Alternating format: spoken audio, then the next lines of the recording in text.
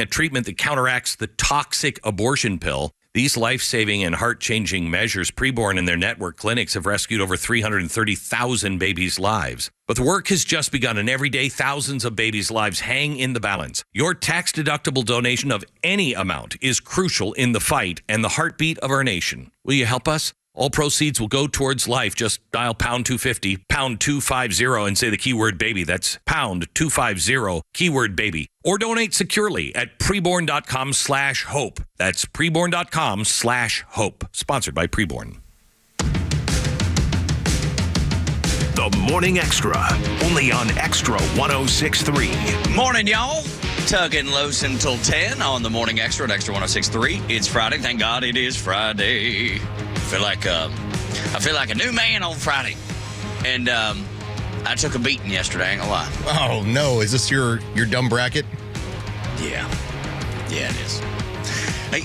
I just wanted to see a competitive game. That's all I asked for yesterday, was just a competitive game. I didn't expect Georgia to beat Gonzaga. And I only filled out one bracket. It was the bracket that our sister station is doing, 680 The Fan. It's part of a big promotion, so I was like, I'll jump in and fill out there. I did not pick Georgia to win, but I just wanted it to be competitive. Los, it was not. What did I say as my prediction? You asked for a prediction. I gave you a one-word prediction. What was that word? Pain. And that's what I got, Los. You were dead on. You're often more right than you are wrong, which doesn't. Most people don't fall into that category. Hello, Oracle. The Oracle of Atlanta. I didn't see 23-3, though. Dude, buddy.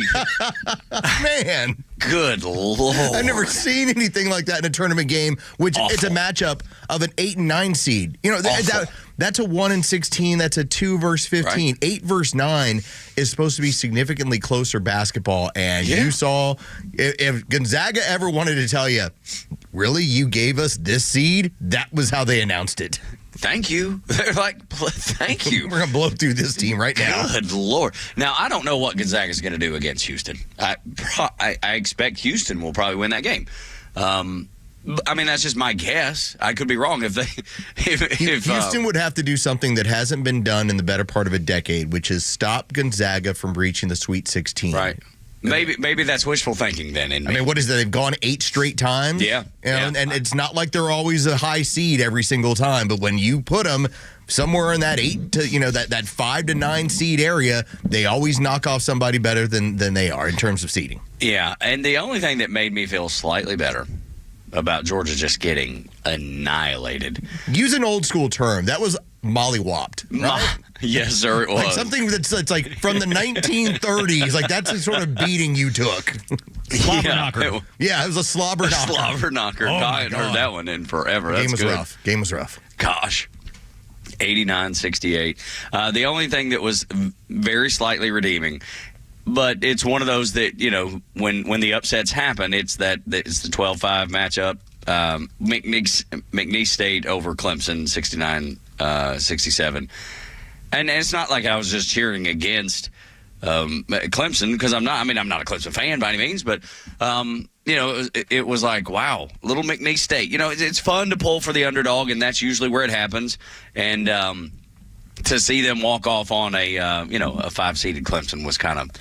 That took my mind off of it a little bit. I have figured this out. I don't do brackets any longer, and it's not because I don't enjoy watching the tournament or mocking everyone's. And it's not just you, Tug. I refer to everyone as having a dumb bracket because all of them end up being wrong. It's just what it is. It's very hard to do these things right.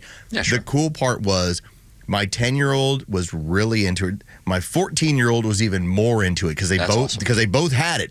So I got a chance, especially with my older daughter. She follows this stuff a little bit more. She's a big sports fan, big into volleyball. Yeah. I was getting a chance to explain the double bonus, the 1-and-1. Yeah. Here's the timeline. Sure. And so by the time we got done with basketball last night, we were watching YouTube video of Vince Carter dunks at North Carolina. Oh, wow. So it was one of those cool moments where, yes, I'm glad she did the bracket because that got her into a conversation with me. Dude, that's all it's for really anyway is conversation, that's right? all it is, yeah. Nobody's getting it right. That's why they can put a put $1 million price tag on it. Well, it's what I told her, that if you're playing a bunch of silly people, and she has a lot of our family members, a lot of her of her cousins that were on this bracket pool. I said, babe, the next time that you do this, just go chalk. And she's like, Dad, what's chalk? I go, just take the high seeds all the way through, all the way to the Final Four. I then had my wife jump in. Didn't we have 4 1 seeds in the Final Four a couple of years ago? I said, no, it's never happened before. We've gotten 3. Yeah. Sure enough, after I used Grok, I confirmed that it's happened 2 times where we've had 3 number 1s. So even if you think, hey, Houston's going to just blow through Gonzaga, the history shows you, and this has only been now twice in the span of about 35 years that we've had 3 1 seeds. Most of the time, the most you get is 2 1 seeds that get to the Final Four. Yeah, I mean, again, that's the reason that these companies feel so comfortable. I mean, granted, they'll have an insurance policy just in case. But they say, you get the perfect bracket, we're going to give you $1 million. Because they know it ain't going to happen. It ain't going to happen. It's a very small percentage chance. It's not even. I mean, Warren Buffett did it for years. He knew it was a good gamble. Exactly. He's like, I'll give you $1 million. Yeah, go ahead. Good luck. Show me wrong. Yeah, prove me wrong. I think on X, they're giving away a trip to Mars for a perfect bracket this year. Not kidding. That's awesome. Dude, that's why we love Elon Musk right there. Just because he thinks outside of the box. A trip to Mars. Who would have, just think about over your lifetime. Well, we can't get you beyond right now the radiation belt, and we can't get you back home, but that trip is available. Yes, exactly right. But I love the fact that he's like, you know what? We'll make it happen. When we get there, I mean, you'll probably have to, will it to someone. It's like your pension if you're able to pass it on to a family member. So when you check out, you can tell everybody, and I got a free trip to Mars because of the 2025 NCAA men's basketball tournament. That's right. And my great-grandchild will actually be able to partake. He'll be, you'll have to send it down the line. Quickly, though, you're talking about doing that with your daughter, just going through the brackets and talking about basketball. And my son Jacob loved basketball, and he was not a great shooter, but kid had court vision. He was a great passer. I saw it at an early age that's what he was able to do. He was never a good shooter, ever. But, man, he could distribute the ball. He was a great ball handler and worked on it. Like he'd be in, just like you see kids in commercials, they're just out there working on ball handling skills. And those were the things that he was really good at. I wish he would have continued playing basketball in high school because he was really good at it and just decided not to. But the reason I bring all that up is when you and your daughter were doing that with the brackets, me and Jacob, because you brought up Vince Carter, that's what we did when he played for the Hawks. And I was like, oh, Jacob, you need to learn about Vince Carter. You have to know about this guy. He is unbelievable. These dunks are out of this world. And we did the exact same thing. We went to YouTube and started just watching highlight videos of Vince Carter. And by the end of, Vince Carter's run, because he was only in Atlanta, for a couple seasons, Jacob had a Vince Carter jersey. He was like, I got to have a jersey of that guy. He's unbelievable. You know what his last game was? I don't. The day we shut down for COVID. Are you serious? That was his last game he got to take part in Atlanta. How about that? Yep. So, God, what a horrible ending. Keep in mind from 5 years ago. But yeah, that's going to be a trivia question at a Mexican restaurant. and you will do well at it. The basketball's like a blind spot at my house. That is, I'm wearing my Spurs pullover. I'm the only one who partakes in any of it. My wife was all state in softball and volleyball, and if you ask her to shoot a basketball, it looks like somebody who's never shot a basketball. Who's never gotten close to the sport ever before. Same thing. My 14-year-old, she tried out for High School Musical, and there's a scene where you have to dribble the basketball. We had to work at that for at least a good month because she did not know how to dribble a basketball. So I have failed my children in terms of this sport. Dude. No, it's fine. Yeah. It's totally fine. In terms of basketball, I have completely failed them because I can shoot the lights out. Yeah. Like, I'm ready to go. I'll go hit 80% for the free throw line right now. Let's go, dude. That's awesome. We need to, maybe if the Hawks do a media tournament like they did years ago. I don't know why they don't do that anymore. But yeah, they used to have the 3-on-3 tournament. It was so much fun. So the last time the Final Four was in town, before it was taken away by COVID, they actually had a media tournament over at McCamish Pavilion, over where Georgia Tech plays. And I got beat in the three-point shootout by one person. And it was unfair. And they gave me the second place trophy, and it was embarrassing because it was a woman. But Here's the caveat here. Let me guess, you played in the WNBA or something. She played at Georgia Tech. She had just finished her senior year, and she was interning at NBC. It was not fair. That was a collegiate athlete. I'm sitting there, doing my 40-year-old man thing. Wasn't fair. That's low down is what that is. That's what it was. Goodness, so anyway, I love the sport, and I'm enjoying everything watching all this stuff. She's going to, your oldest daughter is going to, she's going to find a new interest in basketball because that's going to open the door. Because that's all it takes, right, is that relational thing to create the interest. And then all of a sudden, there's a whole new world of sport because she's such a sports fan to begin with that's out there. Jacob did the same thing. My son Jacob did the same thing with soccer because he played, was it tiny kickers when he was 4 or 5, whatever, and didn't play for years. And then all of a sudden, when the Atlanta United got to be, a popular thing, he started going to games and really enjoys it. And now watch it. He loves World Cup. He went to one of the Copa games. I think it was like Argentina and whomever they played here in Atlanta. Well, I mean, there's that. But EA also has done a ton because of their game that spread soccer all around American kids, and between that and the leagues, those have been the huge ones that have infiltrated, made it to where it's so popular, especially with Gen Z. Yeah, I don't know that Jacobs plays that with regularity, but I know he did a while back, and that's probably again. It taught him all the leagues around the world. Well, that and rules. Yeah. It taught them the rules because I couldn't teach them the rules. I have no idea. Don't touch it with your hands and kick it. That's what I know. and when he was a little guy, the coach. What do you mean offsides? What do you mean? What did I do? Seriously, dude, I know none of that. It's the same way with hockey. I don't know the rules of hockey. I mean, I struggle with all that. But when when he was in, I don't know, he's probably 8, 7, 6, somewhere around there, playing his last year of soccer, and it was his buddy Luke's mama, who is a soccer Hall of Famer at Auburn that was the coach of their team. And she was like, just do me one favor, whatever you do, don't scream kick it. That's all I ask. Don't scream kick it. They know that's what they have to do. Because you were like, kick it, Jacob, kick it. And she asked and actually begged us not to do that. So that was about it. But so took a beating. It's okay. I'm going to bounce back. I'm going to have a good day. It's a good day. It's Friday. It's a freaking good day. So you got a whole other day of games. Enjoy. Well, there's that, and we're still winning.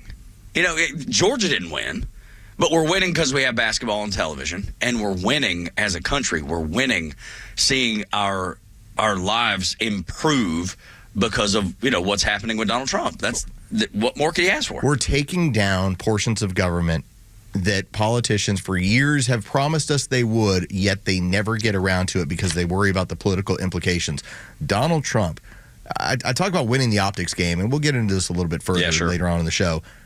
Making it a point to dismantle the Department of Education while also having kids behind him in desks. Yeah. To remind them, this is about them. It's not about all the bureaucrats that have been, what happens when it comes to Department of Education.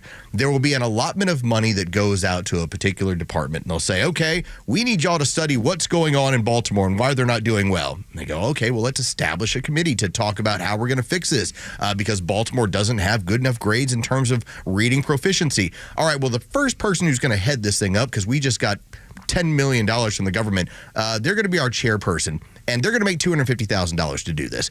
And then we're also going to have the chief executive who's going to handle some of the analysis of this. And they're going to make $200,000 out of this. And by the time that they fulfill this entire group, there's no money that finds its way to the schools, the kids, or any of the education system. That's how this game has worked. That's what you're cutting out now. You just described a teachers union. That's exactly how it works. That's what it sounded like to me. But I love what you said about, and we'll listen to Carolyn Levitt here in a second, because the executive order really does nothing, right? Because it's got to be the only way the Department of Education goes away, because it was enacted by Congress.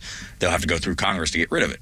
But what Donald Trump can do with that executive order is, like you're saying, just take parts of it, fire staff, reroute money. He can do all those things until ultimately it's a shell of itself. It's almost like USAID. It almost doesn't exist anymore. But I love what you said about the optics, and I know we're getting to that a little later in the show. But when Donald Trump did the Defense of Women's and Girls Sports Act, he did the exact same thing. He surrounded himself with the people that were going to benefit, or if he didn't do it, the people that were going to suffer. and it made it so crystal clear why this was important. I love the fact that he does that.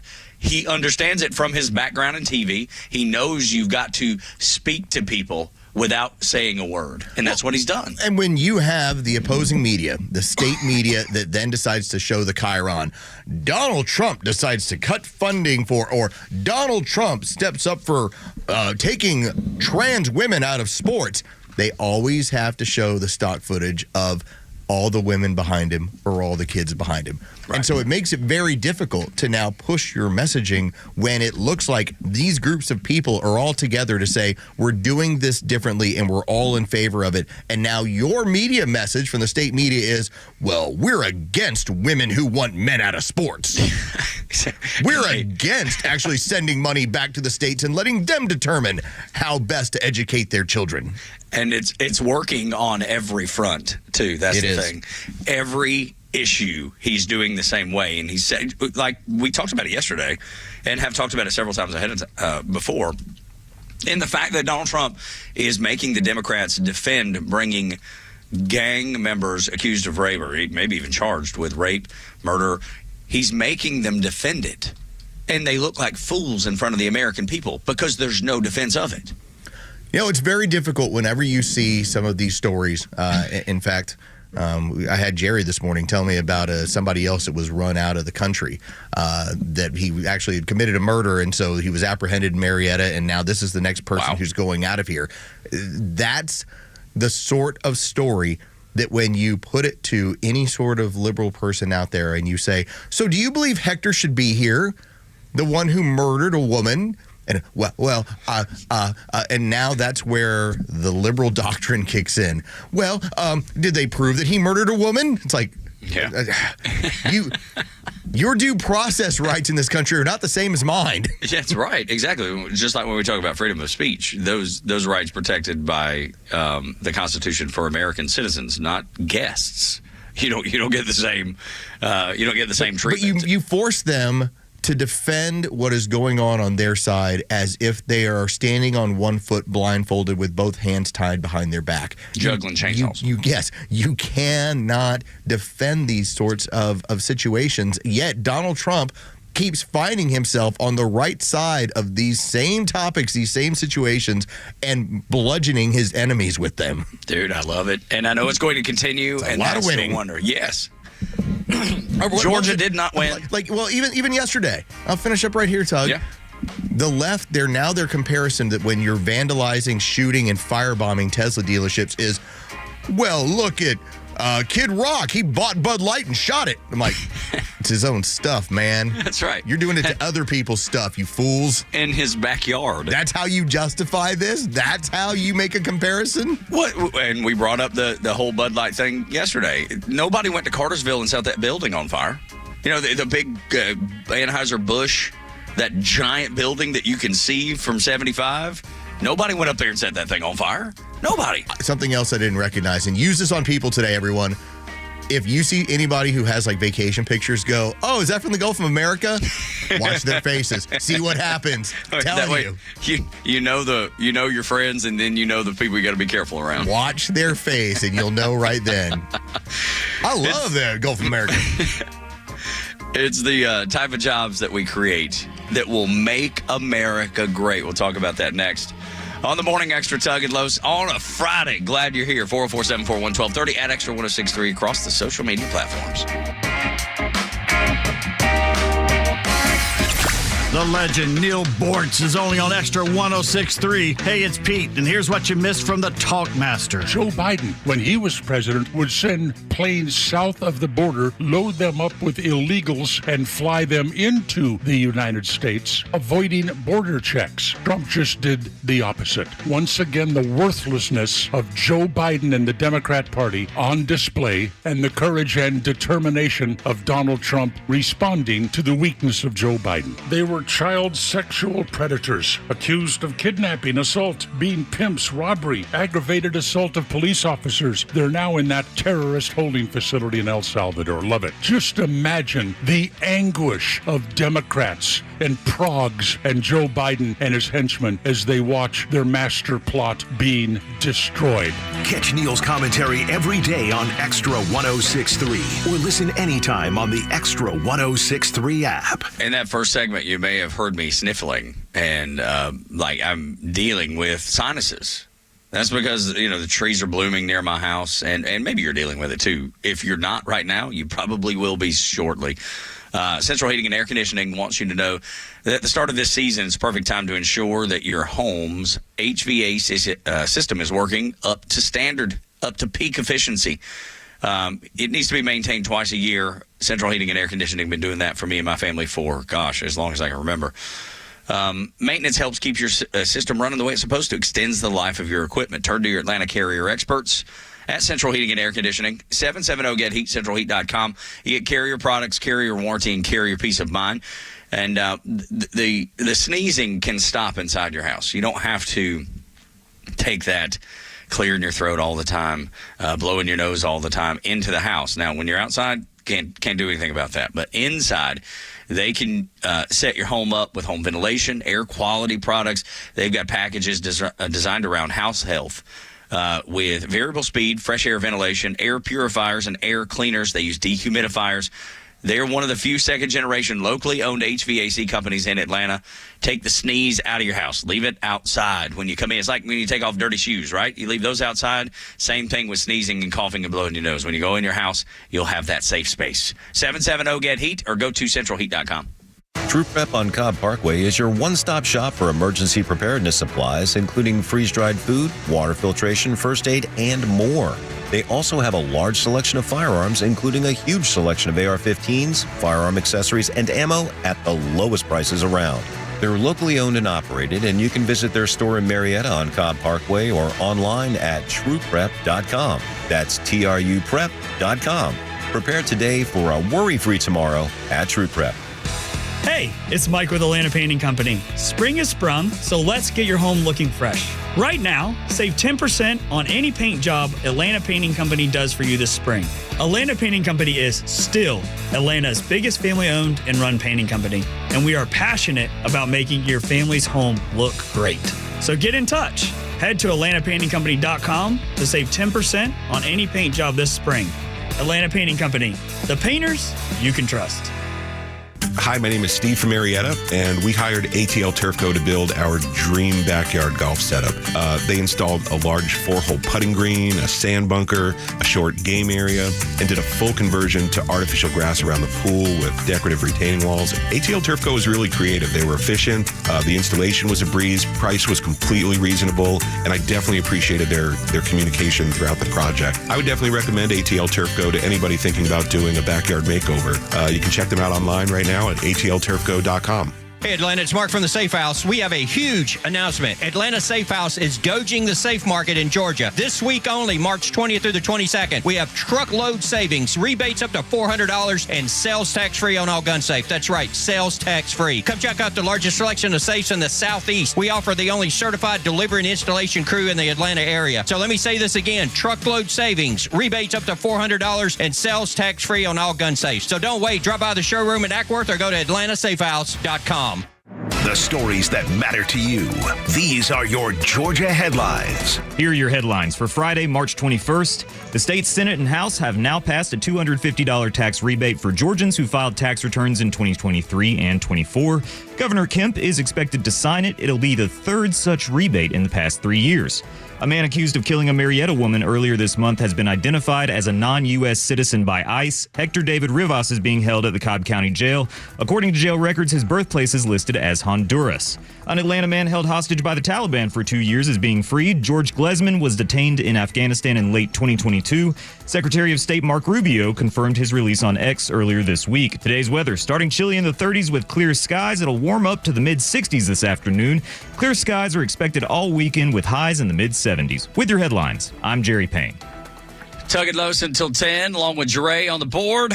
Here on Extra 106.3. So the key to American success is the type of jobs that we're creating, Los. It can't be government jobs like it's been. Yeah, the manufacturing jobs are so key. And we look at some of the numbers that have occurred where you were looking at it was supposed to be 0.1% growth in the manufacturing area when it came to last month. It ended up being 0.4, which, again, that's significantly more than projection. The manufacturing jobs in this country are coming back. The amount of companies that, in order to avoid tariffs, have stated already they plan to move in the United States and to continue their operations here in order to be able to create a product that can sell, that's going to fit within the margins better. This is all good because when you start creating manufacturing jobs, this isn't like driving for Uber Eats. No offense to anyone driving for Uber Eats, but if you're going to have a manufacturing job, typically it's going to have a decent amount of pay and it will have benefits that have been established with it. And so the more of those jobs that you can create, that really shows the overall strength of our economy. So the more, if you want to know like the economic indicator of what's going on, look at how much we're growing in the manufacturing field. If that continues to go up, I think we're going to be in a pretty good place come summer into next fall. I can't wait to see it. I'm not a rub your face in it kind of guy. You know, I am. Let's do it. I know. And I love that about you, right? It's just not it's not my personality. I told you, here's what it was. I don't have, but that's the thing. And I do the same thing in my own head. I don't have to say it. I just give them the look. Like when the subject comes up, I just give them that J.D. Vance type look where you kind of tilt your head and tilt look. The head. You don't have to say anything. Everything's already been said, and they know it. That's the thing that I think is so great about that.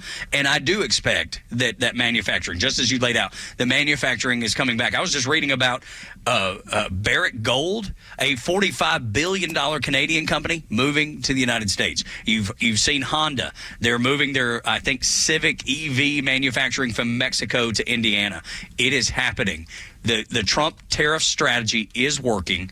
You're seeing it reflected in all kinds of economic indicators, and that's exactly what we voted for. I sound like a broken record. Promises made, promises kept. If he can unleash the inferno that is the American economy, if he can change it from what Scott Bessent, the Treasury Secretary, said about it, it's brittle right now. If we can change that, if we can fortify that, the limit on the American economy, there is none. It's limitless. I'll give you an example. In 2024, if you go look at the number of automotive jobs that were within the industry, automotive manufacturing, it was being cut by 0.5% every single month. That's how many jobs you were losing. It wasn't extreme job loss, but 0.5%, 0.5%, 0.5% every single month for 2024. What happened last month? Auto manufacturing up 8.5%. Wow. That's a huge jump in comparison to losing half. So basically, you ended up losing 6% over the course of the entirety of 2024, yet in 1 month, 8.5% went up. Now, I know the left is cheering against the American economy, which is the most ignorant thing you could possibly do, because it's going to affect you in the long run when you do this. But these fools can't get out of their own way. They cheer against America, which is, again, awful. What they should be cheering for is this to work, because what does that do? Let's say Donald Trump creates millions of jobs, and every American that wants to work, that's willing to work, has the opportunity to work, and they do. And then there's more jobs than we can fill. What does that do? That opens the door for people to come to the United States legally and take jobs. It's good for everybody. It's accomplishing the goal that they say they want, to give people better opportunity. If we were to enhance our manufacturing and our development of products and we needed more workers, the good part about that is that you will have American businesses reaching out to the administration and saying, we need more work visas to fulfill this. And by the way, those people don't come here to be paid under the table. They're brought in, and here's the wage they're going to get. And what we've found, that when that work visa program does occur, it doesn't stagnate the wages of natural-born Americans. That's exactly right. I was writing it down as you were saying, and it benefits American workers even more. So it's not these people who, like you said, getting paid under the table. We have the example of up in Ohio when, I can't remember the city, when the dude that owned the apartment complex and he owned the factory, he was able to pay a diminished wage and that's all he employed was illegal immigrants. And of course he's in favor of it because he's lining his pockets with indentured servants.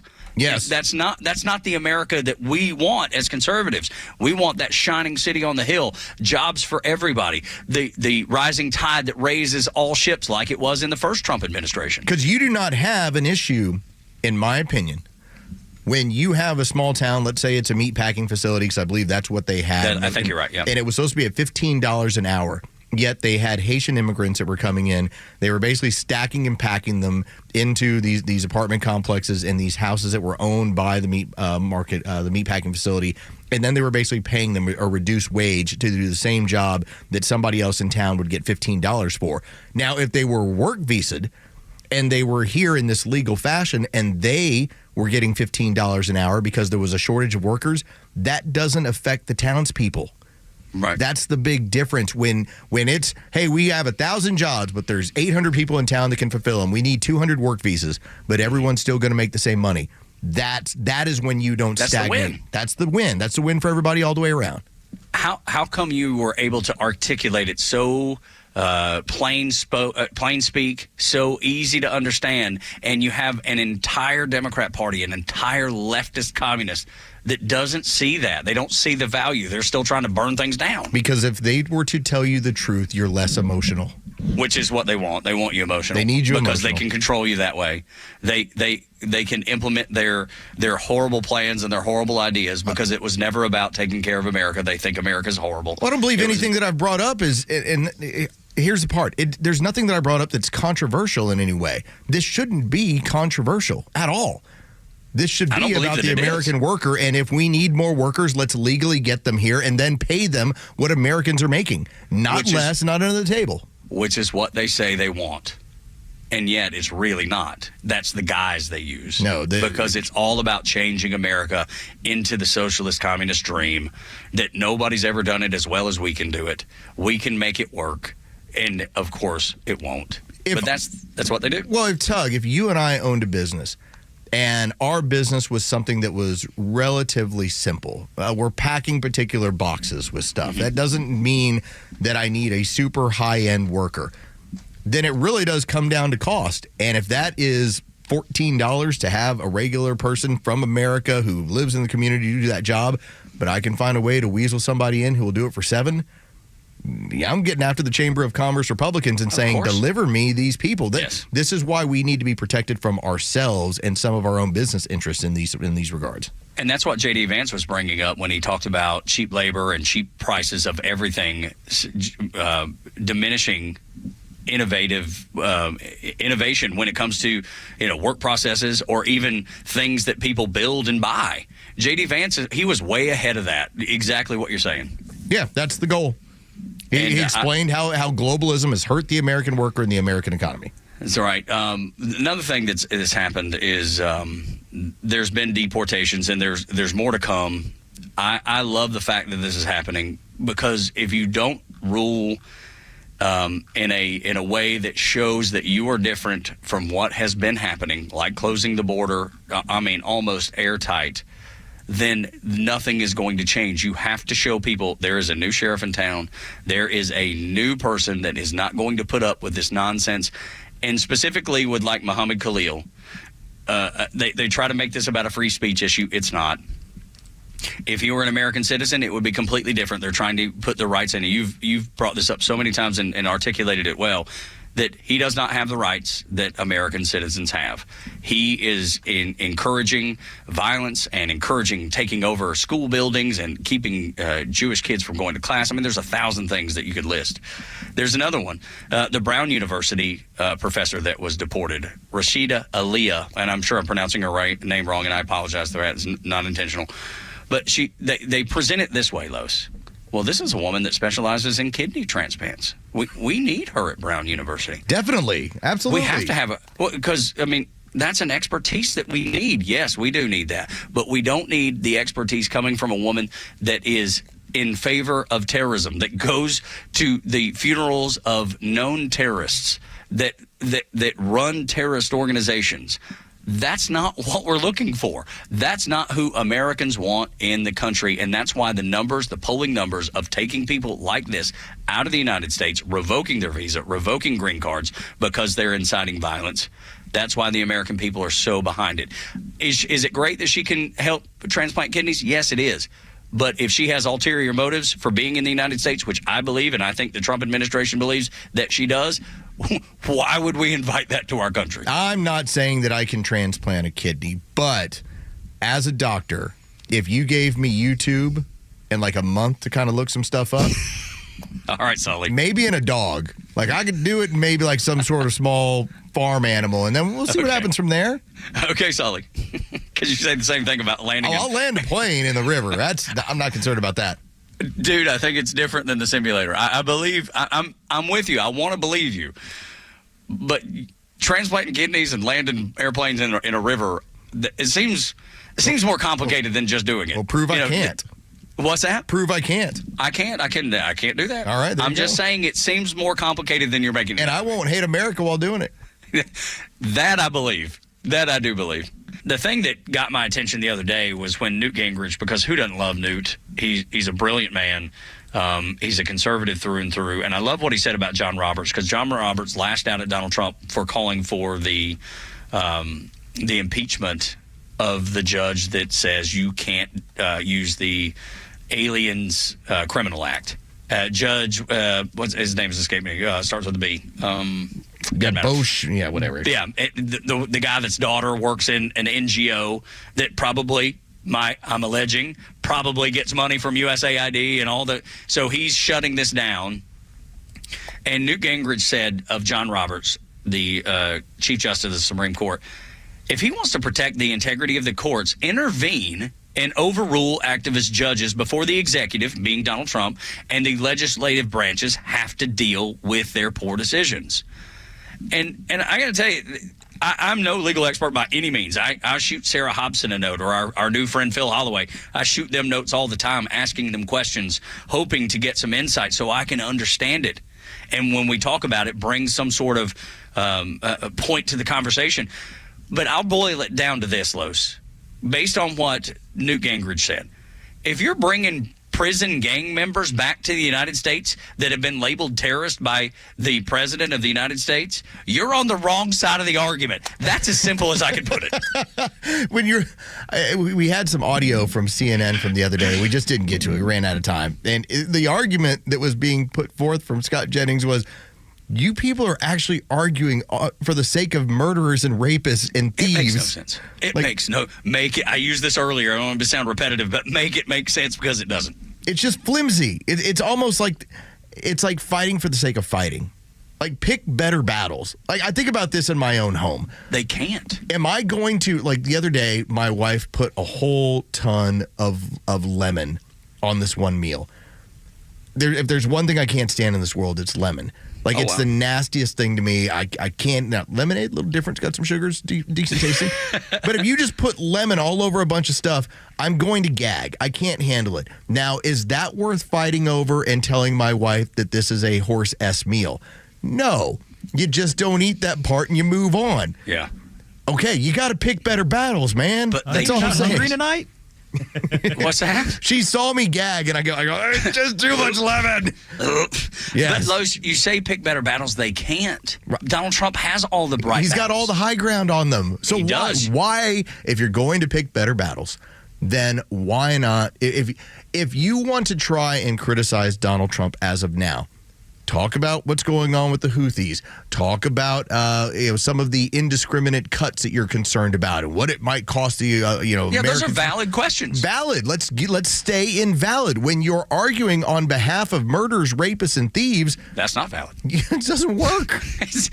So Newt Gingrich, he's such a well-educated man. I'm a 3-time college dropout. He puts it so eloquently because he knows the law. Is Newt a lawyer?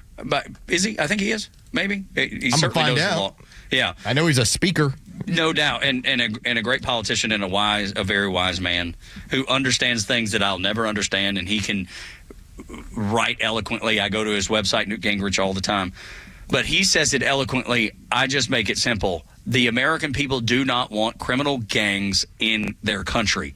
that's as easy to understand as apple pie. It's so easy to understand. And to go against that puts you on the defensive immediately. Like you're saying, you got the high ground on this. They're running up the hill and getting shot down because the American people are like, what are you talking about? You want to keep people here that are the reason that we have the Laken Riley Act? That's who you're advocating for? By the way, you're on the wrong side of history. His background, his early years, he was a student of history and then a professor of history. So that's why he has that perspective of history on a regular basis. Love Newt. Always have. He's a treasure for sure. Tug and Los on the Morning Extra. Financing fast food. Would you finance fast food? Because it's happening. The last blast of that failing Biden economy has revealed itself. We'll talk about it next on Extra 106.3.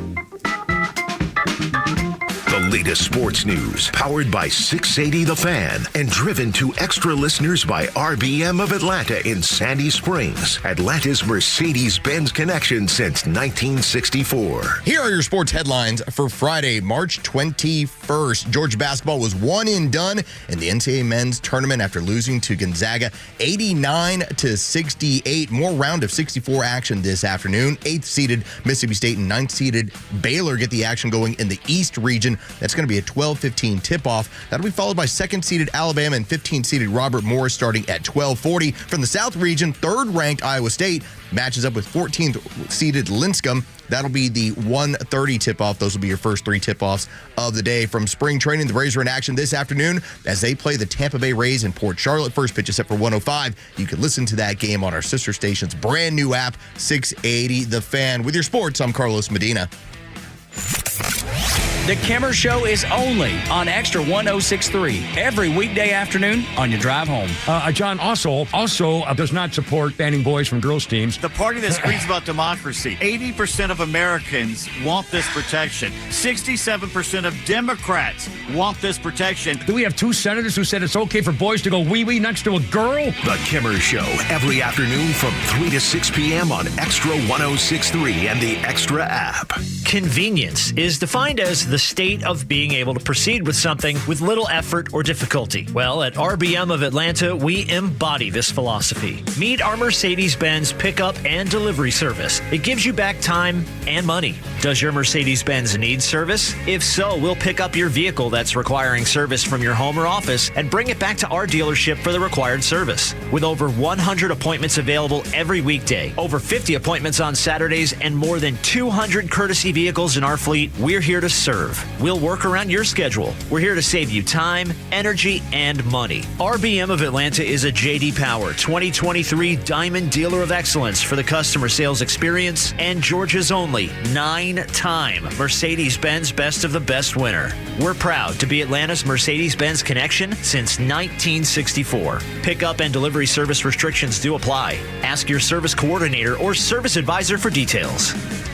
It's here. The factory-authorized Liberty Safe truckload clearance event. For 3 days only, the Safe Market and Liberty Safes of Atlanta is slashing prices by up to 40% on top-quality American-made safes. Gun safes, home security safes, all must be sold. With 3 convenient locations, there's never been a better time to buy. Thursday, March 20th through Saturday, March 22nd only. Shop online or come into any of our 3 stores for more savings. Call 770-242-0055 or visit thesafemarket.com. 770-242-0055. HGI Wealth Advisors is your financial defense partner, preparing you for the unexpected when the inevitable happens in life. Our tailored strategies empower families to build wealth, generate infinite income, and mitigate taxes, fees, and penalties. At HGI Wealth Advisors, we help you transfer wealth while creating an everlasting legacy. Our goal is to ensure you meet your financial needs today, tomorrow, and into retirement. Our experienced team is committed to ensuring your legacy endures for generations to come. Learn more at HGIWealthAdvisors.com. Millions of guys suffer from erectile dysfunction. That's 1 in 3 men. And I can tell you, I'm one of them. If you or someone you know suffers from ED, Peyronie's disease, or PE, here's 38-year emergency room doctor and founder of Total Body Therapy of Georgia, Dr. Eric Deal. Patients who enter my office are often frustrated, hopeless, depressed, and embarrassed. I understand the problem, and I'm going to help you fix it. We provide testosterone replacement therapy, the P-shot, and treatment for ED, PE, and Peyronie's disease. There's not just one therapy that can solve these complex issues. When you visit our clinic, you're going to see me. I'll do a complete history and physical prior to any treatment that we use. Take it from me, Dr. Deal. When it's not hard, it's really hard. Call Dr. Deal for your free one-on-one evaluation and resolve your ED, Peyronie's, or PE issues. 404-777-1911. Total Body Therapy of Georgia. 404-777-1911. Online at tbtofga.com. Amazon Business offers smart business buying solutions, so you can spend more time growing your business and less time doing the admin. Learn more at amazonbusiness.com. Let's be here to enjoy the left's meltdown together. Extra 106.3 is dialed into all the latest breaking news and headlines, so you don't have to suffer through the left-wing spin. Get it right from Atlanta's only conservative voice. Extra 106.3 FM and the Extra app. What have you financed in your life? Homes, cars, those sort of things. Keep that in mind. We're going to come back to it in just a second. Tell you that Kimmer Show this afternoon, 3 until 6, live at Atlanta Safe House. They got that Big 10 event, tax-free on gun safes. You can save up to $400 off Browning safes. I mean, it's just a huge event that they do every year. They got scratch and dents. They got all that stuff that you get a great deal on. And then Kimmer will be out there live doing the Kimmer Show 3 until 6 at Atlanta Safe House. Find out more at atlantasafehouse.com. And he's catching knives, by the way. Right, I heard Yeah, they're about going to be this. throwing knives at him, and he's going to be catching them out of midair. It was like when you have to, and I've seen this before on, just crazy YouTube videos. So they put their hands up in the air, and then they, as the knife comes toward their face, they just catch them, slap them together like that. Right. If you've ever seen the documentary Big Trouble in Little China, yes, like the ending of that movie with the knife catch, that's what Kimmer's going to be doing. It's incredible. I don't know how you wouldn't. I mean, this is like free tickets to the circus almost, because of there's so many things. I mean, obviously great deals, and when you go to a circus, what do you want to do? You want to make sure the kids have the toys, the light up toys, and all that sort of stuff. It's kind of like an adult circus, right? You get great deals on safes, but you also get to see the knife catching and the event that Kimmer is in and of himself. But when you are smiling and laughing and having a good time, you also tend to buy more safes. So that's the theory here. It's smart. I mean, that's what a circus is, right? We want you to spend money and have a good time. It's the exact same thing. I'm just telling you, you need to go out there. The sale runs through Saturday, but Kimmer will be out there today, 3 until 6, knife catching and wheeling and dealing with safes. Maybe you finance a safe. I don't know. I know some of them can get way up. It depends on the size of the safe. And when we did that event at Governor's Gun Club and they brought them out, some of them look like tiny homes. Amazing. Yes. They're gigantic. Got sinks in the back. You can live in that for a couple days. That's right. And maybe you'd want to do that. So maybe that would be something, that you might want to finance. I don't know. I just wouldn't finance fast food, Los. So this is from Yahoo Finance. I was shocked to see this. This ended up being passed around by, you can always follow him online, Colin Rugg, at Colin, that's 2 L's, INRUGG. So he had this video that he posted just to talk about how ridiculous this seemed. So you have DoorDash, and God bless DoorDash and Uber Eats and everybody else out there. You've made life simpler for us. The global pandemic forced us to adopt these systems more quickly than I think we were going to, but it's like a once a week thing in my house for sure. Just how it is.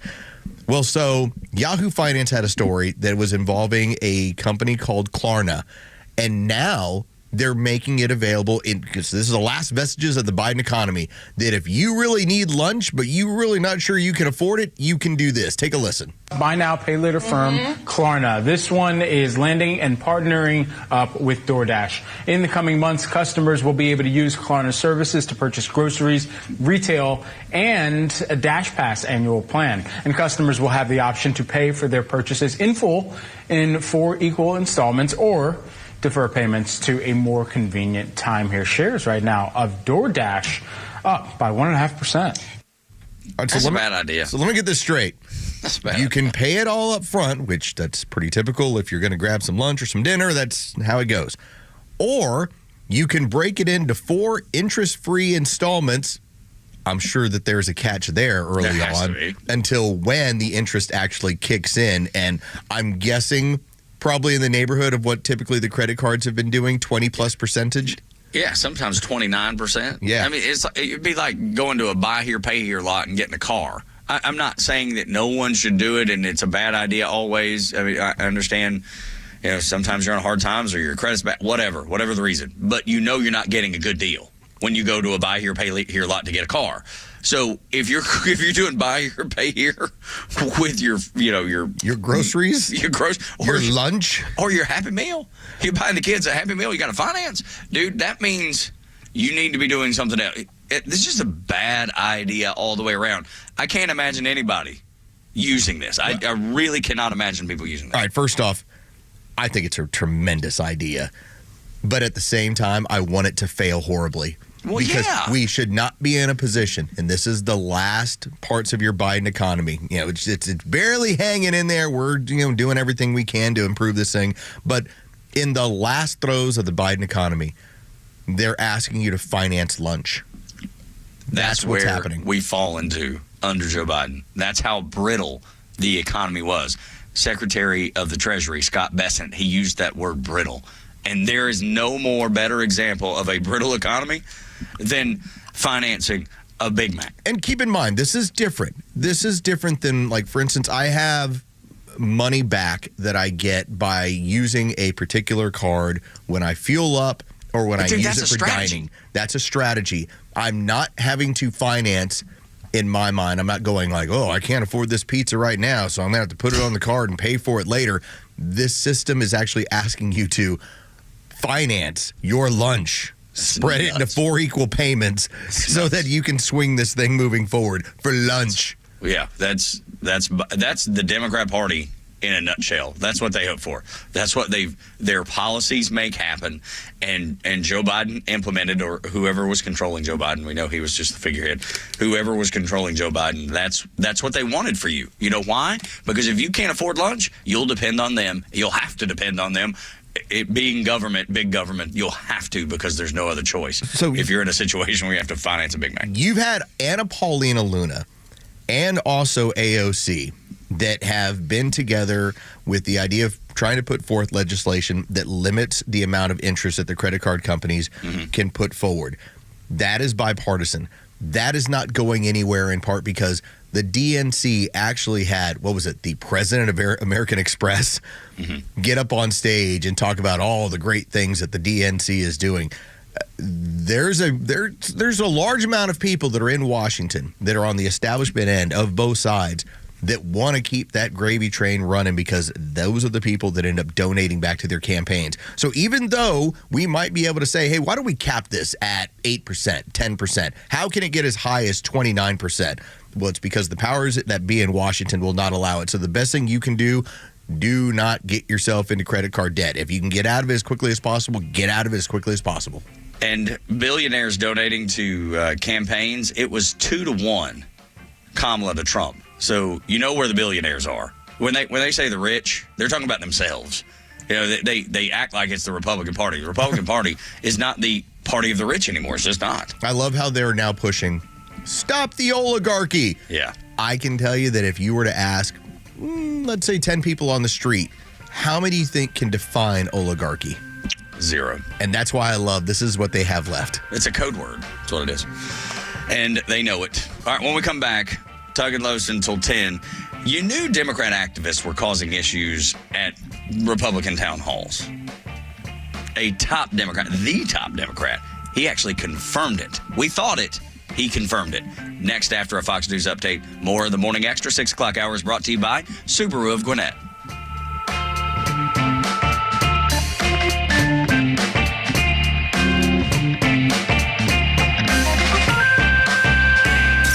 Every anything to a Marxist is political. They lose their humanity. That's why they have so many atrocities in the communist countries. They're not Democrats. They're communists. The Kimmer Show every afternoon from 3 to 6 p.m. on Extra 106.3 and the Extra app. You know the old expression, I love it when a plan comes together? Well, with our First Liberty Notes, this has been so true. Hello, I'm Brant Frost, founder of First Liberty Building and Loan. You hear about our family's company all the time right here on the station. For over 30 years, we've been the local lender who said yes when the big banks say no. A couple of months ago, we opened up our First Liberty Notes program to Main Street investors just like you, and the response has been just incredible. Folks from airline pilots to physicians to even pastors are now earning 8 to 13% interest rates while helping to fuel the growth of local small businesses. If you're a qualified investor with a minimum of $25,000, you too could be earning 8 to 13% interest. We'd love to have you join our First Liberty family today. Go to firstlibertyga.com and see if our First Liberty Notes are right for you. Go to firstlibertyga.com. That's firstlibertyga.com. First Liberty Notes are not obligations of or guaranteed by any financial institution and are not secured by any collateral. They are not FDIC insured or guaranteed by any government agency. You could lose money. SEC accredited investor status must be verified. Securities not offered in any jurisdiction in which it is unlawful. My name is Patrick, and I'm the Military Outreach Manager at the Warrior Alliance. I served in the U.S. Army as an airborne ranger and deployed to several combat zones in support of the global war on terror. Veterans bring excellence through our work ethic, skills, and civic duty. However, transitioning to civilian life can be difficult, as we all share a loss of purpose when leaving the military. Returning veterans have earned and deserve our support so they can thrive on their journey home. The Warrior Alliance understands the challenge and is helping warriors navigate to success after service. Join us in changing thousands of lives for the better. Donate today at thewarrioralliance.org.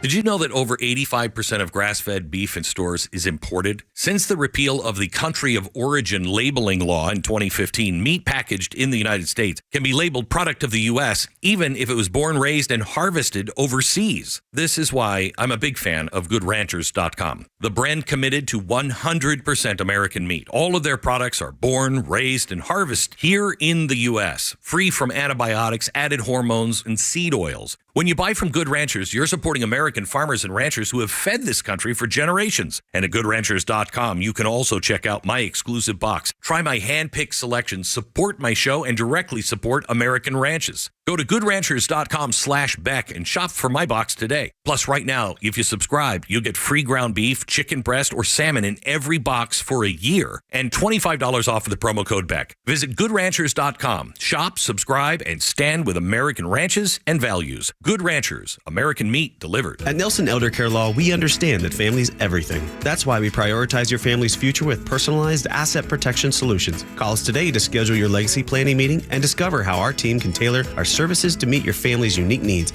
ensuring a secure and worry-free future. NelsonElderCareLaw.com.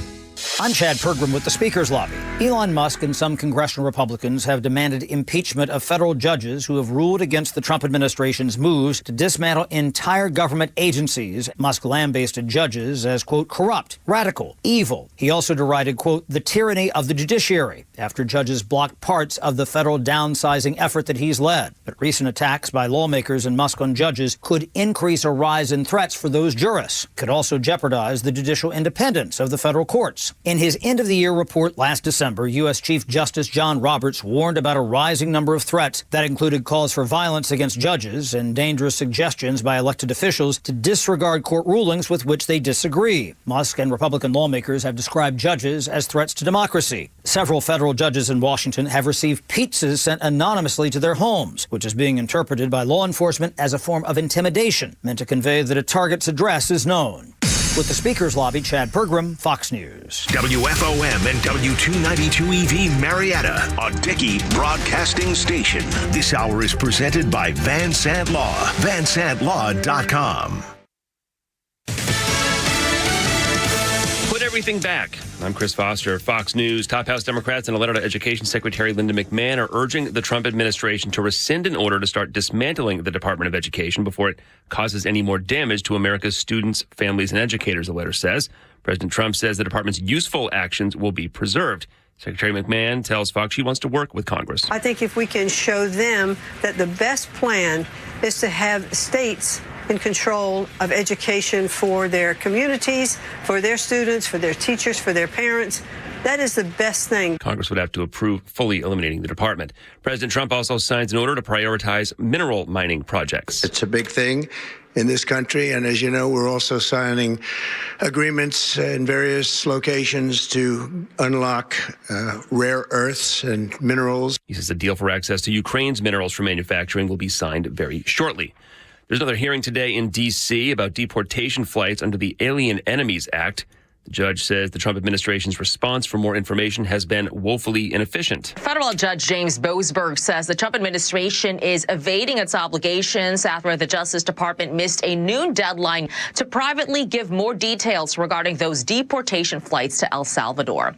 Boasberg says instead of giving the information he wanted, the government gave a 6-paragraph declaration from an Immigration and Customs Enforcement office in Texas. The declaration notified the court that Cabinet Secretary are considering whether to invoke state secrets privilege, which allows the government to withhold certain information because of national security concerns. Fox's Madeline Rivera.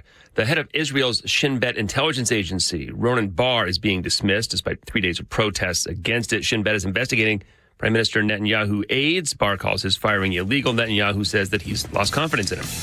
America's listening to Fox News.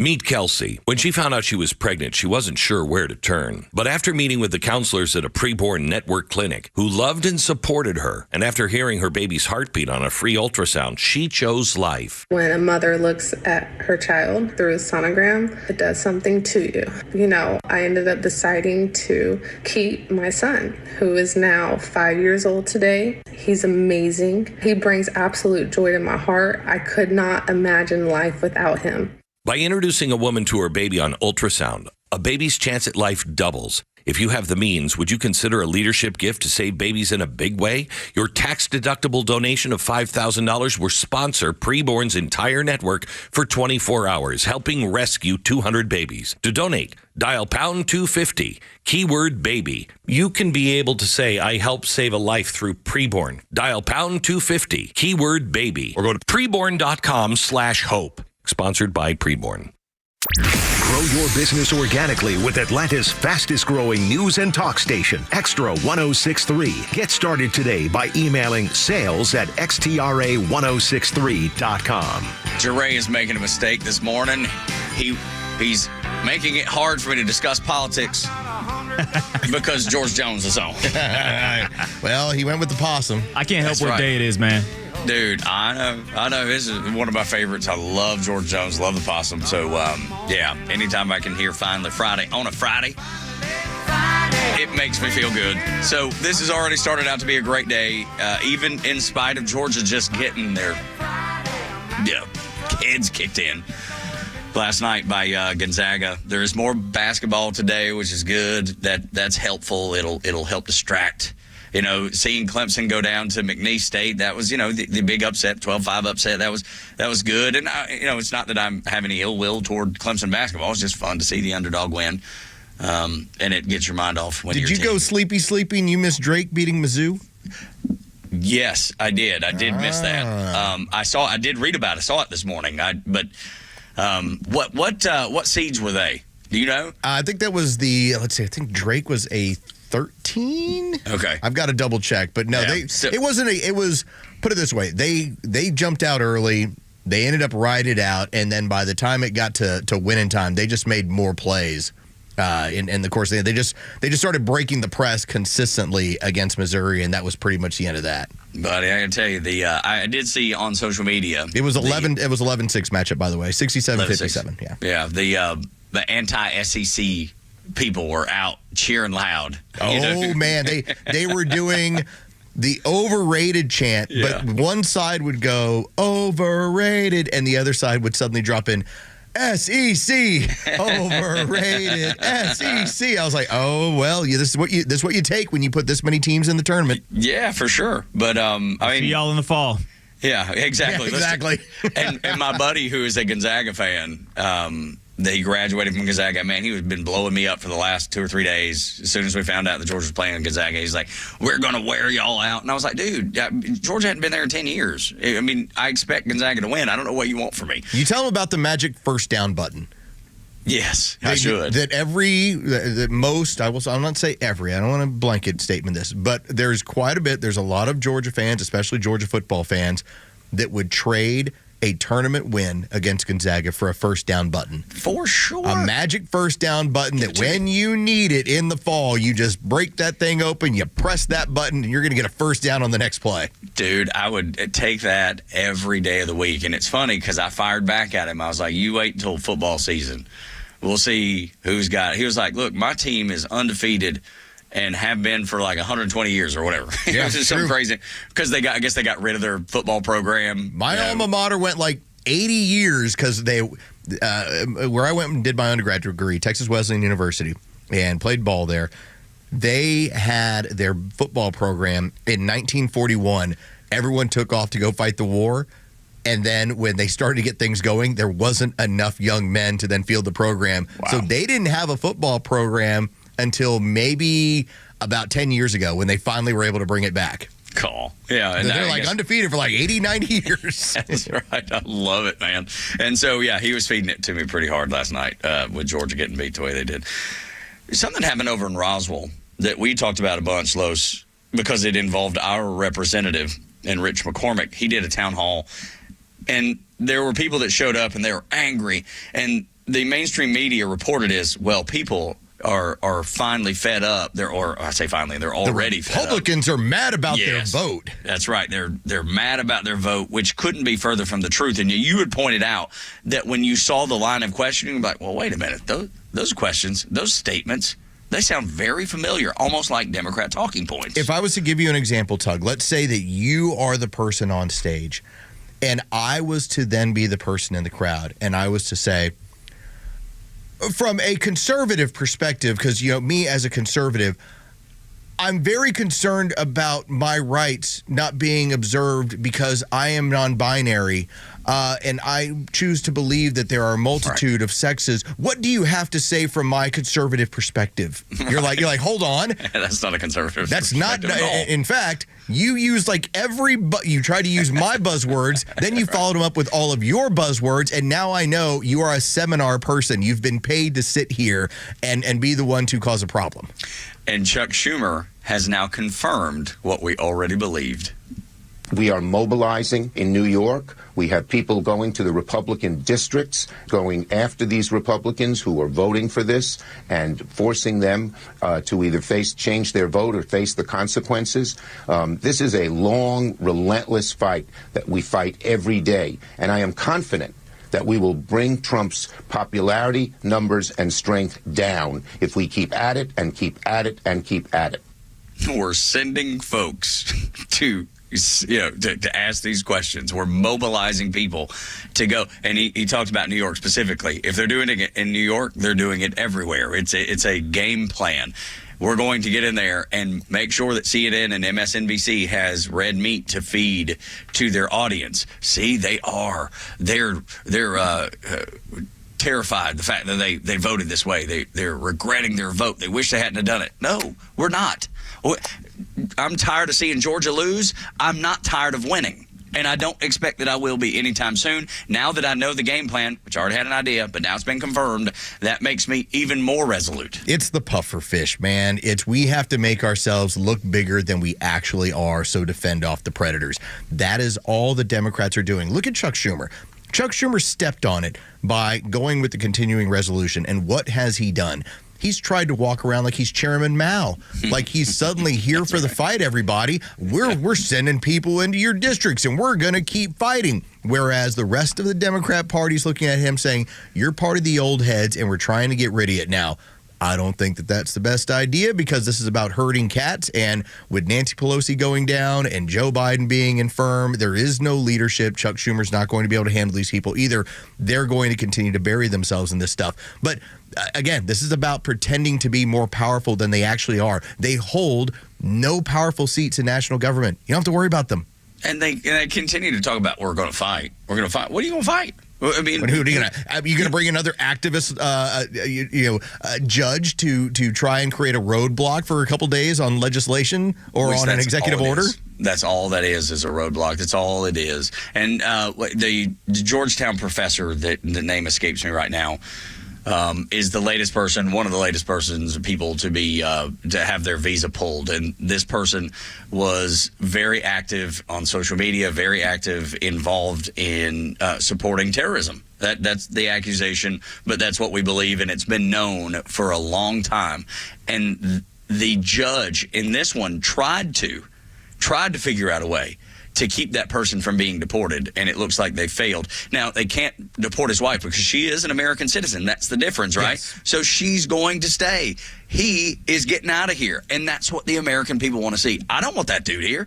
Dude's recruiting and promoting Hamas. Come on. That dude's got to go. Not one American, even on the other side. They may not say it out loud, but even on the other side, they don't want that person here. Well, they don't want him to continue to garner this sort of because this is what we saw this happen during the election.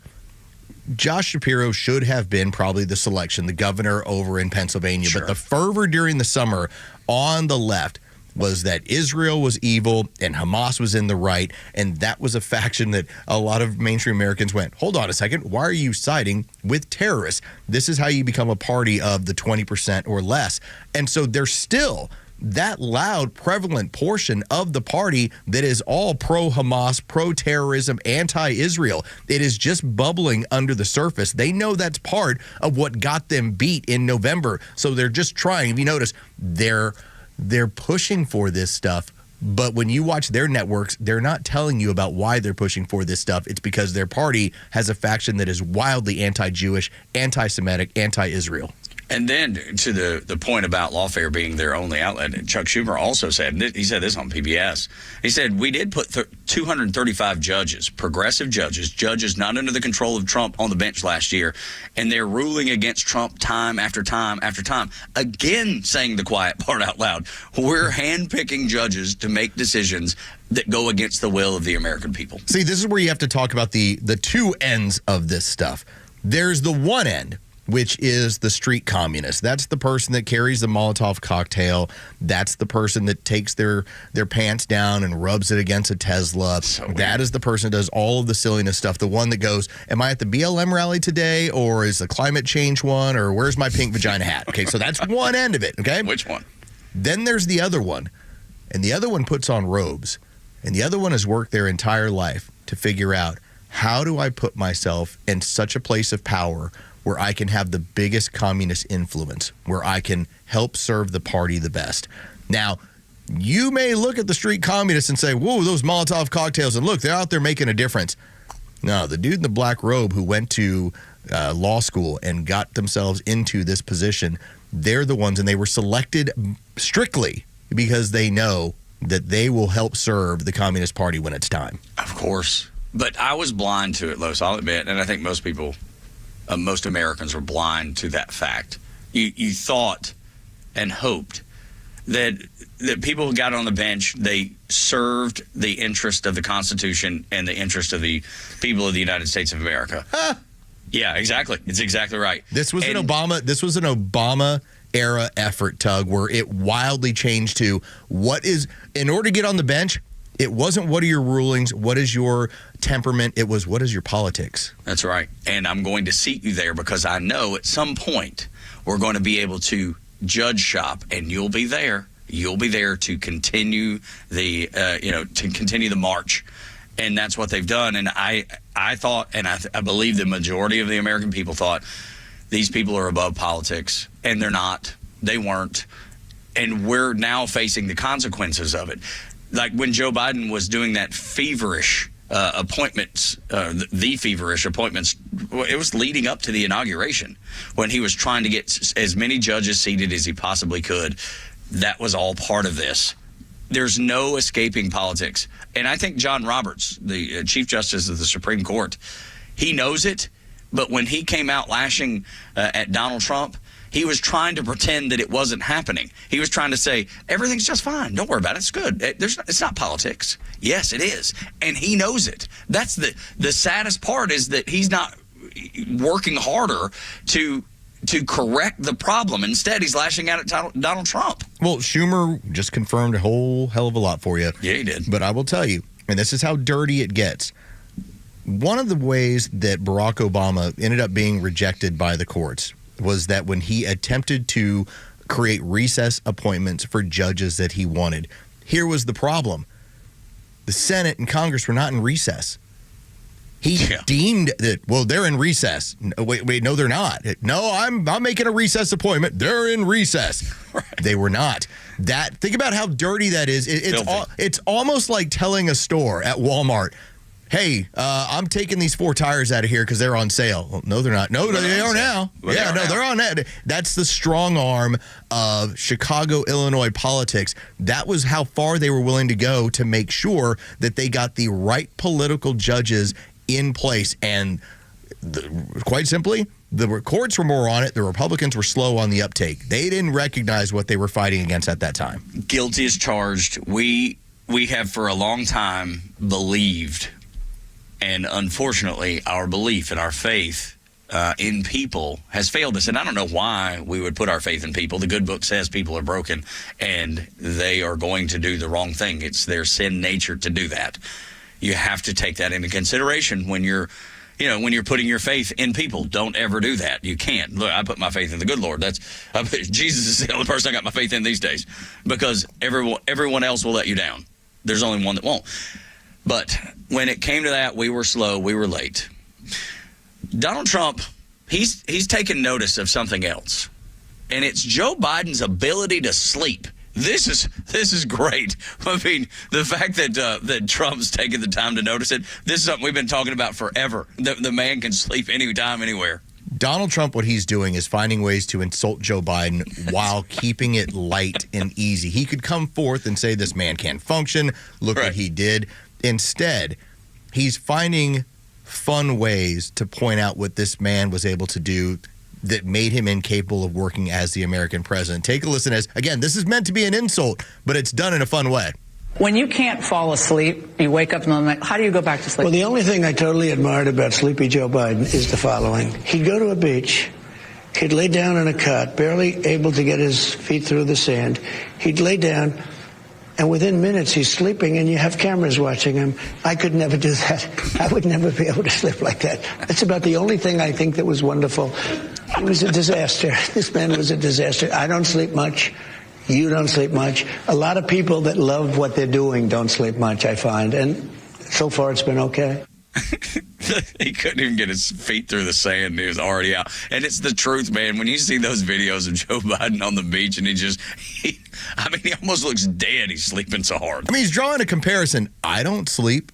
This man can go to sleep anywhere. This man can relax. This man just seems to pass out on you. What's the big deal? Because I think that part of the difference in this version of Donald Trump versus the last one was very abrasive.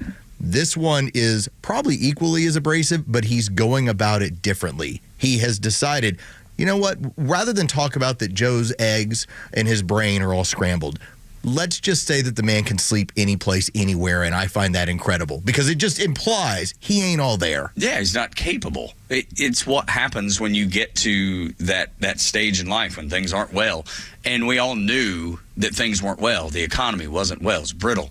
The border wasn't well. And Joe was able to sleep through all of it because it didn't even affect him. It didn't even hit his radar screen. He had no idea. He was worried about ice cream and pudding and taking naps. Like, think about the way that your mother makes fun of people. That sweet lady probably has like 20 different country witticisms. Yes. You know, to where like one of the ones we all grew up with, like, well, it's not the sharpest knife in the drawer. That's a nice way of saying. What a dumbass. Right. Hey, his elevator doesn't go up to the top floor. That's exactly right. There's ways to say it where it has a hint of kindness and sweetness to it. And credit to Donald Trump. He has decided, I'm going to make fun of you in the ways that I have in the past. I'm just going to do it a little differently. Bless his heart. But hit him with a bless his heart. That's right. Bless his heart. Yeah. Let you know everything you need to know about somebody. Dude, no doubt. And it's so versatile. Bless his heart works in so many situations. Like, you can genuinely believe and say, like, man, that's tough. Bless their heart. I love them. I hope the best for them. Or, wow, bless his heart. and the way you state it. We'll say what it means. I had a coworker one time, Tug, where there was the one woman, and she was just a mean, and she was just a very nasty person to be around.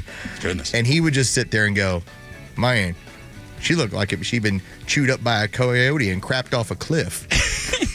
It's great. I was like, how country is that? Boy, good. Texas? Dude, I'm telling you, Texas folks got it right. Country folks got it right. Chewed up by a coyote and crapped off a cliff. That's right. That's a rough day, man. That's a rough day. Morning, that's worse than Georgia getting beat like they did. That's how bad that day is. Goodness. Shh. Be very, very quiet. Republicans need to continue letting the Democrats talk. We'll discuss that next. Hit the headlines, too. This is the Morning Extra and Extra 106.3, Tug and Los until 10. Stream Clay Travis and Buck Sexton, Glenn Beck, Fox News, and even NASCAR on Sundays. Anywhere on the Extra 106.3 app. Download the app now and get 24/7 access to the live stream, the latest news, and everything you need to know about Atlanta's only conservative talk station. Download the Extra 106.3 app for Apple or Android and check out even more great original content at thepodcastpark.com. Hey there, I'm Tara, owner and publisher of Our Town Monthly, Cobb's premier lifestyle magazine. And I'm Josh Brooks with Southern Rodeo Company. We've teamed up with Vice Rodeo Productions to bring an exciting first-in-class rodeo to Cobb. This family-friendly event has it all: food, games, novelties, and shopping. Cheer on the athletes of the International Professional Rodeo Association and witness some of the best bucking horses and bulls in the industry. Join us for a fun, fast-paced, action-packed event featuring top cowboys and cowgirls from the United States and Canada. With paved parking, indoor restrooms, and covered seating, it's a great experience for everyone. The rodeo will be held at Jim R. Miller Park on April 4th and 5th. Get your tickets online at rodeotickets.com. Buy early. It's going to be a sold-out crowd. Thanks, Josh. We appreciate Cobb County Pro Rodeo for choosing Our Town Monthly to promote the rodeo, and we look forward to seeing you there. And remember, our town is your town. Our Town Monthly. You may know that ATL Turf Co. has become a leader in artificial grass design and installation services, but you may not know that ATL Turf Co. is a large artificial grass distributor. We only sell U.S.-made premium name brand turf at factory direct pricing below wholesale. And now we're open to the public with large inventories of lawn and landscape, putting green, athletic, and pet turf on sale. Plus, all remnants are on sale for only $1 per square foot, direct from Dalton to our warehouse in Kennesaw. Visit atlturfco.com to learn more. atlturfco.com. Hi, I'm Chris Lalamia, owner of the Trusted Toolbox. Got a to-do list a mile long? No problem. We've got the ultimate solution, our Handyman for a Day program. Here's how it works. You get a skilled handyman dedicated to knocking out your honey-do list. Paint touch-ups, drywall repairs, door adjustments, and much more, all done in one day. You want to jump into spring and not worry about your home? Call us now before the rush for your Handyman for a Day and call us at 770-623-3097 or visit us at thetrustedtoolbox.com. One call, one handyman, one day, the Trusted Toolbox.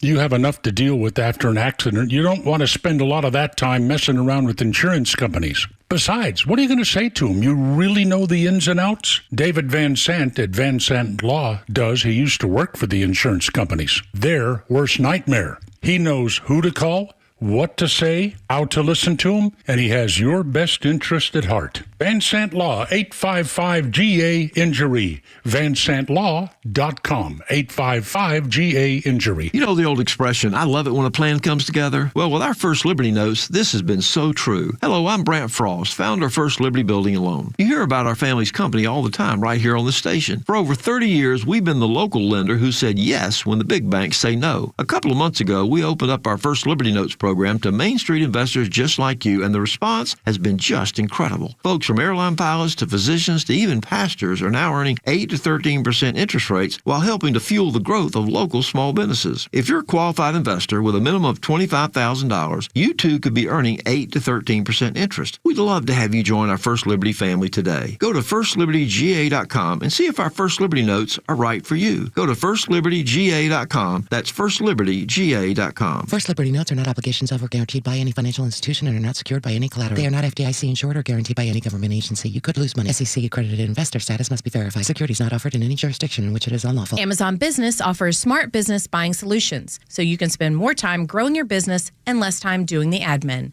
Learn more at amazonbusiness.com. The stories that matter to you.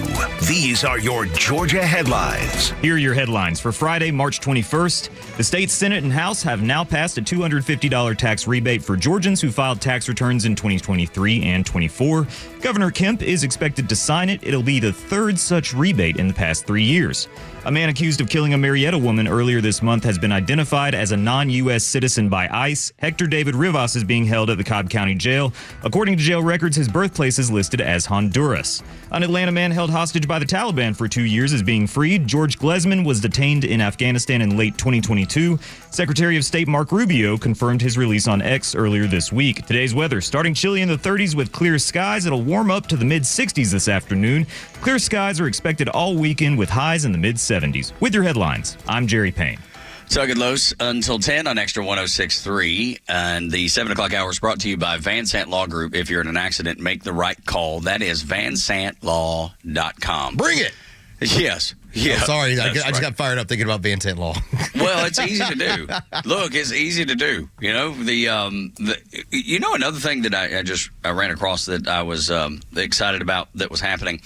Did you see where, and maybe it won't be exciting to everybody else, but I thought it was cool. Remember Stephon Marbury, the player? Yeah, of course. Do you remember his shoes? Yes, he was one of the first NBA players that he went to China and really built like a cult following, but he also had the Starberries. That's right. That were, I'll just say this, they were lacking, to say the least. They were. And they were lacking, and they were like, what, $15 a pair? They were Something not. like He was trying to bring a shoe to market that all kids could purchase. That's right. But because of the manufacturing end, it was a struggle. Right. He's bringing them back. Oh, the Starberries are coming back? They're coming back, yes. I saw it on Barstool Sports. They're talking about how they're, and it's my understanding, the way when I read it, it jumped off the page to me that he was making fun of now Nike's being built in China, you know, with horrible labor and whatever. And apparently they're going to take it a different route this time. So I don't know, because I'll admit, I loved the idea having an NBA player go, hey, I want kids who may look up to me because, you know, I think he was playing it for the Knicks at the time. They look up to me. I want them to be able to have something that is that's cool, you know, and not put their parents in bankruptcy. And so I thought the idea was great. Obviously, the plan of action was not, but I thought it was awesome. And I hope it's the same thing. Maybe it's, relatively affordable. And the way kids, I don't know if you've noticed that or not, Los, with your kids, but at least at my son's age group at 20, like they don't care about brand names. It's just not part of their lexicon. It just doesn't matter. And they buy stuff off TikTok. They buy stuff off of social media. Yeah, and it doesn't have to be a name brand. That almost, to me, gives Starberry a chance. Well, this has changed now in the last 30 years. What you now have, because Nike held the marketplace for a long time, and Converse was there, and then Nike bought them anyway, and there's Reebok. But what has now happened is, just as you're alluding to, there's now several different brands out there that people will give a try to because they might be manufactured a little bit better or a little bit differently. Look into Way of Wade's. That is a brand. The company is actually out of China, and Dwayne Wade is their marketing representative. They're the shoes where they have the carbon sole that's built into them, and so basketball and a ton of volleyball kids are going to Way of Wade's, and they're nice. Like some of them are $100, some of them are $200, but they're very stylish. But it's changed now. Like Starberries, if they're made the right way, yeah, they're going to cost a little bit more. But you can now have a shoe brand out there that might be able to gain traction against, the juggernaut that is Nike. Yeah. Or Under Armour as well. Yeah, Under Armour too. And Adidas to a degree, because that's usually what I get is Adidas. I've liked them for a long time. And, I don't know. It's something about Nike that I think it's one of those things where, I'm not going to burn down Nike facilities or athletic stores or anything. Not yet. They do not yet. Maybe I'll do it like Democrats or leftist activists. But they didn't. I don't know, man. They just don't. It didn't feel right to me buying Nikes, so I just stopped. I'm going to get you the Wade Ice Blood 2 announcement. Let's go. It's $99. They're narrow foot friendly, it says. Oh, good. So you can then have your carbon insole so that when you decide to run and jump, you can run and jump higher and faster. Well, yeah, it's like the Reebok pump. They used to make you jump higher and faster because you had the little... It's not the same technology, sir. That's right. Come on, the Reebok pump was so far ahead of its time. Wow.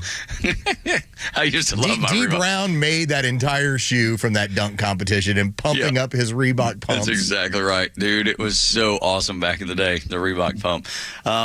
Your daily operation, Los is, so busy. He's got, he's taking care of his girls. He's doing the things that need to be done. He's preparing for this show. He's oftentimes doing a segment down the hall on our sister station, The Fan, 680 and 93.7 FM. Busy guy, but when you do your daily operation, you have a method. You go about it, and the Republicans need to stick with their method. I have a goal on this station, on this show on a regular basis, and it's this.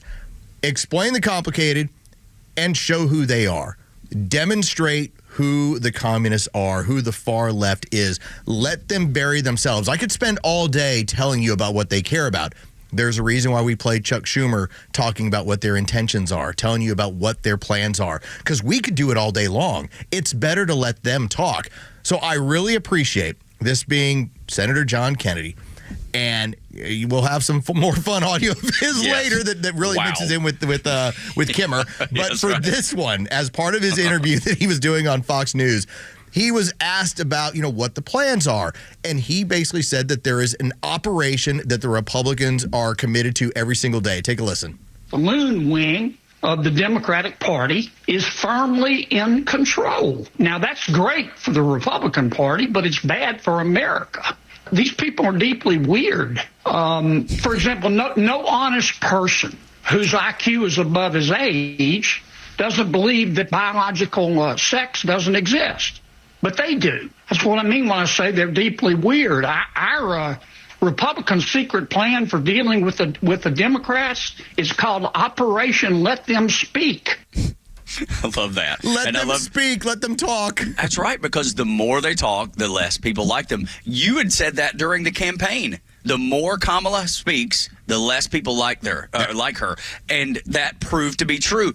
And John Kennedy's got it right, man. Just let them continue to show you who they are from what you said earlier. But I love the fact that he said deeply weird. And we doubled down on it because he's right. They've tried to say Donald Trump was weird. They tried to say that Republicans are weird. J.D. Vance, remember they did a whole campaign. J.D. Vance was weird. Is weird. And the Republicans and conservatives were exactly opposite. They were more in line, in lockstep with what the American people like and want. And everything that they stand by, all the 20% issues, are the weird stuff. All the people with blue hair and more nose rings than you can count. It's just a weird group of people. I just enjoy that John Kennedy and the rest of the Republicans, if the Republicans stay out of the Democrats' way, they're going to win in 2026 and 2028. Stay out of their way. It's one of the things that I talked about with Jerry the other day when he reminded me, hey, what do you do when your opponent's making mistakes? Don't interrupt them. Let them keep doing what they're doing. Yeah, just exactly. let them have at it. And the only time we get into trouble, when our side runs into a problem, is when you have somebody who goes off the reservation and starts talking about, well, let's talk about cuts to Social Security. Let's talk about we're going to ban abortion everywhere. It's like, stay out of the way.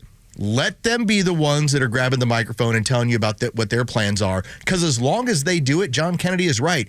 They come across as deeply weird and unelectable. And I'm all for it because I want to stay as far away from weird as I can. I'm not saying that people with purple hair or green hair are always, somebody that I would not want to deal with. But everyone I see on the news at night, and I know that's just a sampling, but everyone I see on social media, those are the same people that are setting cars on fire that used to say those same cars were going to save the earth. And now they're like, I don't know what kind of damage. Now they're Nazi cars. That's right. I don't know what kind of, I'm going to sell my car and go get a Volkswagen. Right. Exactly. Bad news for you. Knowing the roots of the old Volkswagen company. But I don't know what that a burning battery does to the environment, but it can't be good. And I'm not like an environmentalist. I'm a conservationist. I want to protect our forests. I want to protect our water. For sure, everybody wants that. It's normal and natural. But environmentalism is it's a political movement. It's nothing to do with actually taking care of the things that they say we want to. It's all about power and authority and money and all that. And so I don't know. I've not researched what a burning battery on an EV does. But I bet it's real bad. And all of a sudden, those people don't care whatsoever, so much so that they're setting them on fire at an alarming rate. Outside of sending the ones to prison that you need to send the ones to prison, just keep letting them do their stuff. That's now, right. Make sure that you get, I found this very funny, the amount of people that are recording things in Sentry mode because these activists are unaware that there's actually cameras on vehicles that are activated when they get near them. Just keep posting this stuff because every day there's, whether it's somebody spitting or rubbing their butt against your car, they don't even have to mark it up. All this stuff just tells you can't elect these people. These people 2 years ago couldn't wait to get their hands on an EV to show you just how enlightened they were and how much better they were than you, and look at them in their mask, and now they're burning them? Come on. It's the weirdest thing in the world. It's actual weird, and I'm glad that John Kennedy doubled down on the word. I want to talk to you about Bob Lighthizer. Bob Lighthizer. I hope I'm pronouncing I think it's right. Lighthizer, right? Lighthizer. There we go. Lighthizer. He's the guy. He's the mastermind, if you will, behind Trump's tariff plan.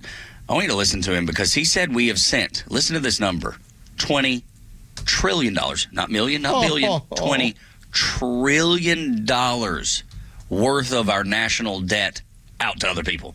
We have transferred about $20 trillion worth of our national wealth, and I would say the future income of that wealth, overseas in return for current consumption. Can you explain that measurement? It's how much Americans own overseas versus how much everybody else in the world owns here. But if you said, what is it mostly? It's probably mostly debt. A lot of it is equity in our companies, real estate. Those are the principal things that they own. Those are the big assets.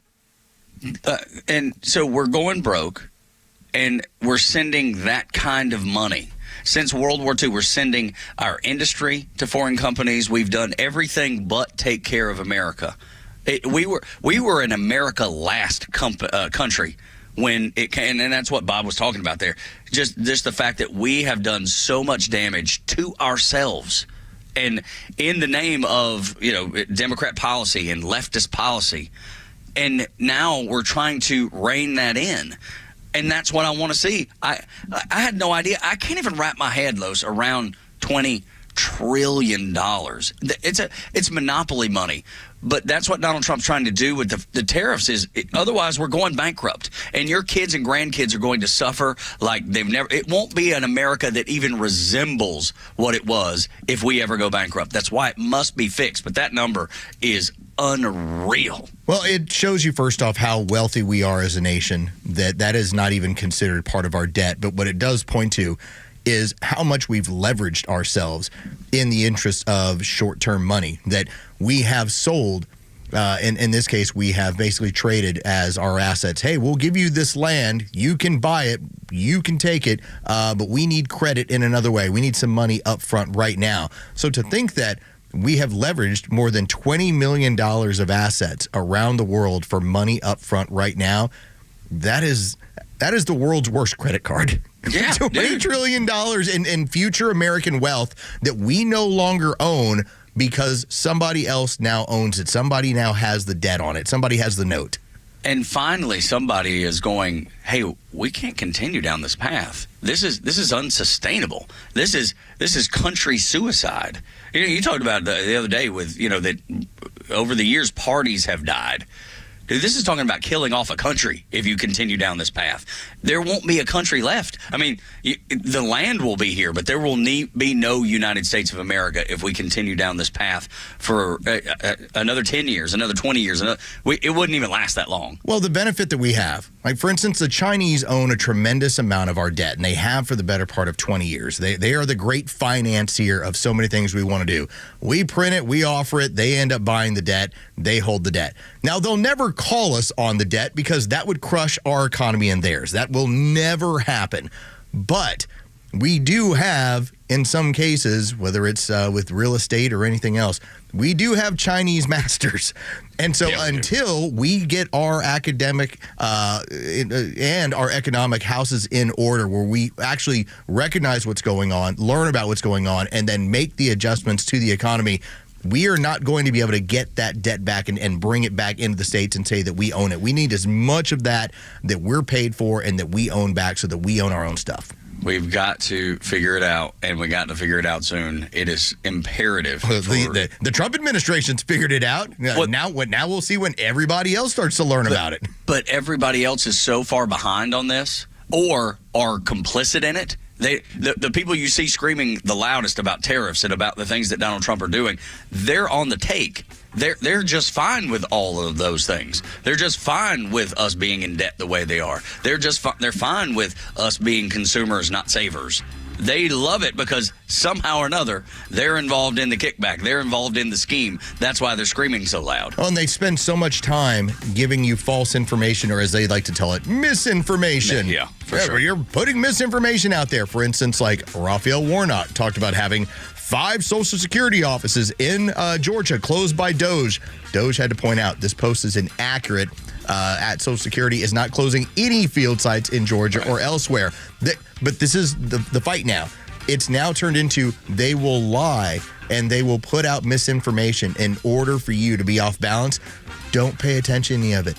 None of it matters. They're out of power. All they can do is try and make themselves look big. They're not in power. Nobody cares about them. They've got a 70 to 29% approval rating within their own party. Don't worry about them.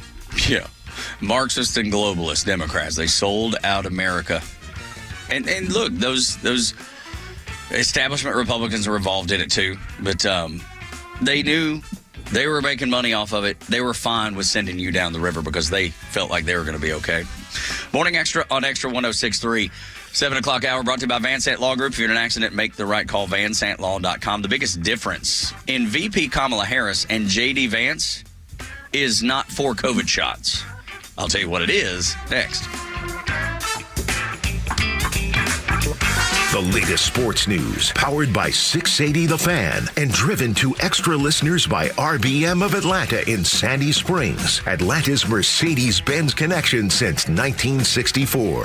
Here are your sports headlines for Friday, March 21st. Georgia basketball was one and done in the NCAA men's tournament after losing to Gonzaga 89-68. More round of 64 action this afternoon. 8th-seeded Mississippi State and 9th-seeded Baylor get the action going in the East region. That's going to be a 12:15 tip-off. That'll be followed by 2nd-seeded Alabama and 15th-seeded Robert Morris starting at 12:40. From the South region, 3rd-ranked Iowa State matches up with 14th-seeded Linscomb. That'll be the 1:30 tip-off. Those will be your first 3 tip-offs of the day. From spring training, the Braves are in action this afternoon as they play the Tampa Bay Rays in Port Charlotte. First pitch is set for 1:05. You can listen to that game on our sister station's brand new app, 680 The Fan. With your sports, I'm Carlos Medina. No one plans on going to jail, but at A Second Chance Bail Bonds, we believe everyone deserves a second chance. That's the driving force behind everything we do. If you or a loved one has been arrested across town or across the country, you need help now. A Second Chance Bail Bonds works fast with bondsmen throughout Atlanta to help expedite release within hours. A Second Chance. It's better to know us and not need us than need us and not know us. Call A Second Chance 24/7 at 404-BAIL-OUT. That's 404-BAIL-OUT or online at atlbail.com. HGI Wealth Advisors is your financial defense partner, preparing you for the unexpected when the inevitable happens in life. Our tailored strategies empower families to build wealth, generate infinite income, and mitigate taxes, fees, and penalties. At HGI Wealth Advisors, we help you transfer wealth while creating an everlasting legacy. Our goal is to ensure you meet your financial needs today, tomorrow, and into retirement. Our experienced team is committed to ensuring your legacy endures for generations to come. Learn more at hgiwealthadvisors.com. Stovall & Company is a locally owned and operated family business that has been around for 75 years, offering quality wholesale landscape supplies to North Georgia. We just opened our 11th location in Canton, Georgia at 9500 Union Hill. Stovall provides contractors with personalized expert service from special requests to direct job site delivery for hassle-free jobs and quality relationships at competitive prices. From plants to irrigation to hardscapes, Stovall truly has it all. Check us out at StovallInc.com. Are you tired of dealing with loud, ugly, drafty garage doors? Do you have certain rooms in the house that you can't keep cool in the summer or warm in the winter? Hi, I'm Dan Watkins with All Four Seasons Garage, Entry Doors, and Windows. Now is a great time to upgrade with brand new, efficient, quiet, and beautiful garage doors. Your garage door is the biggest opening in your home, which is why it's such an important part of your home's curb appeal and energy efficiency. Give us a call today at 770-517-7078. Get started today by visiting us at allfourseasonsgarages.com. Hey, it's a Kimmer. You know, a great smile can make you more successful as well as make you happy. Yes, it's true. And your smile's waiting for you at my dentist, Dr. Dina Giesler, my friend for 30 years and dentist forever. This woman at Atlanta Smiles, atlantasmiles.com, the dentist with the doggy. It's really true, whether it's just regular cleaning or bridges or crowns or are your teeth bothering a little bit, maybe a little ache or something, or your gums it's not going to get better on its own. Take it from me, I found that out the hard way. Taking care of your teeth and gums, and everybody's happy. And by the way, you can relax with Dr. Dina. This is an individual, private VIP experience. The latest technology. She used AI to get my last thing done at my last visit. And don't forget the doggy. She's a little doggy to take a nap in your lap while you're getting your work done. And this staff, these ladies are angels, I promise you. You'll love going there. A veteran herself, Dr. Dina, 10% veterans discount off the top. Tell them when you call. 404-262-7733. Your smile's waiting. Get the doggy at atlantasmiles.com. Hey, Georgia neighbors, it's time to expect more from your Medicare Advantage. Discover Sonder Health's custom plans tailored just for Georgians. Saunders offers unique benefits, including special plans for those living with chronic conditions. Some plans even come with grocery or gas benefits to support your overall well-being. Sonder Health makes it easy to get the coverage you need. See for yourself what today's Medicare Advantage can do for you. Visit SonderHealthPlans.com, a healthier state of life. Sonder Health Plans is an HMO and PPO with Medicare contracts. Enrollment in Sonder Health Plans depends on contract renewal. Neil Bortz here. Maybe you've already taken the steps to improve your health, maybe save your life. You're using a CPAP for your sleep apnea. I've been using one for well over 20 years. So right now, I'm here to tell you about a source for CPAPs and CPAP supplies here in the Atlanta area. CPAPs, etc. They're in Alpharetta. They have whatever you need. Roddy and Sharon are your CPAP experts, and they'll ship nationwide. More information, CPAPs.com. Let's be here to enjoy the left's meltdown together. Extra 106.3 is dialed into all the latest breaking news and headlines, so you don't have to suffer through the left-wing spin. Get it right from Atlanta's only conservative voice. Extra 106.3 FM and the Extra app. Job differently than Kamala. It should be really, really simple to know that J.D. Vance is very, very different than Kamala Harris. I mean, it should be so obvious. You just hear them speak and know. Yeah, but I don't like him now. Well, why not? Because what you're about to play, I feel like he went after my own heart here. I'm a little taken aback by J.D. Vance. Here I am. I'm on Team J.D. and then Team J.D. goes after what felt like me, and I'm a little hurt by this. Okay, now that you've put it that, I was hillbilly allergy. I was like flying the J.D. flag. I'm like J.D. 2028. I might even go full like some of our sales members and get the J.D. tattoo. It'd be my first one ever. But then he's got to go after me.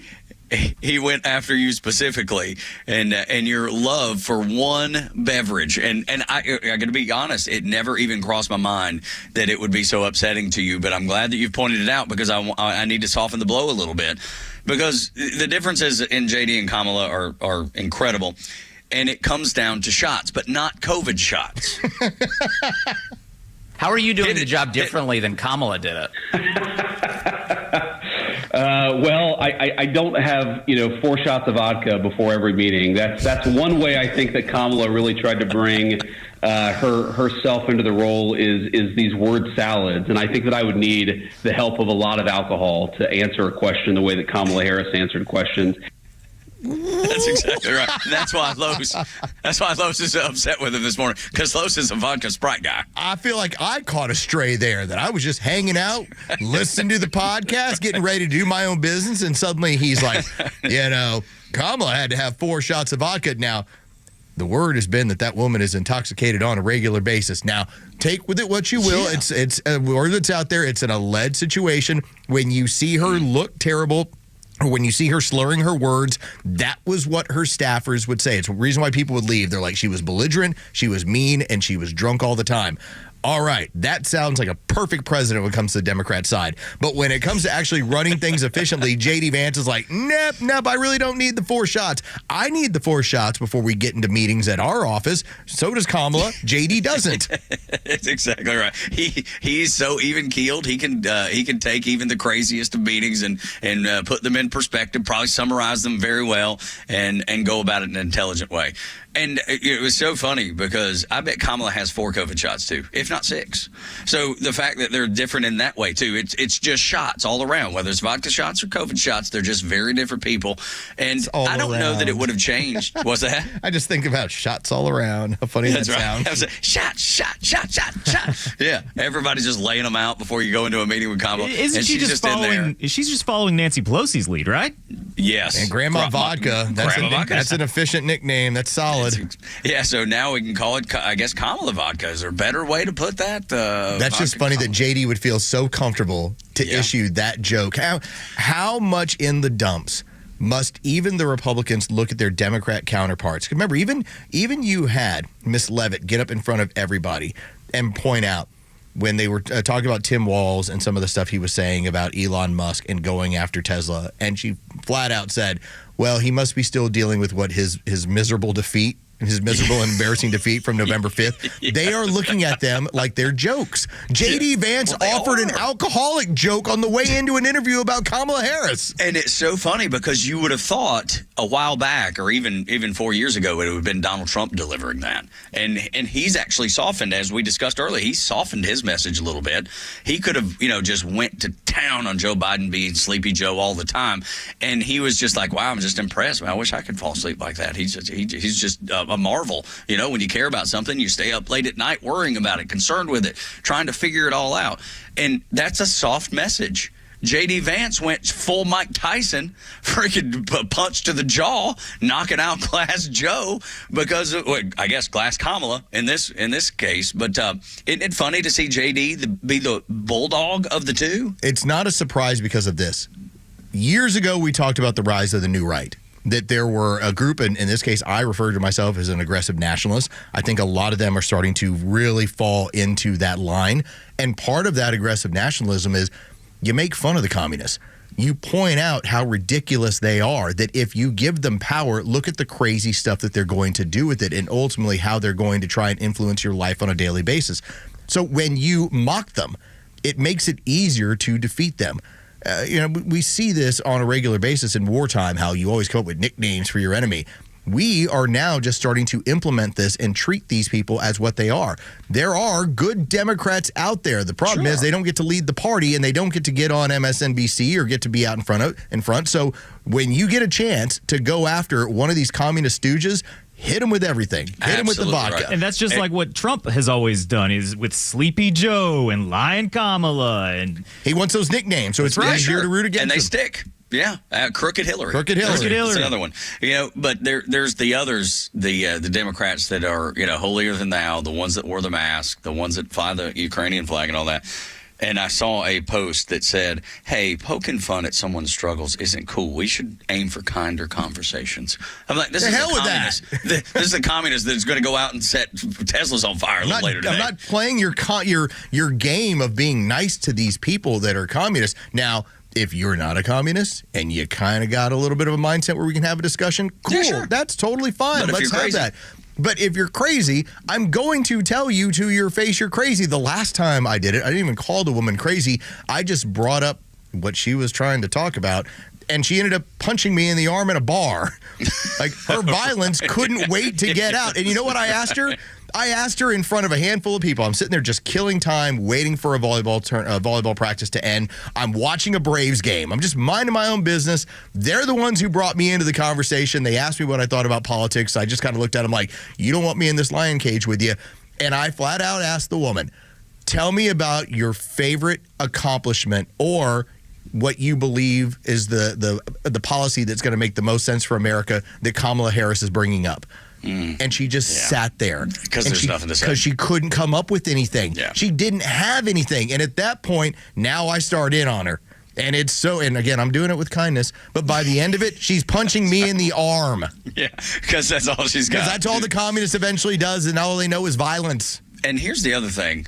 J.D. Vance is not a vodka guy, I don't think. I think he's probably mid-level bourbon, not like a Jack Daniels, and not like, the $500 bottles of bourbon, but like a Buffalo Trace or a Woodford Reserve or a Maker's Mark. He seems like that to me. I believe he knows somebody who knows where some mason jars are from up in the mountains. That's true. There's no doubt about that. I'm sure he's indulged in some old Kentucky Clear, some Tennessee Clear, some West Virginia Clear. Yeah, there's no doubt. That's a good point. Yeah, I think you're right on that one. Man, and if there's anybody that knows where you can get some for research, let's talk off air. Let's talk off air. 741-1230. Because a buddy of mine had a friend. They had a boat on Lanier, and we'd go up and hang out once in a while. And he had a buddy from West Virginia that once or twice a year would come home, and his trunk was full of mason jars of clear, and it was the best that I'd ever had. Goodness, it was good. Just flavors, anything you wanted, they had it, and it was like nothing I'd ever tasted before. So again, 404-741-1230, if you know. When we come back on Extra 106.3, the dangerous birthday gift that crazy Jasmine Crockett is asking for this year. Next on Extra. It's time for the Bortz Report, exclusively on Atlanta's only conservative news and talk station, Extra 106.3. You probably remember years ago, my friends, when Atlanta's exalted Westminster School had a Christmas pageant. The students were going to perform The Messiah, but the music director, Woke, decided that the students and the parents had to be notified in writing that Handel at one time invested in a company that actually operated slave ships, among other things. This wokeism isn't anywhere near dead. It's going on in England right now, and it's not about Handel, it's about Shakespeare. The organization that oversees the museums that celebrate Shakespeare, they're working to decolonize his legacy. And this is in the name of battling white supremacy. They want to decolonize their collections of Shakespeare's work in order to make a more inclusive museum experience. They engaged in one research project with Dr. Helen Hopkins of the University of Birmingham, which concluded that praising Shakespeare as a genius benefits the idea of white European supremacy, and that Shakespeare's work was a symbol of British cultural supremacy and Anglo-Saxon supremacy. They concluded that Shakespeare's work was part of a white, Anglo-centric, Eurocentric, and increasingly West-centric worldview that continues to do harm in the world today. They want to present Shakespeare as no more than an equal writer to artists around the world. No word on whether or not Westminster is trying to recruit these researchers and Dr. Helen Hopkins to become a part of their Department of Woke. Gotta love it. Neil Bortz, Extra 106.3. Don't miss the Braves opening homestand at Truist Park, April 4th through the 10th, when the Marlins and Phillies come to town. Fans can enjoy the first gate giveaway this season, featuring the Chris Sales Cy Young bobblehead presented by Delta on April 9th. 2-2. Goodbye. It is a 1-2-3 shutdown inning for Chris Sale. Make sure to grab your bobblehead and get to your seats as the Braves will celebrate Sale's 2024 accomplishments with an on-field ceremony before the game. Visit Braves.com/promos to purchase your tickets. Atlanta Braves Baseball. We are Braves Country. When you buy a Subaru from Subaru of Gwinnett, you're buying more than a vehicle. You're buying safety for your family, an investment that will hold its value, and something that will last a long time. You're buying trust. For a limited time, celebrate all the 2025 models during the Subaru A Lot to Love event, now through March 31st. Whether you're looking to match your adventurous spirit with the 2025 Subaru Outback or lean on the reliability of the 2025 Subaru Forester, Subaru of Gwinnett has the perfect fit for your family. You'll love exploring in the 2025 Subaru Crosstrek. And the 2025 Subaru Legacy is what happens when we put the best of Subaru into a sedan. Plus, every Subaru model comes equipped with standard symmetrical all-wheel drive. Subaru of Gwinnett has been your hometown dealership for years, and we're proud to be here to help your family find a Subaru to love for years to come. And our award-winning service department is here to ensure you've always got someone to lean on and trust when you need us. Stop in for a test drive on Satellite Boulevard in Duluth and meet our incredible staff, or start your shopping online at SubaruofGwinnett.com. WFOM and W292EV Marietta, a Dickey Broadcasting Station. The 8 a.m. hour is brought to you by Central Heating and Air. See you in court. I'm Chris Foster, Fox News. The head of the American Federation of Teachers Union and others plan legal challenges to President Trump's order to dismantle the Department of Education. Beyond these core necessities, my administration will take all lawful steps to shut down the department. We're going to shut it down and shut it down as quickly as possible. It's doing us no good. We want to return our students to the states. The president says what he calls the department useful functions like assistance for low-income area schools, students with disabilities, and Pell Grants for college and other responsibilities will be handled by the states or other federal agencies. It'll take congressional approval to eliminate the department entirely. A new Fox News poll on some of the president's priorities has the education department shut down with 32% support. 26% say the U.S. should take over Greenland. Some proposals are much more popular, banning trans athletes in women's sports at 68% and acknowledging only two genders at 54%. On providing humanitarian aid globally, 39% say they should decrease. When it comes to birthright citizenship, 2 out of every 3 respondents say it should be extended to kids born in the U.S. to illegal immigrants. Gernal Scott, Fox News. Fire in London affecting hundreds of flights is reported to be under control, but still burning. Heathrow Airport in London will be closed today after a fire caused a power outage. The airport saying in a statement that happened after an electrical substation that supplies the airport caught on fire. Residents in about 150 homes nearby were also evacuated. Passengers have been told to avoid the airport and to contact their individual airline for further details on new flight times. Chris DeMeo, Fox News. The fighting's not over, but after 2 years, Sudan's military says it has recaptured the presidential palace in Khartoum from the rival paramilitary rapid support forces. The UN calls the war in Sudan the world's largest humanitarian crisis. America's listening to Fox News. Hey, you want to hear some great news? Preborn is bringing babies back to life. What you might not be aware of is that even though Roe has been overturned and abortion has been greatly restricted in many states, the abortion pill has now superseded surgical abortions, accounting now for 60% of these deaths. Preborn's network of clinics are on standby for women in their darkest hour, and when they meet them with God's love and free service to help them choose life, including a treatment that counteracts the toxic abortion pill, these life-saving and heart-changing measures, Preborn and their network clinics have rescued over 330,000 babies' lives. But the work has just begun, and every day thousands of babies' lives hang in the balance. Your tax-deductible donation of any amount is crucial in the fight and the heartbeat of our nation. Will you help us? All proceeds will go towards life. Just dial pound 250, pound 250, and say the keyword baby. That's pound 250, keyword baby. Or donate securely at preborn.com/hope. That's preborn.com/hope. Sponsored by Preborn. Wake up with the Morning Extra on Extra 106.3 Atlanta.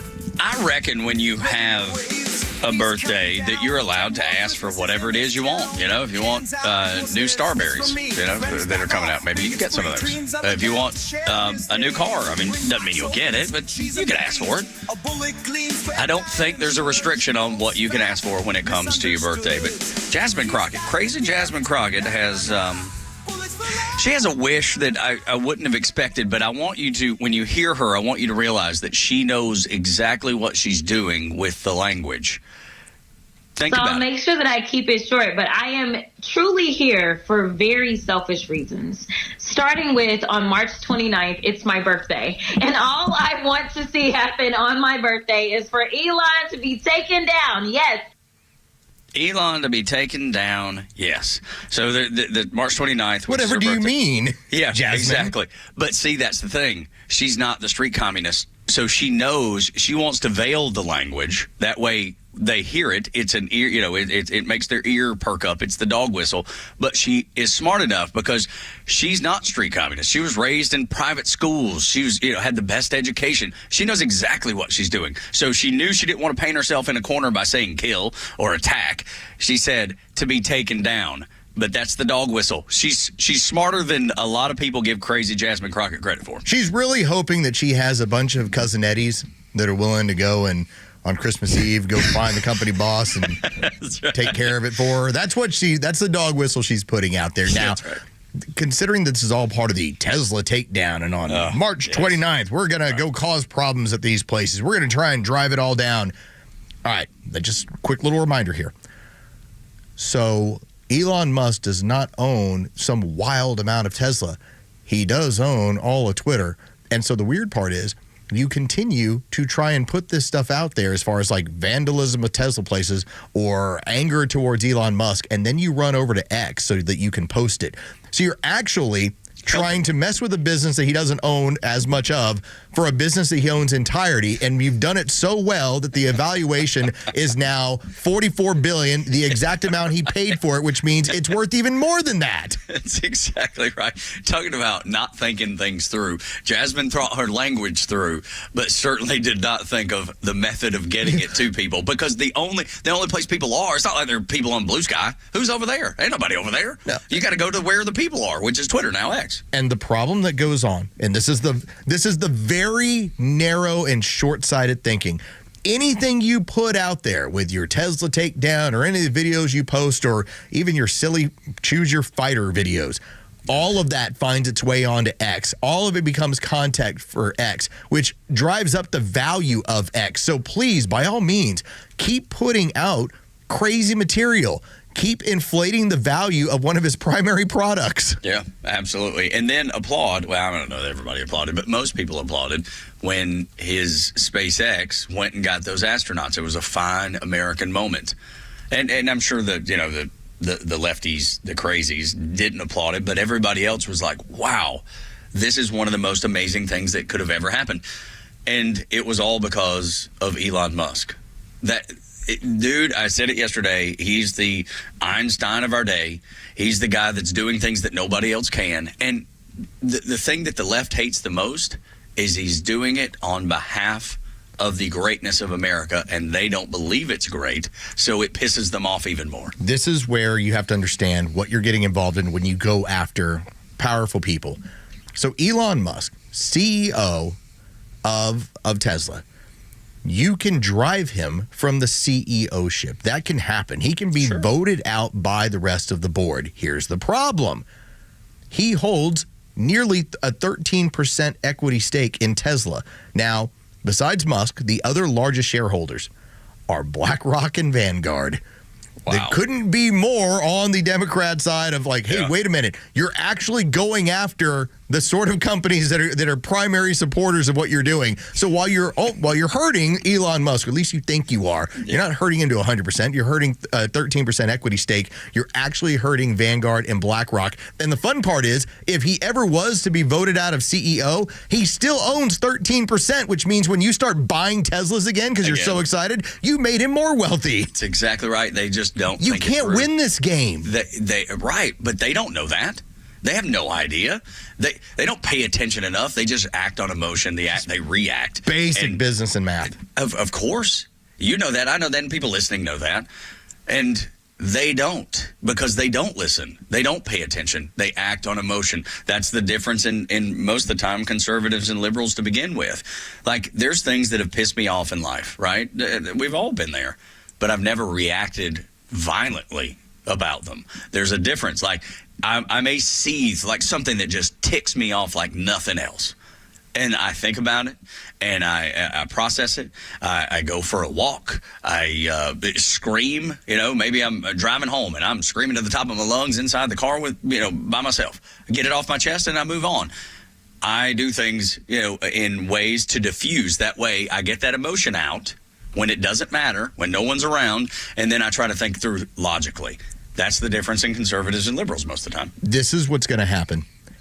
because you're looking at BlackRock that owns about 7% of Tesla. You have Vanguard that owns a little bit under 7% as well, as far as their equity stakes and their shares that they own. All right, so here's the fun part. The strange bedfellows. If you continue to go down this road, this being the communists, the liberals, the crazy globalists, what will happen is BlackRock and Vanguard, who have been largely your ally, will turn on you. Yeah, they will, if you're costing them. And they have endless amounts of money to go after you. That's right. You're actually painting yourself into a corner that even starts to get away some of the other people that really like globalism. But you're now hitting their pocketbook. You weren't doing that before. In fact, they were willing to put future Donald Trump assassins into their commercials. And you think that suddenly, if you start costing them money, they're not going to somehow turn on you? Dude. Jerry's smiling ear to ear. He's like, yeah, they did put future attempted assassins into their commercials. Yeah, that's exactly right. How strange is that? Odd that works out the way it did, and odd that everything about that man was wiped professionally. Wonder who can afford to do that. Because there was a conversation on Fox Business with Batya Ungar Sargon. She was the one on Bill Maher's Bill Maher, show. yes. Yeah, when she was, and she was just calling out Democrats, and she's like, look, I'm a what'd she say, a MAGA She's liberal, a MAGA liberal Democrat or something like that, because everything that Donald Trump has championed, she believes in. And I found it interesting. You talk about being billionaires. She called out AOC and Bernie Sanders specifically in the oligarch thing. She said she called it an art tour. She said every billionaire who backed Donald Trump, Kamala Harris had too. 65% of rich Americans are Democrats. 75% of hedge fund managers, Democrats. Every accusation from the Democrats is actually a confession. And that really adds up when you start talking about BlackRock and who owns Tesla and the billionaires. And those people that are supporting that party, they're there, and Democrats are pretending they're not. Maybe the street communist doesn't know that. But everybody in power does. Well, there's been a shift. As much as the Democrats want to tell you about how, we were always for civil rights, everything moved over, and then the Republicans, they became the Democrats, and Democrats became... No, that never actually happened, okay? The Republican Party was founded on abolitionism and trying to get rid of slavery. That's how it was founded. That is how they had their first president, Abraham Lincoln, who got shot by Democrats, by the way. And so moving forward, this is how this ends up working. Now, where the parties have shifted, who's the biggest friend of Wall Street? In the 80s, that was the Republicans. And slowly but surely, because of the deals that Democrats were willing to make, they're the ones who were able to weasel their way into being the power brokers and being the ones who had the levers when it came to making sure Wall Street was successful. When you look at the last thing that happened, when we had our economic crash, you had basically George Bush, who then was starting to send out stimulus money and trying to keep the economy afloat. It wasn't until you had Barack Obama who got in there with the Save America Act, where they were backfilling these companies. They started paying off money using government funds. That was the moment, I believe, where everything shifted to where the Democrats are now the party of the rich and of Wall Street and big companies and big billionaires. They love the fact that they can buy what they want and pay for influence and for a long time, make you pay for it through USAID. All the things that they wanted to do, they realized the power of wealth, and they were going to capitalize on it. Another guy that's really wealthy, Kevin O'Leary, since we're on the topic of Teslas, he's like, these people that are lighting these things on fire are fools, and they deserve the punishment they get. When you set a car on fire, you should go to jail. You're a criminal. I don't think we have to talk about it in any other context. And all those cars have cameras in them, and those dealerships have cameras. You're beyond being stupid when you do that. You're going to go to jail, and you now have a government that just got their mandate. They can't wait to find idiots that do this. You're going to spend 5 to 20 years in prison. If they get them on terrorism, which I think is a stretch, they will have no parole, no shortened sentence. They'll rot in hell in prison for 20 years. And frankly, as far as I'm concerned, that's okay. And me too. I have no problem with it. If you want to do what you're doing, terrorizing people, because there's a lot of Democrats who still drive Teslas. There's lots of people who aren't political at all who drive Teslas, and you're going after them. They've done nothing to you. They just need a car to get back and forth to work. That's the one that worked with them 6 months ago. You were just fine with them. All of a sudden, you're not. These cameras that are on these Teslas are going to be such a treasure trove of information about finding these fools and locking them up. And Kevin O'Leary may be right. Maybe they can't get them on domestic terrorism charges, but I know they're going to try. Well, it's going to show the underbelly of sickness when we talk about Trump derangement syndrome. And now that we're getting into EDS, Elon derangement syndrome is becoming a thing. When you watch every single day, there's somebody who then you can see the look on their face of, okay, that person, they're thinking for the moment if they're able to do it. And then emotions kick in, and now they're like, I'm doing it for the cause. So there's the guy that keys the car in the middle of the night. There is the other dude who, puts his hand down his backside and then starts rubbing it against the car. There's one after another where you go, sane people, adults don't do that. I don't know if there's, in fact, I can tell you, I've never vandalized a car. But if I ever was to, all right, what would cause me to do it? I can't think of it other than like maybe you ran into me somehow. Like I got hit by a car in a Publix parking lot while I was walking one time. You know what I did? As I looked at the car and went, oh, there's a student driver, I didn't think about kicking it. I just kind of put my hands up and like, really? Did you just run your car into me because you weren't paying any attention? How about put your phone down and pay attention? Yes. That's all I need you to do. How about try that? Now, that's me being hit by a car, and I still didn't have a reaction like that. You know who vandalizes cars? Angry ex-girlfriends. Yes, weak people. There's songs about it. Yes. Like, oh, he cheated on me. I should vandalize his car. I'm going to go, I mean, Carrie Underwood made a career off of that. That's right. With Before He Cheats. Goodness, what is it? I keyed his four-wheel drive, cut the tires, slashed up the leather seats, all that. Wrote my name in his leather seats, I think the lyric goes. So, yes, that's such a great point, Jerry. And there's no better example of someone who's in their emotions and not thinking rationally than an angry ex-girlfriend. Hell hath no fury. Well, I would say, and leftists, don't forget them, because they fall in that same category. They don't think things through. Or maybe they do, and they're like, I'm convinced that my cause is bigger than my common sense. Well, they didn't take the meds that day, and that is not a slight. That is actually accurate. Yeah, no, that's exactly right, man. Didn't get their meds, so control is not part of the plan for the day. And Kevin O'Leary pointed it out on CNN the other day, too. He was like, when Tim Walz was out there bashing the mostly American company, the fact that all these American workers, Teslas are put together, at least the majority of them in the United States of America. American workers probably more than most of the other car companies, if not all.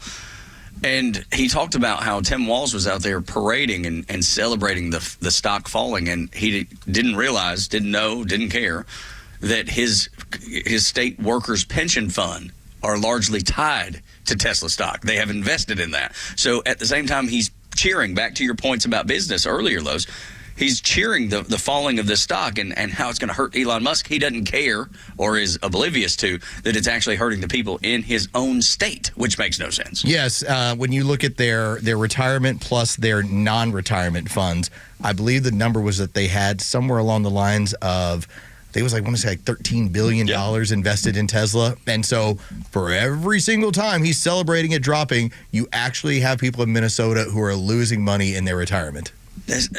How can you not know that? If you're Tim Walz, how can you not know that? You have to know that. I'm telling you, he got off that stage, Tug, and when the word started coming down, he went after his staffers like, how the hell could you let me go up there and say that? Right. Guaranteed. Take no responsibility, right? You got to put it off on the staffers. I'm not saying the staffers aren't supposed to help him. I can't believe y'all made me say that. But nobody made him say it. How dumb do I look? That's right. No, you look dumb because you wave with two hands. I have a multi-millionaires and billionaires that are going on shows and pointing out just how dumb I am economically for saying this. How did y'all let me say this? That's right. Take no responsibility. But that's that seems like the type of guy he is, and we dodged a bullet when we, don't have him as the vice president. Look, Vice President J.D. Vance or Vice President Tim Walz, can you imagine a worse step down had we not had Donald Trump elected and then J.D. Vance in that office? As bad as Kamala was as vice president, I think possibly Tim Walz may have been worse. He may have been worse. I cannot wait until we have Buddy Carter in. He's going to join us next week. He's going to do a full hour with us, and we're going to have some guests that are going to go along with that. But one of the conversations I want to have, and it's not for the air, it'll be for later. I'm not even saying it's off the record. It's more of wink, wink. I'd like to be able to use some of this information. I won't attribute it to anybody. But when you talk to the staffers and you ask them, hey, what was the fallout from having Walls go up on stage and say what he did? I'm like, did he get after his staff? Would he get after his staff? How would that play out? Because some of the craziest things you'll hear about in Washington is when the staff, when somebody gets off the stage and goes, how the hell did you let me do that? Why did you bring me here? And they go after the staff. Right, because they're never going to take the blame for themselves. They would never do that. No, they're puppets. A lot of them are puppets. That's right, and the staff controls everything. The staff writes the bills. The staff reads the bills. The staff explains the bills. It's almost like they're just figureheads, like you're saying anyway, like what we had for a president for the last 4 years. The staff is supposed to give you the major talking points for you to be aware of what you're getting into and how to handle it. And so to have Tim Walz up on stage and doing what he's doing and then walk off the stage and go, hey, do you realize how much your state is actually invested in what you're talking about? You're actually talking about having your community lose money. Oops. So I can't wait to have that conversation with the staffers at Buddy Carter, be like, so what have you been hearing as far as staff and how this has played out with some of the people that, especially when we started talking about the continuing resolution and you had so many of the senators on the Democrat side that were going crazy ape-s at Chuck Schumer for what he was looking to do. Yeah. The staff will tell you. And the staff that I believe, I would trust Donald Trump's staff. I do believe this time around, he had 4 years to plan and get the right staff in place, just like he got his right cabinet in place. That may be the one staff that I think I would be willing to listen to and put my eggs in their basket, because I think he's had time to plan it all out and make it right. When we continue on Extra 106.3, the Trump administration is getting a lot right. Just look, you'll see it too. Next on the Morning Extra.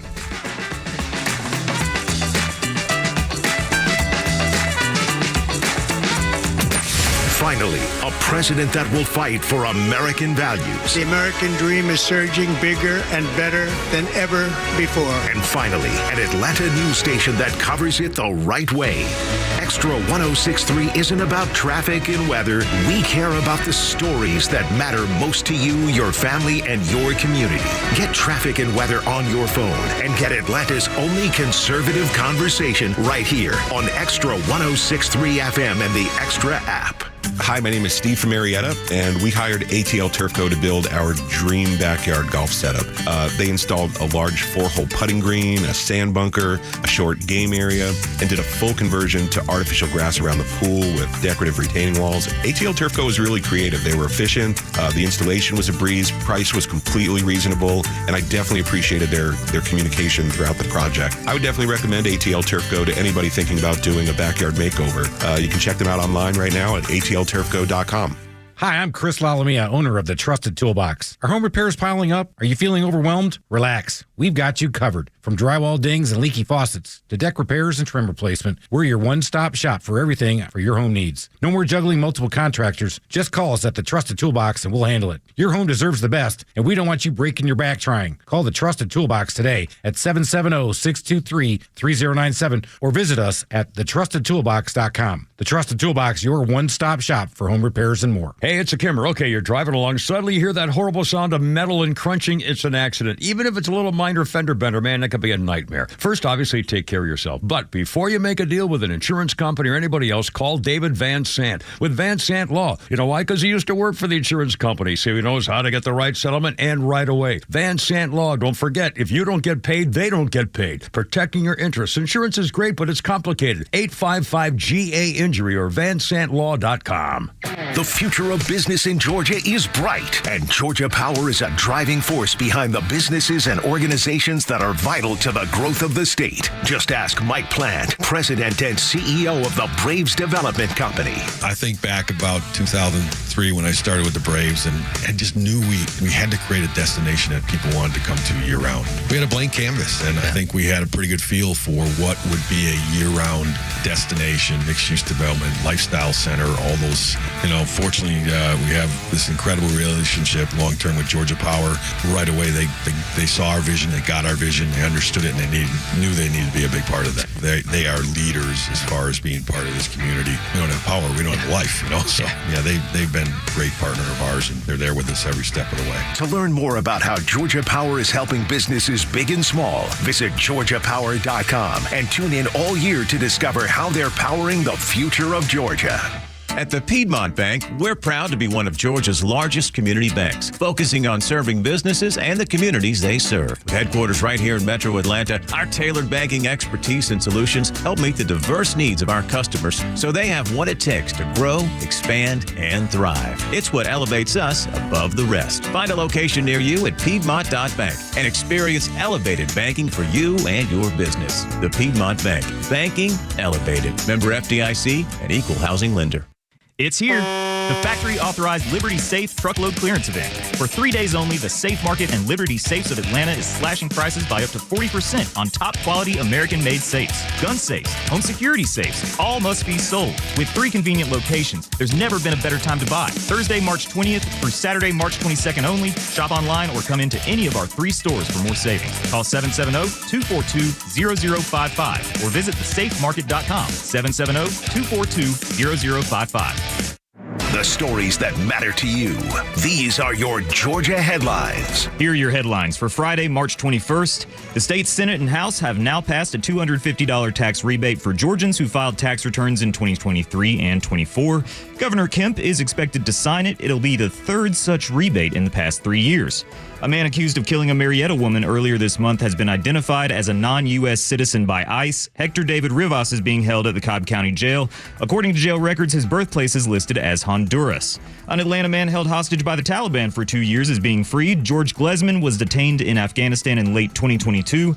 Secretary of State Mark Rubio confirmed his release on X earlier this week. Today's weather, starting chilly in the 30s with clear skies. It'll warm up to the mid-60s this afternoon. Clear skies are expected all weekend with highs in the mid-70s. With your headlines, I'm Jerry Payne. 8 o'clock hours brought to you by Central Heating and Air Conditioning, your Atlanta carrier experts. 770-GET-HEAT, centralheat.com. And want to make a note that this afternoon, if you love the Kimmer Show, you can go hang out with the Kimmer 3 until 6. He'll be at Atlanta Safe House doing a show from there. They got that big tent sale, scratch and dent, tax-free on gun safes. Browning's #1 dealer in the country, saving big money when you want a new Browning safe. Go out there and hang out with Kimmer. You can see the show come down and, spend time with one of the coolest guys in radio. That's true, and he's going to perform a live exorcism. See, I wasn't expecting that because I don't know about Kimmer's faith, like his faith walk. Is he clearly a church-going man? If because exorcism, and I would imagine that takes a lot of knowledge. It takes a good understanding of the good book, the Bible. I mean, that's extraordinary. If I weren't in South Carolina this morning, I would drive back just to see that. I'm hoping that that's enough with all of his plans to get you on out there to go see Kimmer, because that's going to be fantastic. Yeah. Let's go through. I mean, we have him being shot out of a cannon. We have him jumping through hoops of flames. Right, like a gymnast. He's going to be catching knives. Right, and then don't forget about the very first one that you told us about. He's going to get in a safe and then be dropped into a dump tank while bound like Houdini. Right, he has 90 seconds to escape. Or he runs out of air. Right. These are amazing things that the Kimmer is willing to do to entertain you. Because at the end of the day, I mean, this is, yes, they're information that we share and ideas that we discuss from a conservative point of view. But at the end of the day, you want to be entertained. You want to be able to smile. You want to be informed. Kimmer's taking it to another level. This is entertainment that you have to pay big-time dollars for to go see it like State Farm Arena, typically. There's a reason why we call this infotainment. That's right. Because Kimmer, but he's going to be doing the tainment. Yeah, that's right. Like that's his plan for this one. The info is you need to go see it. Right. The attainment is Kimmer actually doing it.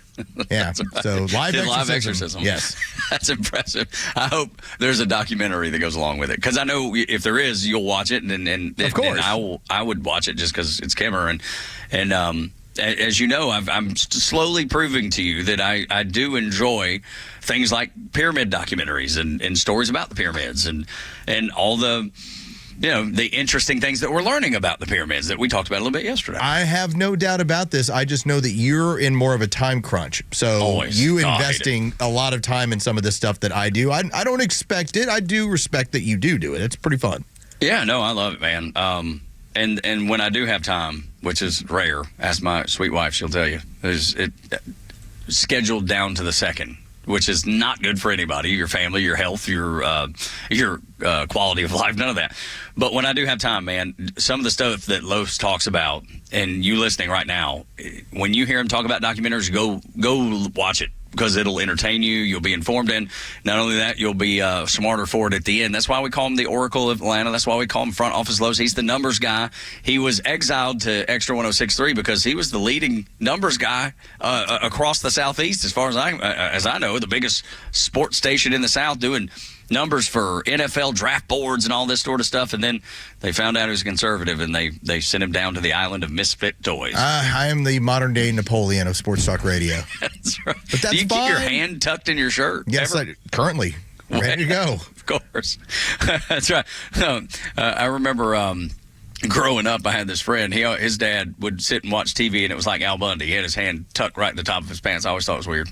I was like, sure. Always had his hand tucked in his pants. All right, a little different. That's like, buddy, that's a little odd. I'm not comfortable in this living room. Right, I think I'm going to leave. I'm going home. So good. So many things that we try to do here to keep you informed and entertained. But Kimmer being live at Atlanta Safe House this afternoon will be a really, really fun time. The Trump administration does a whole lot right, and it should be very clear to you. They understand setting the stage, setting the table. And I don't know if it comes from Trump's background. You heard Shane Gillis, the comedian, talk about his comedic timing.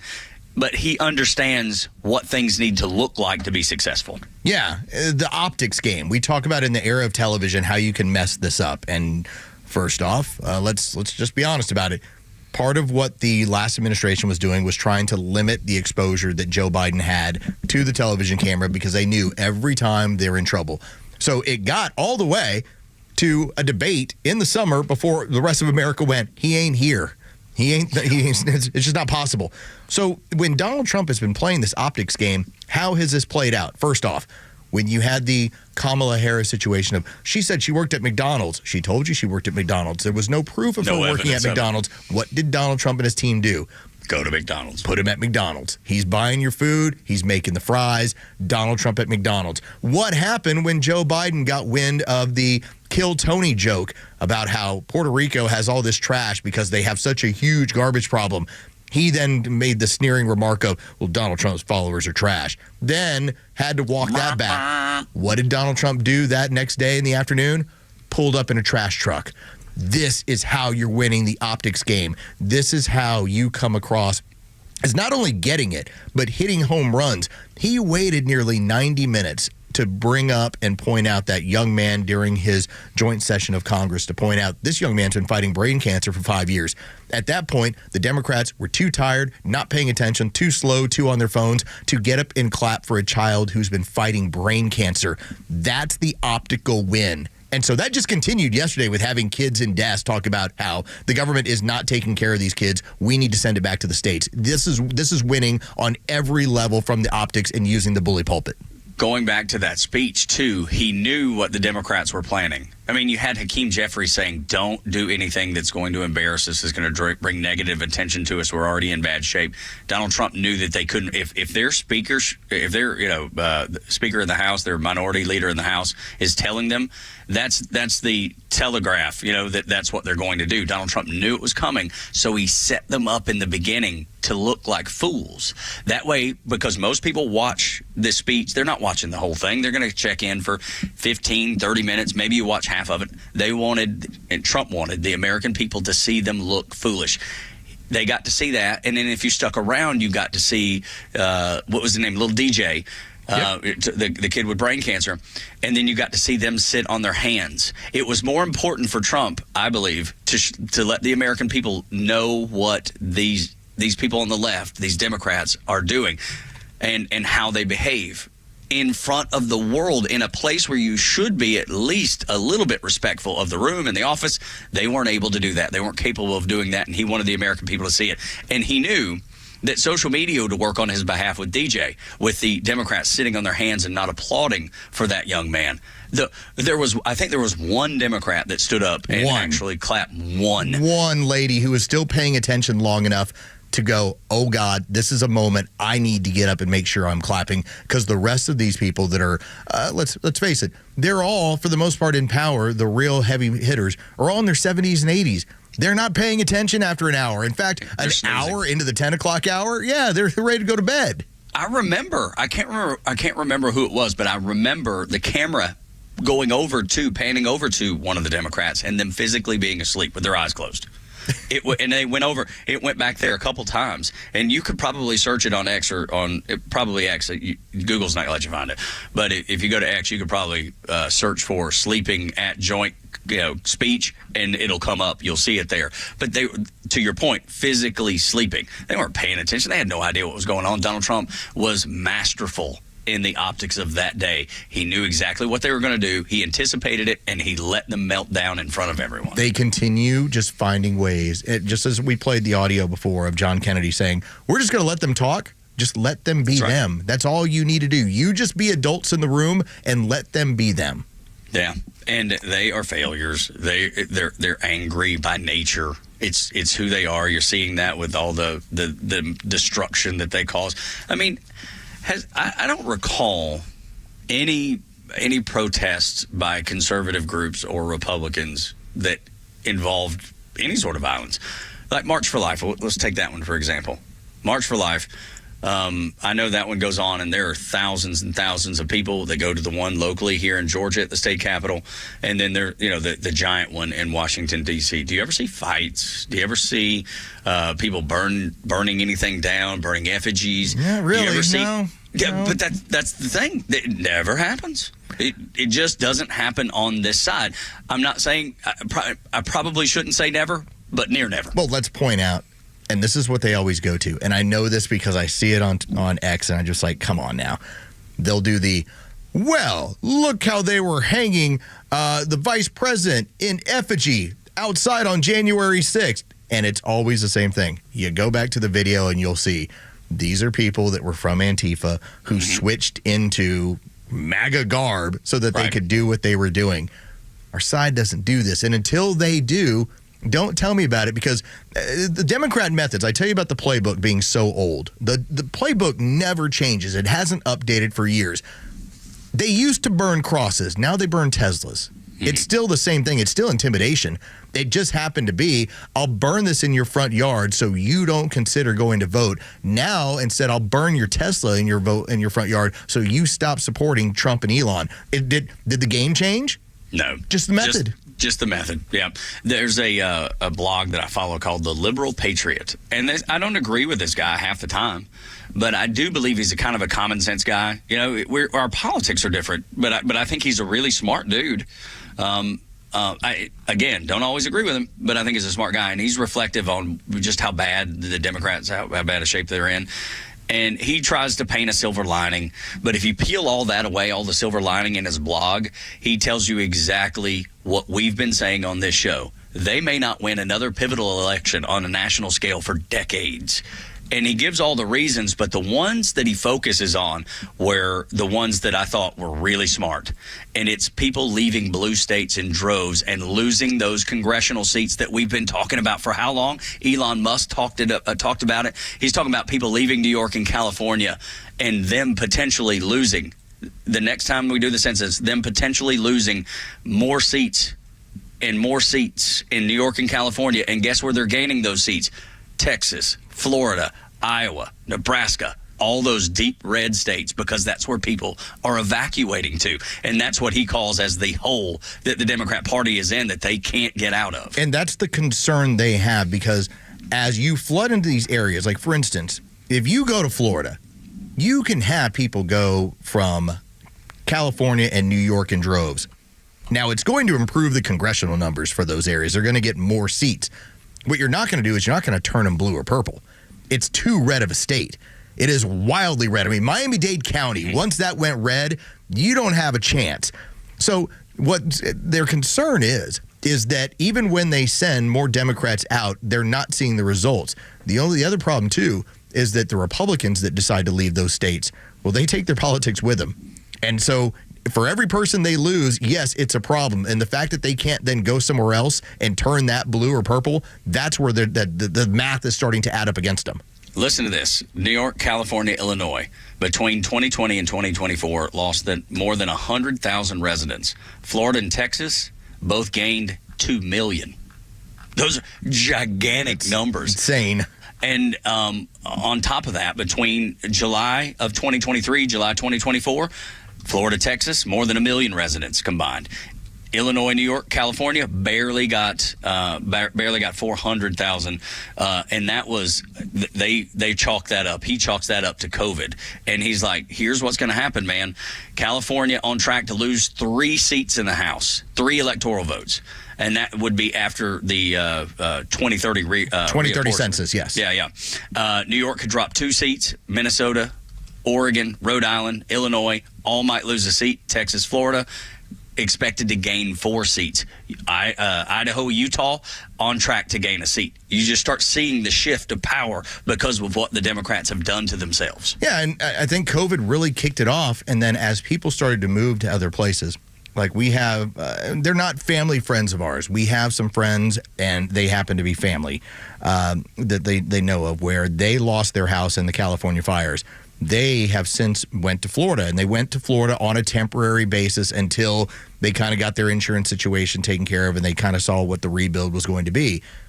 The discussion point for them, as we've been hearing from our friends, is they like Florida, and they've seen the prices of Florida, and they're like, maybe we just take our insurance money and stay here in Florida. And so that's happening around the country right now. Absolutely, and it goes across all demographics too.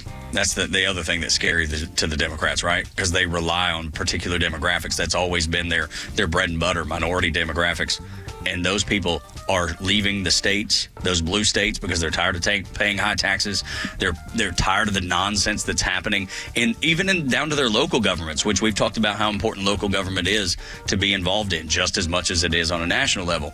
And those people are seeing what's happened locally, and it's making them leave. And we saw this in an American city, and we'll talk about it next hour. But when you start cutting off the ability for illegals to vote and they can't backfill for the citizens they lose, they're in massive amounts of trouble when it comes to securing democratic power. That's why they're screaming and hollering. That's why they did not ever want to close the border. That's why the choice was made not to close the border, because that backfilling that they were trying to do. When we come back next, we're going to do story time with Front Office Lowe's. Get your number 2 pencils out, get your scratch paper out, because he's going to tell you the reason that Donald Trump and Elon Musk are so aligned. Next on Extra.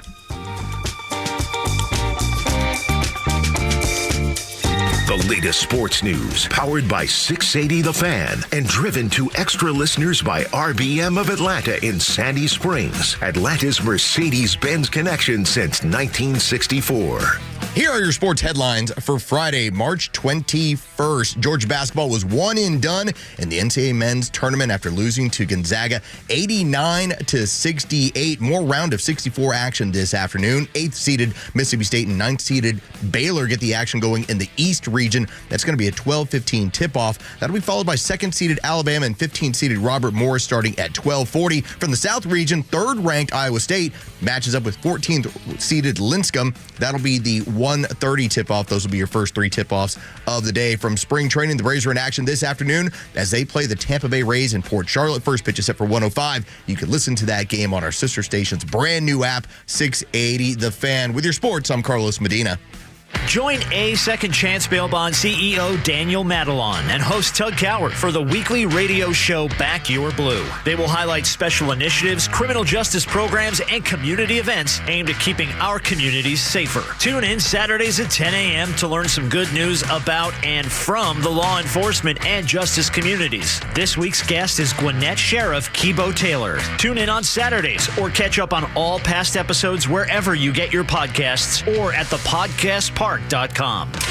No one plans on going to jail, but when it happens, it's important that you know who to call. Call A Second Chance Bail Bonds, where we believe everyone deserves a second chance. Whether your loved one's been arrested in Cherokee, Clayton, or any of the other metro Atlanta counties in between, A Second Chance Bail Bonds works fast to help expedite release within hours. A Second Chance. It's better to know us and not need us than need us and not know us. Call A Second Chance 24/7 at 404-BAIL-OUT or online at atlbail.com. HGI Wealth Advisors is your financial defense partner, preparing you for the unexpected when the inevitable happens in life. Our tailored strategies empower families to build wealth, generate infinite income, and mitigate taxes, fees, and penalties. At HGI Wealth Advisors, we help you transfer wealth while creating an everlasting legacy. Our goal is to ensure you meet your financial needs today, tomorrow, and into retirement. Our experienced team is committed to ensuring your legacy endures for generations to come. Learn more at hgiwealthadvisors.com. True Prep on Cobb Parkway is your one-stop shop for emergency preparedness supplies, including freeze-dried food, water filtration, first aid, and more. They also have a large selection of firearms, including a huge selection of AR-15s, firearm accessories, and ammo at the lowest prices around. They're locally owned and operated, and you can visit their store in Marietta on Cobb Parkway or online at trueprep.com. That's truprep.com. Prepare today for a worry-free tomorrow at True Prep. Calling all contractors. Stovall & Company Wholesale Landscape Supplies here for you. We've been family owned and operated for more than 75 years, and we just opened our 11th location in Canton, Georgia. We are proud to provide all your wholesale irrigation, nursery, and landscape supply needs. We are partnered with Keystone Hardscape to offer a wide variety of products to enhance any outdoor living space. Here at Stovall, we have it all. Check us out at StovallInc.com or visit any of our convenient locations throughout North Georgia. Have you considered securing your family's future? Protecting your hard-earned assets, navigating complex legal matters with ease. Nelson Elder Care Law is here to guide and empower you and your loved ones. As a family-owned and family-focused business, our mission is to exceed your expectations, offering absolute assurance and peace of mind. With our trademark Absolute Protection Trust and expertise in customized estate planning, Medicaid crisis solutions, probate administration, guardianship, and conservatorship, Nelson Elder Care Law protects what matters most to you. Imagine a team dedicated to safeguarding your legacy every step of the way. Our flat fees ensure transparency, and our customized plans prioritize your family's specific needs. Are you worried about protecting your family and your legacy after you're gone? Let us help you ensure you're absolutely protected from whatever curveballs life may throw your way. Schedule a complimentary legacy planning meeting with our legal team in Marietta or Woodstock today. Contact us at 678-250-9355 or visit NelsonElderCareLaw.com. So, the doc says I have ED. ED. But you know what? At the end of the day, it's just an abbreviation for a condition so many men have. If I was to be honest, I probably also have a little OCD. I know I have a great HMO. Heck, I even have 3 weeks of PTO. Look, don't let a few letters get you down. If you have ED, there's HELP. Go see Dr. Deal at Total Body Therapy of Georgia. He's an ED specialist that will turn your life around PDQ. ED happens to a lot of men as we age. And just FYI, Dr. Deal can give you back the confidence you need to perform on the JOB. So, ready to take the first step? Quit yelling WTF at your little BFF and visit tbtofga.com. Total Body Therapy of Georgia. They can fix your ED ASAP. And before you know it, you'll be screaming OMG. I'm getting in the game. The world won't be the same. I'm good to go. Call 404-777-1911 or visit tbtofga.com. The Extra 106.3 app is your live connection to the station, streaming free across Georgia. But it's also loaded with all our original shows and podcasts. Listen to exclusive shows from Janelle King, Ben Burnett, and so many more. Grab the Extra 106.3 app now and start streaming. The alignment of Donald Trump and Elon Musk is not a mystery, or it won't be a mystery any longer. We're going to get to that in story time in just a second. The 8 o'clock hour is brought to you by Central Heating and Air Conditioning, your Atlanta carrier expert, 770-GET-HEAT, centralheat.com. Let's do story time here on Extra 106.3. On the Morning Extra. Okay. We'll jump right in with story time. Tug. Hang on. Got something here for you. Okay. Let's see what. Turn the page. Uncle Los begins to weave. What? Tales of old you won't believe. Well, what is this? Julius Caesar's rise and fall. Spartans loving one and all. Through the dust, the past comes alive. Thank you. What? I was waiting on the piano. I was totally taken back. I had no idea what was happening. I was like, "What's? Have we driven off in the ditch?" Jared was a little surprised too, I believe. Let's see. Story time is brought to you by your company name right here. One of the prime real estate places in all of Atlanta. Let's get into a story of how you now have the combination of Elon and Donald Trump and how this occurs. Because if you go back, and this is a fascinating aspect of this story, have you ever read about Fred Trump? That sounds like a very basic name, Frederick Trump. That was his dad, right? His father. And Frederick Trump, as he started to basically build this empire that he was doing, it wasn't the same way that Donald Trump was doing it.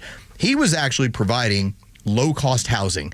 In fact, Fred Trump, as he got this going, he was doing this at about 15 or 16 years old. He actually had to have his mother sign off on some of the loans that he was trying to get because obviously he wasn't old enough to do it. But he was able to put together, whether it was in Coney Island or Flatbush or Brooklyn, 27,000 apartments. That's how he built the initial Trump empire. And what did he do? This is one of the fascinating aspects of Fred Trump.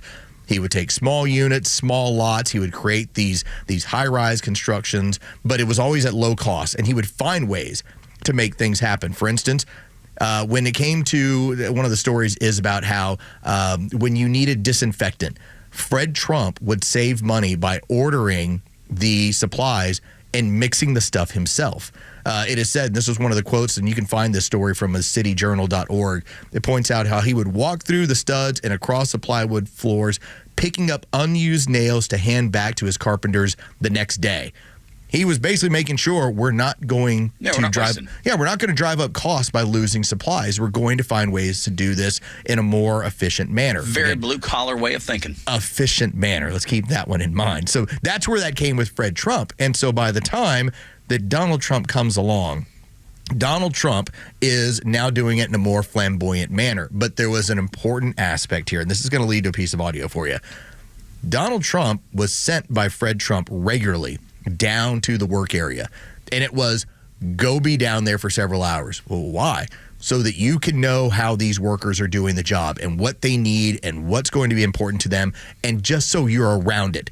Because if you understand them and you know how to take care of them, they're going to work harder for you, they're going to work smarter for you, and you'll be able to build a little bit nicer, a little bit cheaper, and everyone wins in that way. And so Donald Trump got an education in this very early on as a teenager and a young guy before he ever took over this stuff where you're told, well, he inherited all this from Fred Trump. He never would have built this on his own. No, he took it to a different level from building these crazy high rises all around the world and this extreme luxury and golf courses and everything else. So I want, with that as the background, I want you to listen back to a piece of audio from 2023, Tug. This is Elon Musk. Now, this is before the shooting in Pennsylvania. This is before backing anything with Donald Trump. This is before Elon actually really got involved in politics. Remember, at this point, all he's done is he has X, he has Tesla, he has SpaceX, but no one really sees with the direction that he's taking anything other than he wants to make sure free speech is free. Take a listen to this audio of what he believes in when it comes to making sure that there is nobody special within his building in a certain way.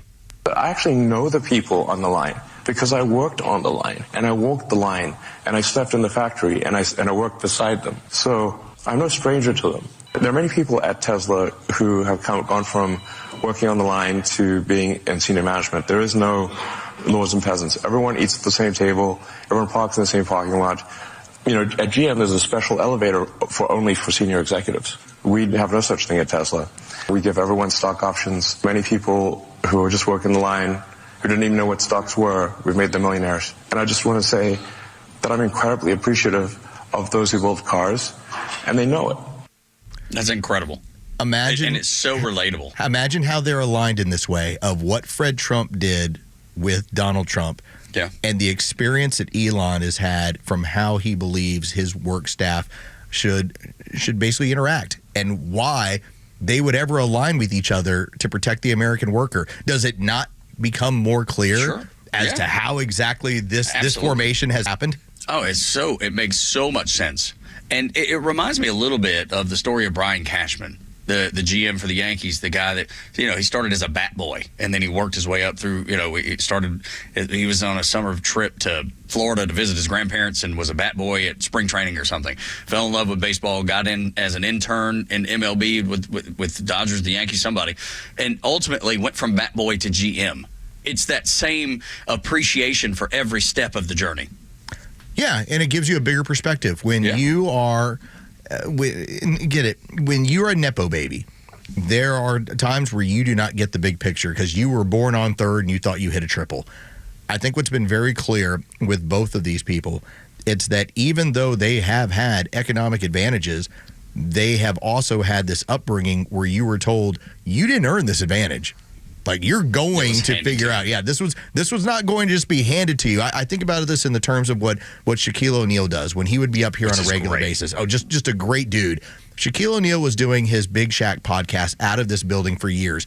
He would bring his children up here, and he was very adamant. What I have is mine. It is not yours.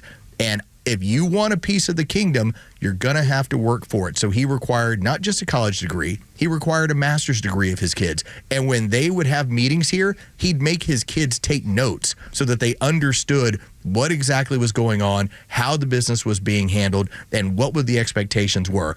When that is the case, it's amazing how these kids are so much more appreciative and so much more efficient at running it. It starts with the foundation. Anytime you're raising kids, it starts with a foundation, right? You teach them right from wrong early, and then that way later in life, they understand right from wrong. Do they deviate? Sometimes they deviate, yes. But I think when you teach kids that, just like Fred Trump taught, and just like Elon understands, they go back to what they were taught when they get older. Maybe they get it in the ditch a little while, but go back to the fundamentals. I love that story time because it speaks to me. Because I know there were people that owned carpet mills in Dalton, Georgia that used to do the exact same thing. You would think they're not going down there with the lowly workers working the creel rack, and yet they were. And it made a big difference, Bob Shaw being the example that I've always heard about. It's fantastic, man. Good job on story time. Thank you. Morning Extra, Extra 106.3 when we continue. The surprising similarities that Chuck Schumer and our very own Kimmer have in common. We'll talk about it next on Extra.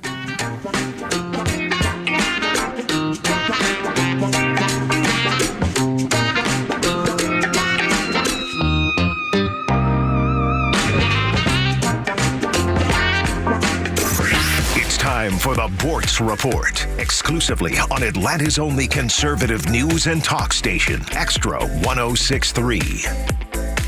You probably remember years ago, my friends, when Atlanta's exalted Westminster School had a Christmas pageant. The students were going to perform the Messiah, but the music director, Woke, decided that the students and the parents had to be notified in writing that Handel at one time invested in a company that actually operated slave ships, among other things. This wokeism isn't anywhere near dead. It's going on in England right now, and it's not about Handel, it's about Shakespeare. The organization that oversees the museums that celebrate Shakespeare, they're working to decolonize his legacy. And this is in the name of battling white supremacy. They want to decolonize their collections of Shakespeare's work in order to make a more inclusive museum experience. They engaged in one research project with Dr. Helen Hopkins of the University of Birmingham, which concluded that praising Shakespeare as a genius benefits the idea of white European supremacy, and that Shakespeare's work was a symbol of British cultural supremacy and Anglo-Saxon supremacy.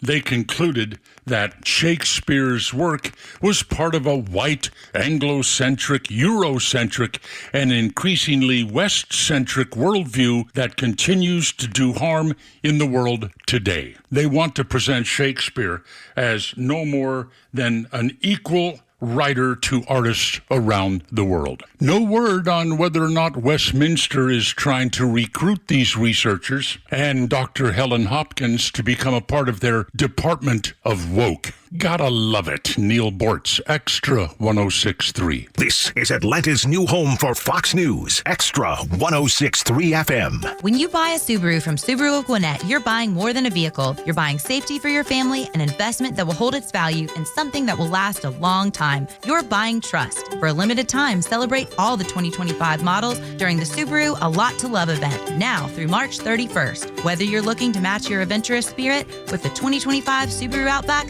or lean on the reliability of the 2025 Subaru Forester, Subaru of Gwinnett has the perfect fit for your family. You'll love exploring in the 2025 Subaru Crosstrek, and the 2025 Subaru Legacy is what happens when we put the best of Subaru into a sedan. Plus, every Subaru model comes equipped with standard symmetrical all-wheel drive. Subaru of Gwinnett has been your hometown dealership for years, and we're proud to be here to help your family find a Subaru to love for years to come. And our award-winning service department is here to ensure you've always got someone to lean on and trust when you need us. Stop in for a test drive on Satellite Boulevard in Duluth and meet our incredible staff, or start your shopping online at SubaruofGwinnett.com. Hey, Georgia neighbors, it's time to expect more from your Medicare Advantage. Discover Sonder Health's custom plans tailored just for Georgians. Saunders offers unique benefits, including special plans for those living with chronic conditions. Some plans even come with grocery or gas benefits to support your overall well-being. Sonder Health makes it easy to get the coverage you need. See for yourself what today's Medicare Advantage can do for you.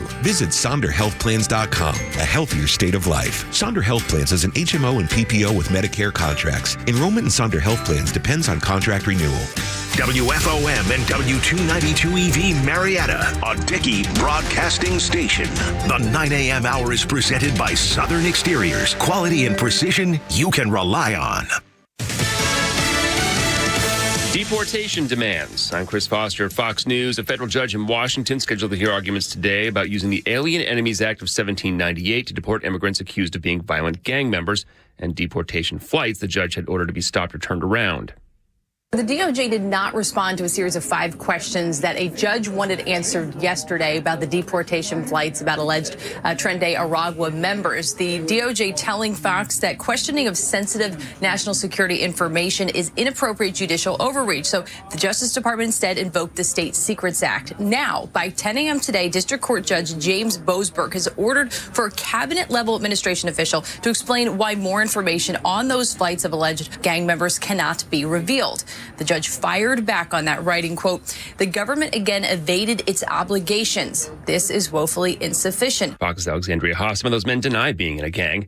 There's a hearing expected today as well in the case of a Columbia University protest leader in custody in Louisiana, ordered to be deported. Khalil was born and raised in Syria. He came to the U.S. on a student visa in 2022 to get his master's at Columbia University. He married his wife, a U.S. citizen, in 2023 and became a green card holder last year. He led massive protests on the Ivy League campus last spring. The Trump administration considers him a national security threat and said that during these protests, pro-Hamas propaganda flyers were handed out, a group designated as a terrorist organization. Fox's Brooke Taylor in Jennett, Louisiana. There's a protest planned at the Education Department in D.C. this hour about President Trump's order to dismantle the department, saying states will do a better job. I could say 40 states. I want to bring it back. 10 states won't be perfect. 5 states will be probably not so good. And Defense Secretary Pete Hegseth made joint remarks at the White House this morning. They deny a New York Times report that Elon Musk will be briefed on secret war plans for China today at the Pentagon. America's listening to Fox News. Meet Kelsey. When she found out she was pregnant, she wasn't sure where to turn. But after meeting with the counselors at a preborn network clinic who loved and supported her, and after hearing her baby's heartbeat on a free ultrasound, she chose life. When a mother looks at her child through a sonogram, it does something to you. You know, I ended up deciding to keep my son, who is now 5 years old today. He's amazing. He brings absolute joy to my heart. I could not imagine life without him. By introducing a woman to her baby on ultrasound, a baby's chance at life doubles. If you have the means, would you consider a leadership gift to save babies in a big way? Your tax-deductible donation of $5,000 will sponsor Preborn's entire network for 24 hours, helping rescue 200 babies. To donate, dial pound 250, keyword baby. You can be able to say, I help save a life through Preborn. Dial pound 250, keyword baby, or go to preborn.com/hope. Sponsored by Preborn. Can't afford to fill your grocery bags or gas tank? Fill your day with the best conservative talk for free by downloading the Extra 1063 app wherever you download your apps. Gosh, how many apps do you have? One more ain't going to hurt, and it turns your phone into a radio. Why would you not want to do that? Tug and Los until 10 on the Morning Extra at 9 o'clock hour is always wild and crazy. It gets off the rails once in a while. At the end of the hour, about 9:40, we'll burn one down with Bella. That's our Gen Z conversation. Sometimes Gen Z, they think differently. They do things differently.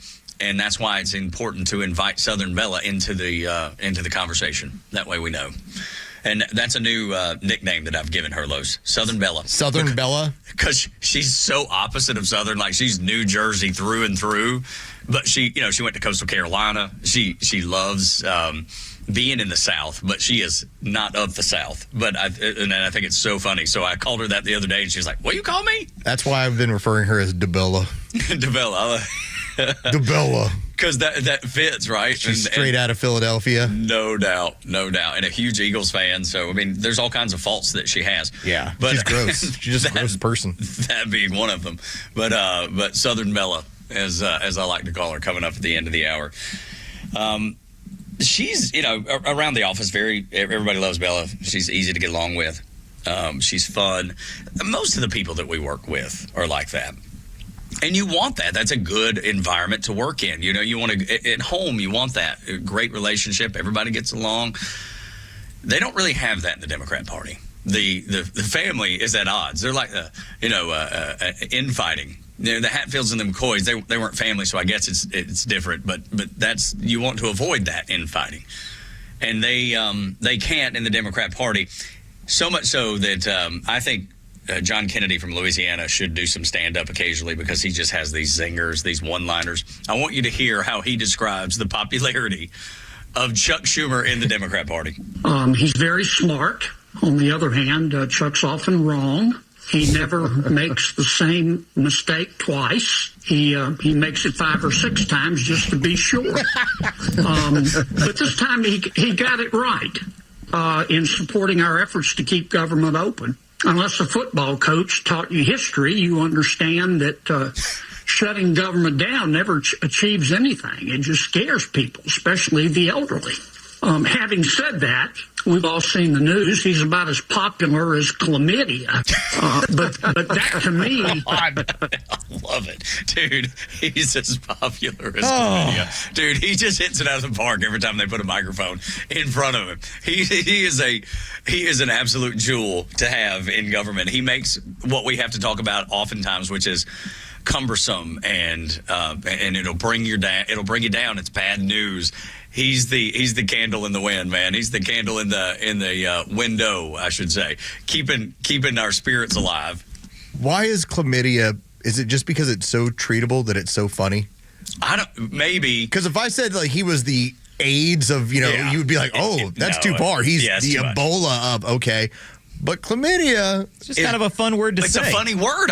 You took the word, Jeray. You took the words out of my mouth. Nobody can say like, well, Tug's been a problem around here. He flares up. He's the syphilis of the. It's like, no, okay. He's the genital warts of American politics. Okay, no, gross. But chlamydia, everyone's like, funny, very colorful. Colorful, funny word. But it's the truth. He is so unpopular. I mean, he's gone on to, The View. He's gone on to a whole bunch of PBS and many other outlets trying to convince the communists that he's actually a communist. He's like, no, we need to be doing all these things. And he's saying all these things to get back in the good graces, because he knows that John Kennedy's right. That's how popular he is. And it's into the negative areas at this point. He's worried about his speakership. Probably going to take a little while to get him out of that.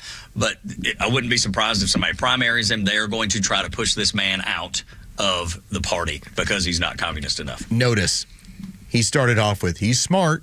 You're like, okay, he doesn't make the same mistake twice. I'm like, you got me eating out of your hand, John Kennedy. Tell me a little bit more. He makes it about 5 times. I'm like, oh, here we go. We all buckle up. Hold on, the ride is starting.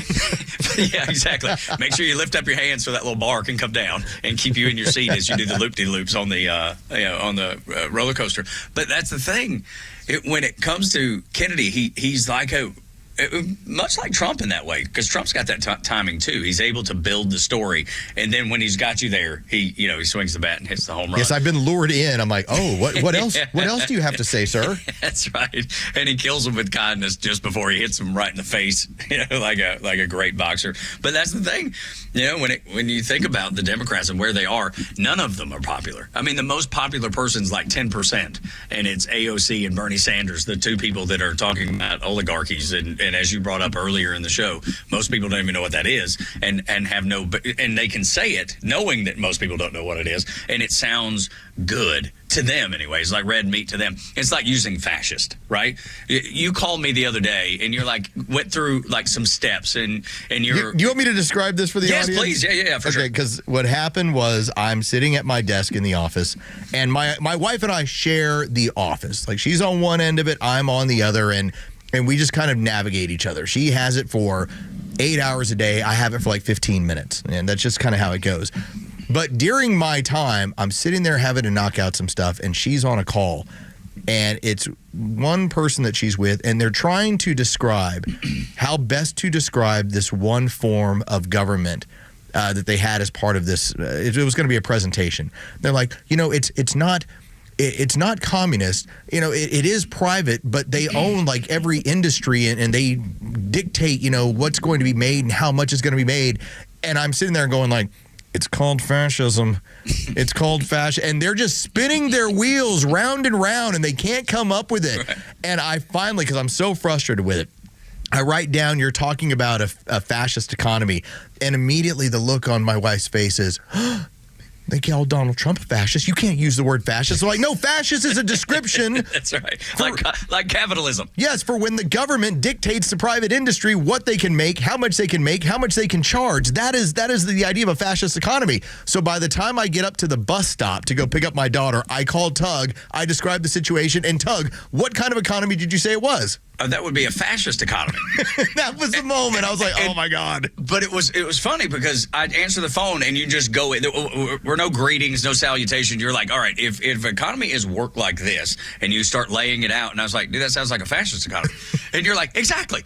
And then you told me the story, and the fact that, but it's been used as like the word Hitler. Some derogatory term. That's exactly right. So they were afraid to use it, even though it's correct. That's how you commandeer language. Yes, that's how you turn what is known as and in fact, I then rewrote it. I said, why don't you refer to it as a 1930s to 1940s Italy-style economy, which is a way of calling it a fascist economy. Right. Yet they were still both like, well, at least not the other person. My wife's like, well, I don't know if I can really say that. I'm like, you're giving a description. It would almost be if they outlawed the color blue. And I couldn't say the sky is blue because that would be somehow some sort of misconstrued as some microaggression and something you can't say.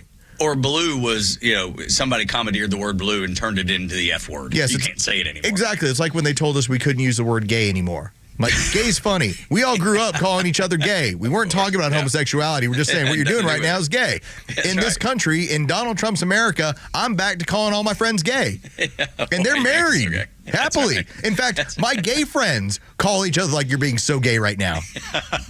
It's so brilliant. Because they get it too. That's right. Because that's how you win the language back, right? In the war of language, that's how you win it back, when you are able to use language effectively, and especially when it's funny, because that's when people use colorful language to begin with, when they're trying to be funny. And that's the most positive way to get a hold of our language. I hope we continue to do that. Another good thing that's happened is the state of New York, there for a little while, we're trying to make it so that illegals could vote. And that was all obviously a ploy by the Democrat Party. How do we maintain power? We want to, at some point, give these people that are illegal, we want to give them legal status. But until we do that, let's figure out a way to work it in so illegals can vote in our elections. This will be great. It'll hand us power for years and years and years to come. In Donald Trump's America, that doesn't work, Los. No, in fact, what ended up happening, and this is the difference in this stuff, because I think we need to be critical as to when you call something lawfare versus you call something that is by the letter of the law. And that should not be based on the ruling that you agree with. So, for instance, when the city of New York now had a the plan to have illegals be able to vote in their city elections. Hey, you're a resident of the city, you're working in the city, we're going to allow this. Well, hold on a second. An election's a state right. You can't just decide as a city, we're going to allow you to have the right to take part in local city elections. And so that ruling was correct. That's how that works. Now, when I point out that you have these federal judges around D.C. that are voting on these injunctions, that are ruling in favor of these injunctions against Donald Trump, especially when it comes to foreign policy, unless explicitly pointed out in the Constitution, whereas the House or the Senate has an ability to make a decision on a particular aspect of foreign policy, it is strictly left up to the chief. The president gets to make the call on this stuff. So when you have this injunction, the injunction is strictly on emotion. It's not based on constitutionality. No. But that's the way they make decisions in every situation when you're on the Democrat side. We used to love Teslas. Now we set them on fire. Because they act on emotion. They don't care about law. They don't care to understand law. There's law doesn't even hit. Like what's fair, what's right, what's legal doesn't even hit their radar screen. How do I react? I'm going to react emotionally. And that's almost like the calling card. So it's no surprise that they do this. When they lash out, when they act on emotion, because they don't think things through. It never hits their radar screen to see what's right or wrong. I'm going to react how I feel. And this is not that has been left up to some legal precedent. Within the Constitution, with it being written, it expressly points out that the commander-in-chief, POTUS, has the ability to dictate what we're going to do from a foreign policy perspective, including sending aid or deciding not to send aid to different places, unless it is spelled out that a certain organization with the power of Congress or the Senate behind them, that's the organization that's handling it. It is up to the president. He gets to make the decisions first and foremost. That's what the Constitution says. So when you have these activist judges doing what they're doing it against the letter of the law. That's why I don't believe it's going to last very long. And they know that. They're just trying to create roadblocks. That's exactly right. How do I slow this down? Whereas in New York City, clearly the state is the one who decides who gets to vote in elections, not the city. The city does not get to decide that. That goes against their state constitution, which means their own constitution. It's illegal. Of course it is. And change your state constitution if you feel otherwise. All you have to do, absolutely. Get your state house, your state senate, get them to change the Constitution. They know they can't do that. They know it's not right. And yet they're going to try to push it through anyway. And in Biden's America, you didn't have to worry about what the law said. You were able to act on emotion. You're able to get judges to act on emotion. It's still happening. It's going to start slowing down, though. Yeah, you would imagine in Donald Trump's America, as we continue to push this, and hopefully that the Supreme Court gets a hold of all these cases and just rules on them en masse. Now, it's going to be a problem, but they'll have to be able to say, okay, in all these cases where you are trying to encroach on presidential authority, none of these injunctions, when they're based on what they're based on, it violates the Constitution, because we're supposed to have three separate co-equal branches of government, and one cannot encroach on the other. They're encroaching using the judicial system on the power of the presidency. I can't wait for the Supreme Court or Donald Trump or whomever to start correcting this. Much like they're coming down and going to come down on the people that are setting fires to Teslas. At some point, there has to be a reckoning. There has to be accountability for these judges that are knowingly breaking the law or not implementing the law the way it was supposed to be implemented. There has to be accountability, and I'm looking forward to, and I think the American people will be behind this too. They are going to see, and Donald Trump has to do a good job of laying out his argument, which he will, and his team around him have to lay out their argument. This is why this person needs to be impeached or taken off the bench, and people are going to cheer for it because they're so tired of seeing activist judges that started, as you pointed out earlier in the show, that started with the Obama administration.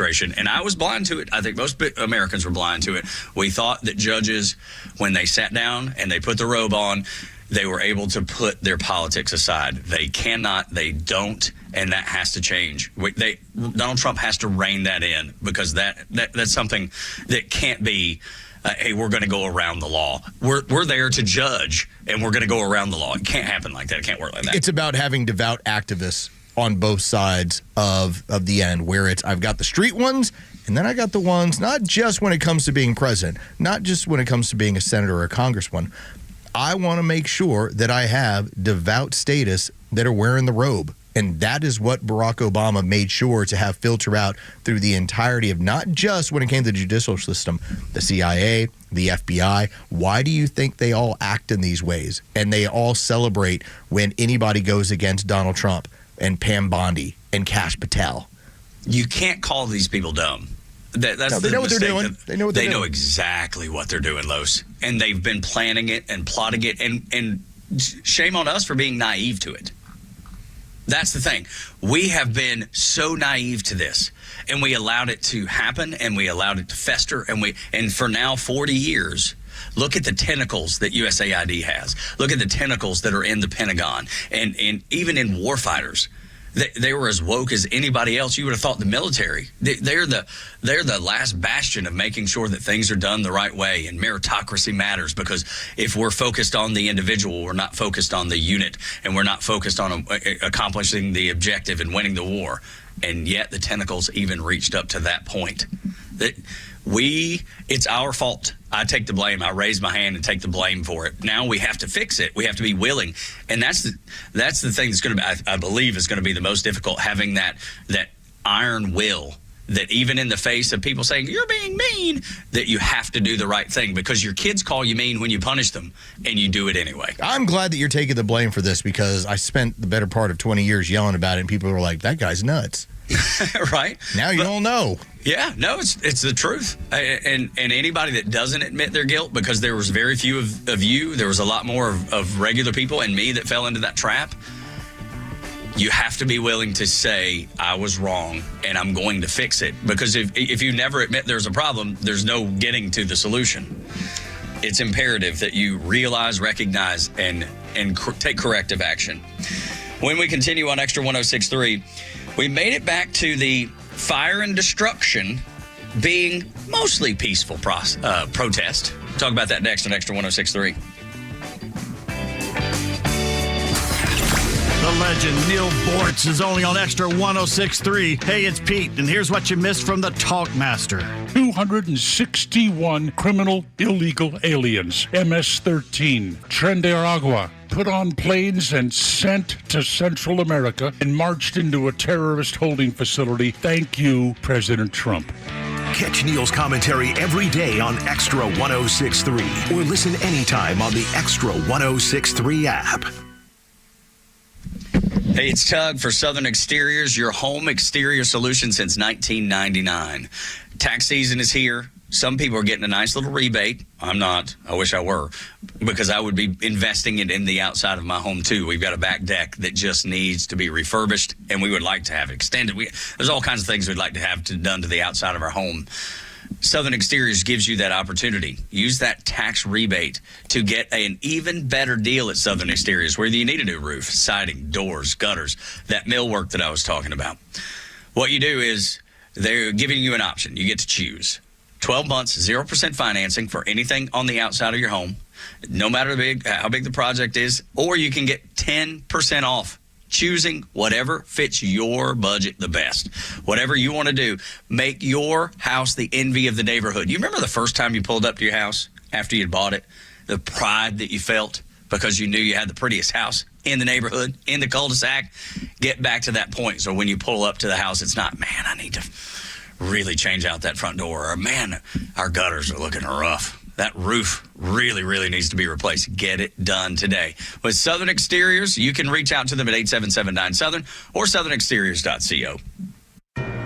Atlanta Braves fans, May is Military Appreciation Month, and a great time to show your patriotism by purchasing a VIP table at the Warrior Alliance 4th Annual Veteran Impact Awards and Gala. The event will be held on Thursday, May 22nd at the Coca-Cola Roxy Theater at the Battery Atlanta, and features dining, live entertainment, and Georgia-based veterans being honored for the significant contributions they are making in our communities. Purchase your VIP table today or make a donation at thewarrioralliance.org. Hey, it's a Kimmer. You know, a great smile can make you more successful as well as make you happy. Yes, it's true. And your smile's waiting for you at my dentist, Dr. Dina Giesler, my friend for 30 years and dentist forever. This woman at Atlanta Smiles, atlantasmiles.com, the dentist with the doggy. It's really true, whether it's just regular cleaning or bridges or crowns or are your teeth bothering a little bit, maybe a little ache or something, or your gums it's not going to get better on its own. Take it from me, I found that out the hard way. Taking care of your teeth and gums, and everybody's happy. And by the way, you can relax with Dr. Dina. This is an individual, private VIP experience. The latest technology. She used AI to get my last thing done at my last visit. And don't forget the doggy. She's a little doggy to take a nap in your lap while you're getting your work done. And this staff, these ladies are angels, I promise you. You'll love going there. A veteran herself, Dr. Dina, 10% veterans discount off the top. Tell them when you call. 404-262-7733. Your smile's waiting. Get the doggy at atlantasmiles.com. Hey there, I'm Tara, owner and publisher of Our Town Monthly, Cobb's premier lifestyle magazine. And I'm Josh Brooks with Southern Rodeo Company. We've teamed up with Vice Rodeo Productions to bring an exciting first-in-class rodeo to Cobb. This family-friendly event has it all: food, games, novelties, and shopping. Cheer on the athletes of the International Professional Rodeo Association and witness some of the best bucking horses and bulls in the industry. Join us for a fun, fast-paced, action-packed event featuring top cowboys and cowgirls from the United States and Canada. With paved parking, indoor restrooms, and covered seating, it's a great experience for everyone. The rodeo will be held at Jim R. Miller Park on April 4th and 5th. Get your tickets online at rodeotickets.com. Buy early. It's going to be a sold-out crowd. Thanks, Josh. We appreciate Cobb County Pro Rodeo for choosing Our Town Monthly to promote the rodeo, and we look forward to seeing you there. And remember, our town is your town. Our Town Monthly. When you hear the term living better, what do you think about? More money, bigger house, maybe a yacht? Or do you think how you feel physically, how you wake up every day, how you sleep, what activities you can and can't do? When you feel good, life is good. It's easy for us to take our health for granted until we can't. I came to that reality when I started feeling pain every day at about 45, and I started to lose hope until I found Relief Factor. Relief Factor is a daily supplement that fights pain naturally. Developed by doctors, it doesn't just mask the pain temporarily. It helps reduce or even eliminate pain. In fact, the longer you take it, the more effective it is. Give their 3-week quick start a try. It's $19.95, less than $1 a day, and it takes one phone call, 800-4-RELIEF. That's 800-4-RELIEF. Wherever you're hurting in 3 weeks or even days, Relief Factor can give you a chance to rediscover the true meaning of living better again. ReliefFactor.com. ReliefFactor.com, 1-800-4-RELIEF. The stories that matter to you. These are your Georgia headlines. Here are your headlines for Friday, March 21st. The state Senate and House have now passed a $250 tax rebate for Georgians who filed tax returns in 2023 and 24. Governor Kemp is expected to sign it. It'll be the third such rebate in the past 3 years. A man accused of killing a Marietta woman earlier this month has been identified as a non-U.S. citizen by ICE. Hector David Rivas is being held at the Cobb County Jail. According to jail records, his birthplace is listed as Honduras. An Atlanta man held hostage by the Taliban for 2 years is being freed. George Glesman was detained in Afghanistan in late 2022. Secretary of State Mark Rubio confirmed his release on X earlier this week. Today's weather, starting chilly in the 30s with clear skies. It'll warm up to the mid-60s this afternoon. Clear skies are expected all weekend with highs in the mid-70s. With your headlines, I'm Jerry Payne. 9 o'clock hour is brought to you by Southern Exteriors, your home exterior solution since 1999. Windows, doors, siding, gutters, millwork, they do it all, and they will give you a great deal, especially during tax season. You can use that rebate you're getting and pair that with either 0% financing for 12 months or a 10% discount, 10% off, whatever the job is, no matter how big. SouthernExteriors.co is the website. SouthernExteriors.co, 877-9-SOUTHERN is the phone number. Have y'all seen Ninth Circuit Judge Lawrence Van Dyke? I have not. What do we got here? This guy. So in California, there was a Second Amendment case that came before the Ninth U.S. Circuit Court of Appeals, and they ruled 7-4 in favor of the state's restriction on Second Amendment, and it was to do with magazines, the magazines that you're allowed to have there in California. So what size? Is that? Yeah, I mean, yeah, that's the typical. amount. Yep, that's right. Yeah, the size, the capacity of the magazine. Okay. So Ninth Circuit Judge Lawrence Van Dyke, in his dissent, he recorded himself in his chambers giving a firearms demonstration, and he did that to point out he was in favor of the Second Amendment and they got the ruling wrong. I mean, he has got a table, basically his table in his office. I mean, there's like 4 or 5 handguns on there. He's taking them apart, showing you how to use them. It was just such a brilliant display of dissent. You know, I mean, it was more than just, hey, I don't agree with this and I'm going to write it down. I'm going to take this 18-minute video and walk you through all kinds. The short piece that I've been able to watch was about 3 minutes, and that's when he's got, like I said, 5 or 6 handguns, and he takes them apart, puts them back together. But it's my understanding if you go further into it, he even brings out long guns. And, dude, I think it's fantastic that he rubbed it. And let me tell you, all the people on that court, the Ninth Circuit that held up the ban, are now writing letters, to condemn what he did. Oh, complaining about his actions of posting a video, giving you a gun safety and gun lessons instructions. Right. Yes. All right, so the question becomes, what is too much? Is there such a thing as a capacity magazine that is too much? Because we've had rulings that other courts have supported in terms of, for instance, if you want a suppressor, you got to go through a process to get it. It's not like you can just show up to a store and buy a suppressor in most states like anywhere else. You have gun rights. You can go buy a shotgun and you can have a shotgun within a couple days. But when it's an extension of that, and I wonder if that's where magazine capacity falls in, and that's how they're trying to rule it. Probably. Yeah, probably so. A very wise way of looking at it. But I just love the fact that he's like, I don't agree with it. And so much so, I'm going to do something that I know will piss them off. Worse than my not voting with them. I'm going to celebrate the Second Amendment. It's weird how they get so worked up. If just the idea that, did he have guns in his office and was I near those guns? Oh, my God. It could have gotten itself up off the table, loaded itself, and shot me itself. Like, have you ever been around people that get uncomfortable if they see somebody who's open carrying? Yeah. Because I look at it and I'm like, oh, that's okay. Like, I saw a guy, I was over at an auto parts store. I was getting some new wiper blades for my wife's car. And a guy got out of his truck, and he was clearly open carrying. He just had it on his hip. Looked like he'd probably been at the job site doing some work, doing whatever he was doing. Right on. And I went, well, suddenly I feel pretty good around here. Yeah, I was like, because that dude is going to take out anybody. And he's probably that comes in here acting a fool. Exactly. And he's probably been trained. He's probably worked at it. Now, I hope he has, or else he's going to be going wild with this thing.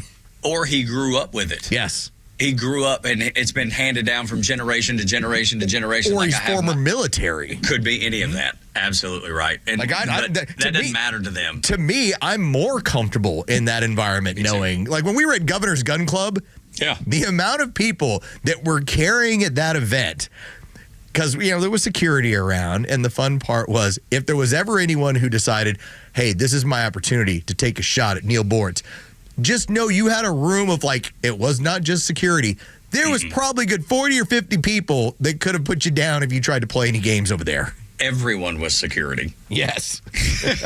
I've never been more comfortable at one of these events. Right, man. You feel very, very safe. It's like, you remember the comedian, and I don't have it in front of me, we don't have the audio or anything, but there's the comedian that does the whole stand-up routine about if people came to invade mainland United States and made the mistake of invading the South.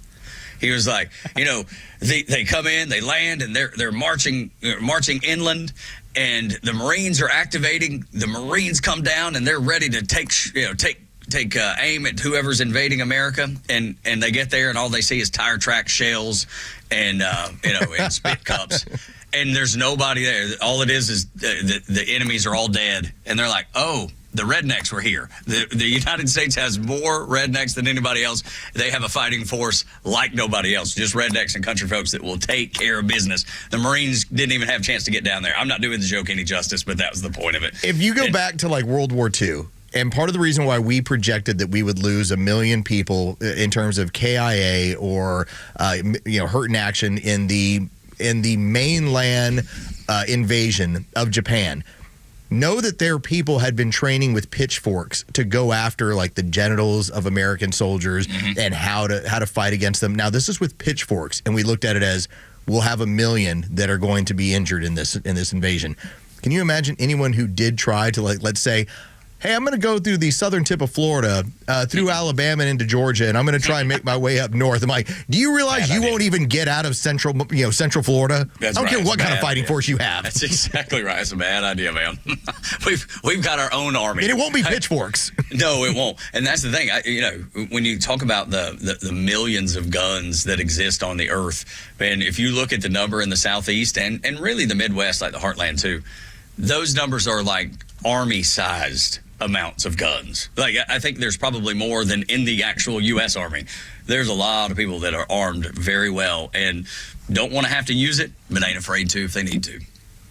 Morning Xtra and Extra 106.3. I don't know if you've noticed this, too, that we're back to peaceful protests.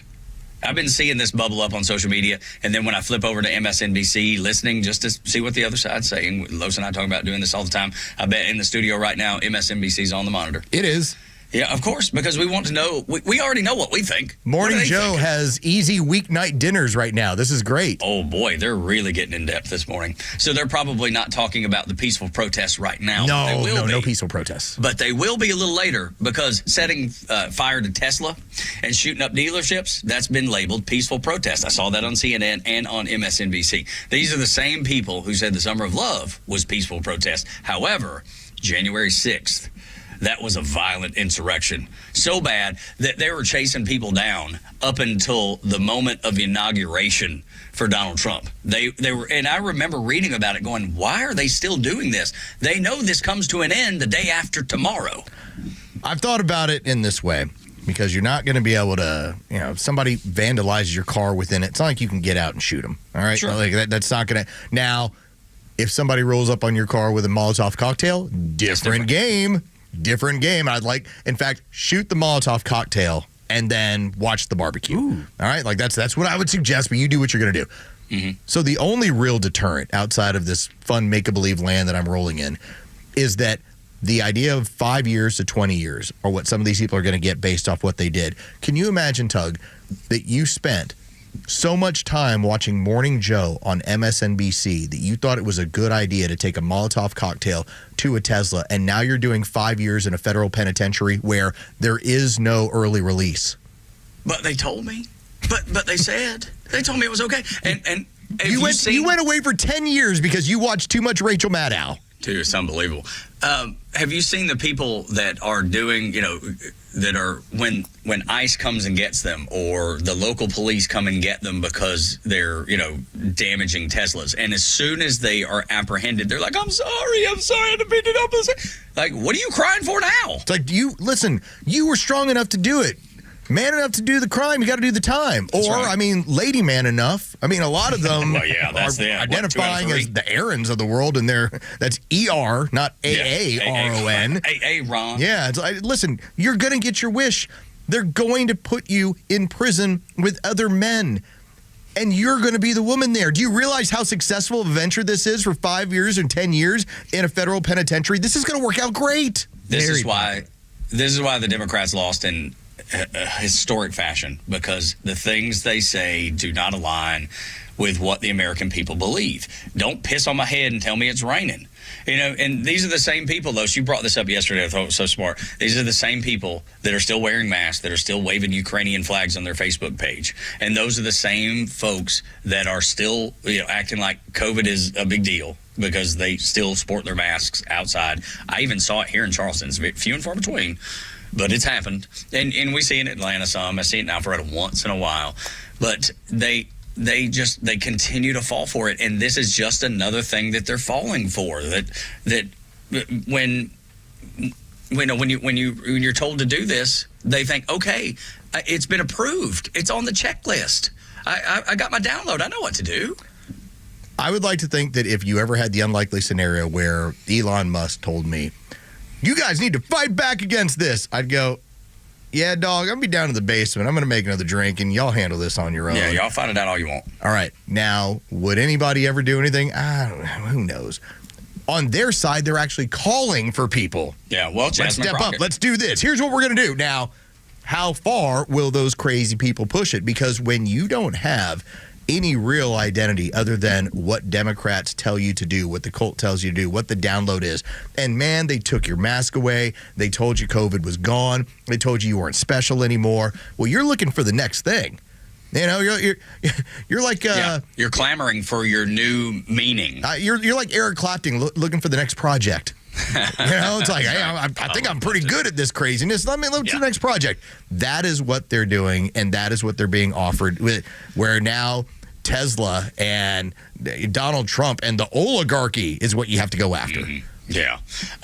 Another guy that's they really are funny. the oligarchy, by the way. That's right. Yeah. I don't know how you missed that, and yet because they've not been told that, they don't process it. Because they don't think for themselves. They never have, and I don't expect they ever will. I tried to bring up the joke about the invading force in the South, and though I flopped, George Carlin never did, and he told you a long time ago, Los, about the Department of Education. This is like 30 years old is when he got up on stage. Now, this is getting to where this is like pre-cancer George Carlin, so he's getting older at this point, but yet still has the mental clarity of where things are going. Take a listen. I think this is from like 1998, 1999, and he told you where American schools were going. Speaking of child abuse, next stop, grade school.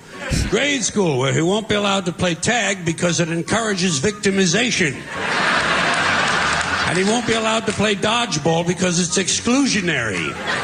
And it promotes aggression. Standing around is still okay. Standing around is still permitted, but it won't be for long because sooner or later some kid is going to be standing around and his foot will fall asleep and his parents will sue the school and it'll be goodbye f***ing standing around.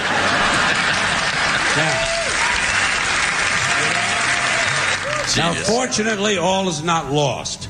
All is not lost because at least we know that when he does get to play, whatever games he is allowed to play, the child will never lose. We know he'll never lose because in today's America, no child ever loses. There are no losers anymore. Everyone's a winner. No matter what the game or sport or competition, everybody wins. Everybody wins, everybody gets a trophy. No one is a loser. No child these days ever gets to hear those all-important character-building words, "You lost, Bobby." You lost. You're a loser, Bobby. They miss out on that. You know what they tell a kid who lost these days? You were the last winner.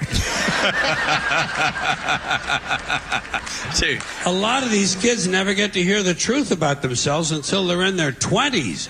When their boss calls them in and says, "Bobby, clean the shit out of your desk and get the out of here, you're a loser." There's plenty of losers. That's the only thing I'd push back on. They may not have been told, to his point, but there's plenty of losers out there. That is nearly 30 years old of telling you where schools are going. And brilliant. I just love the whole, like, standing around's not illegal yet until you get sued and standing around goes out the door. And then he said dodgeball was exclusionary. No, it's not. The only thing I'd push back on is, no, it's not. Whoever's standing there is going to get drilled by the ball. It doesn't matter who you are. Yeah, that was brilliant. Good old George Carlin nailing it, 30 years ago. Isn't it great how comedians are such good observers of life that they turn it into something that we can all enjoy? That's the beauty of comedy. That's why I love comedy so much. I heard there's a new comedy club like off Windward Parkway that I'd never heard of. My wife told me about it last night. Oh, I'm in. That may be a new stop for us, man, where we could both converge on that. We're both 10 minutes away from it. No, you got to look it up. There's a really good one in the Marietta Square. Went there last Friday night. And oh, that's right. Yep. What was it called? It's the Alley Stage. They do comedy Friday and Saturday nights. Okay, the Alley Stage. I love it. So if there's great places to see comedy, let us know about it because that's something that we all enjoy on this show and would love to share it with you too. Helium Comedy Club? That's like, I used to live right around the corner from here. So it's not new. On Windward, no. Yeah, no, I'm just saying. I used to live right around the corner from where it is. Oh, got it. Yeah, because my wife was, at the hairdresser, whatever, getting the hair done, and the lady was doing her hair, told her about it, and she was like, "Oh my gosh, we love comedy clubs. We used to go all the time before Jacob was born. We used to go to the one in Chattanooga all the time. It was called the Comedy Catch. I saw Tracy Morgan there. Saw so many comics that are big nowadays there in that little bitty club in Chattanooga."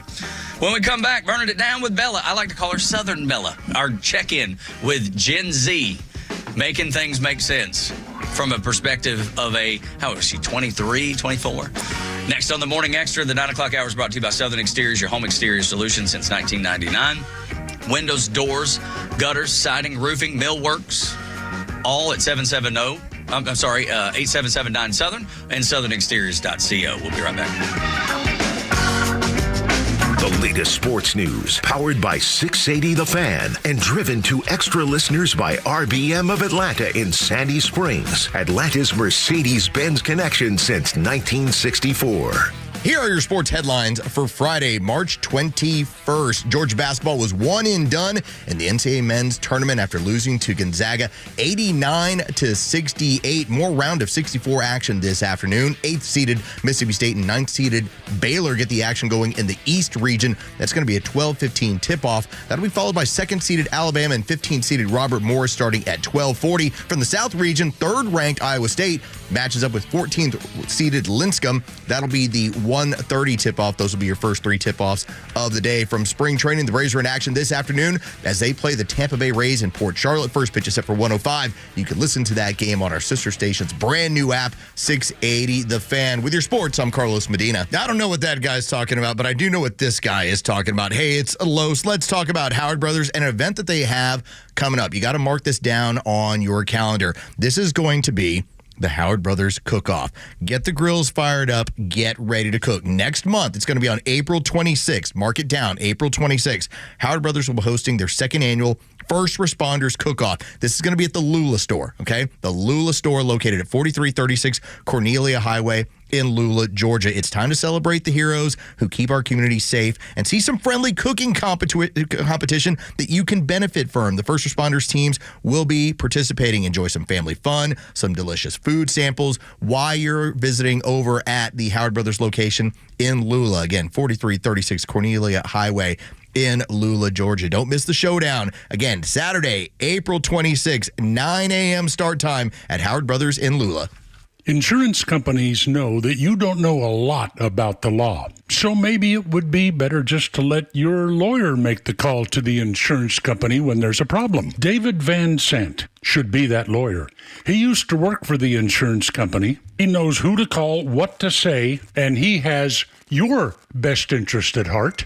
Plus, if you don't get paid, either does he. Van Sant Law, 855-GA-INJURY or vansantlaw.com. Hey, homeowners, it's Flounder, and I'm here to keep you warm. Well, I won't, but my friends at Dobbs Heating and Air will. As a new homeowner myself, I prefer working with local, family-owned companies who value what matters to me and treats my home like it's their own. The Dobbs family have a passion for what they do, and taking care of people is their primary goal. So if your home needs help staying warm right now, call Dobbs Heating and Air and experience the Dobbs difference. And check them out online at dobbshvac.com. You know the old expression, I love it when a plan comes together? Well, with our First Liberty Notes, this has been so true. Hello, I'm Brant Frost, founder of First Liberty Building and Loan. You hear about our family's company all the time right here on the station. For over 30 years, we've been the local lender who said yes when the big banks say no. A couple of months ago, we opened up our First Liberty Notes program to Main Street investors just like you, and the response has been just incredible. Folks from airline pilots to physicians to even pastors are now earning 8 to 13% interest rates while helping to fuel the growth of local small businesses. If you're a qualified investor with a minimum of $25,000, you too could be earning 8 to 13% interest. We'd love to have you join our First Liberty family today. Go to firstlibertyga.com and see if our First Liberty Notes are right for you. Go to firstlibertyga.com. That's firstlibertyga.com. First Liberty Notes are not obligations of or guaranteed by any financial institution and are not secured by any collateral. They are not FDIC insured or guaranteed by any government agency. You could lose money. SEC accredited investor status must be verified. Securities not offered in any jurisdiction in which it is unlawful. It's here. The factory-authorized Liberty Safe truckload clearance event. For 3 days only, the Safe Market and Liberty Safes of Atlanta is slashing prices by up to 40% on top-quality American-made safes. Gun safes, home security safes, all must be sold. With 3 convenient locations, there's never been a better time to buy. Thursday, March 20th through Saturday, March 22nd only. Shop online or come into any of our 3 stores for more savings. Call 770-242-0055 or visit thesafemarket.com. 770-242-0055. Live and local news talk continues at 3 p.m. with Kimmer, Pete, and Flounder. It's the Kimmer Show, only on Extra 106.3 and the Extra app. Tug and Los until 10 on the Morning Extra on Extra 106.3. We want to get to Pentagon Doge in here in just a second because I think it's so important for the Pentagon to get an audit, actually pass the audit, and find the fraud, waste, and abuse that is in the billions of dollars. Probably the biggest agency that needs the Doge cleaning more than any other. But I want to ask Los about this. Do you think, Los, that it's because you're from Texas that you're so into aliens? The reason I ask that is there is a list of states on Alien Abduction Day, which is apparently today. There's a website. The list of states that you're most likely to experience an alien abduction. Texas is number 6. California is 1, but Texas is 6. I don't think that's the reason, but it certainly doesn't hurt. You're right. Where does Georgia fall on that list? I don't see it. So the bottom 10, I guess we fall in the middle because they don't have it listed, but Alabama is on there, North Dakota, North Carolina, Tennessee, Maryland, New Jersey, Virginia. Those were the I mean, I don't know if these people know what they're talking about. It's just kind of funny to talk about because of how silly it seems to me. But I know Los is, you're different when it comes to that stuff. Different how? Well, because different why? You are more that I've researched and that I recognize what they're looking to do and how they have to consume cow parts. Yes, all that. Yes, that's exactly what I was trying to say and couldn't get it out. I like that. That's what I was trying to say. I wasn't sure how to articulate it. You beat me to it. If you have a run-in with one of the 7 alien races. See, that's what I'm saying. The fact that you know that there's 7 alien races, you should know there's 7. Well, but I don't. I didn't. How would I know that? You should look into this. Well, but yeah. You know what I need you to do? I need you to bust open that Old Testament, start going through it, and go, what does this mean? Okay. Look, I'm going to. I'm going to. Send me something to watch where there's the cross-reference of the Bible, and you got me interested. If you'll send me that, I'll read. I've tried this before. I don't think you've ever sent me that part.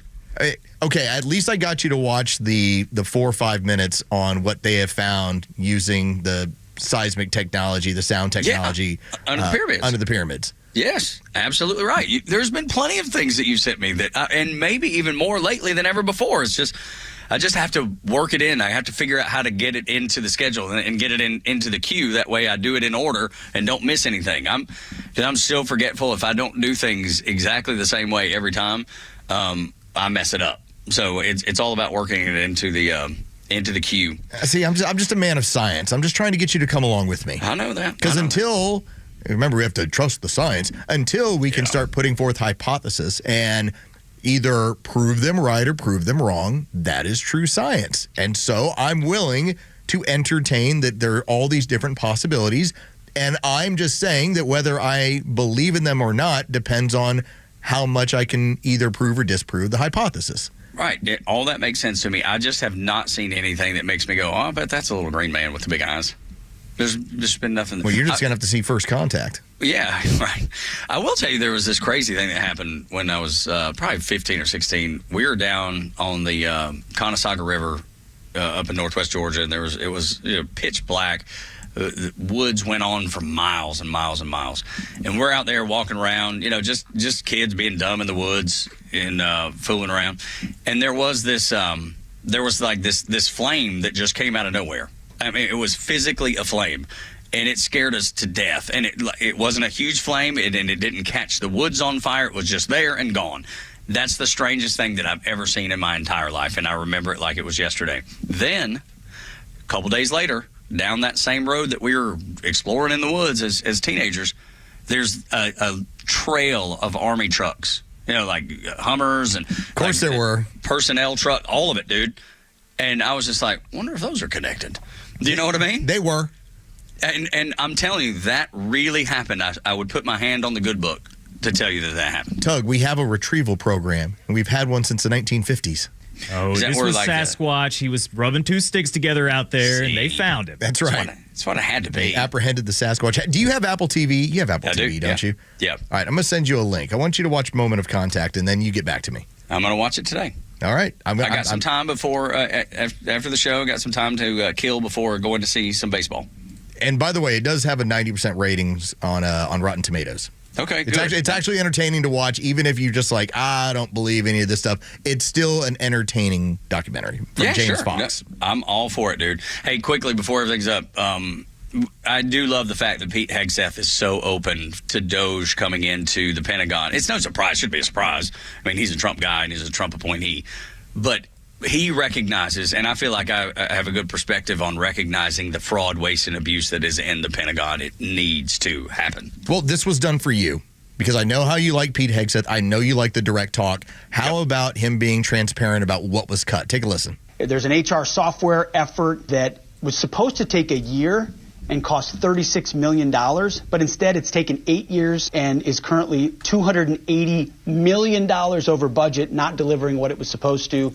So that's 780% over budget. We're not doing that anymore.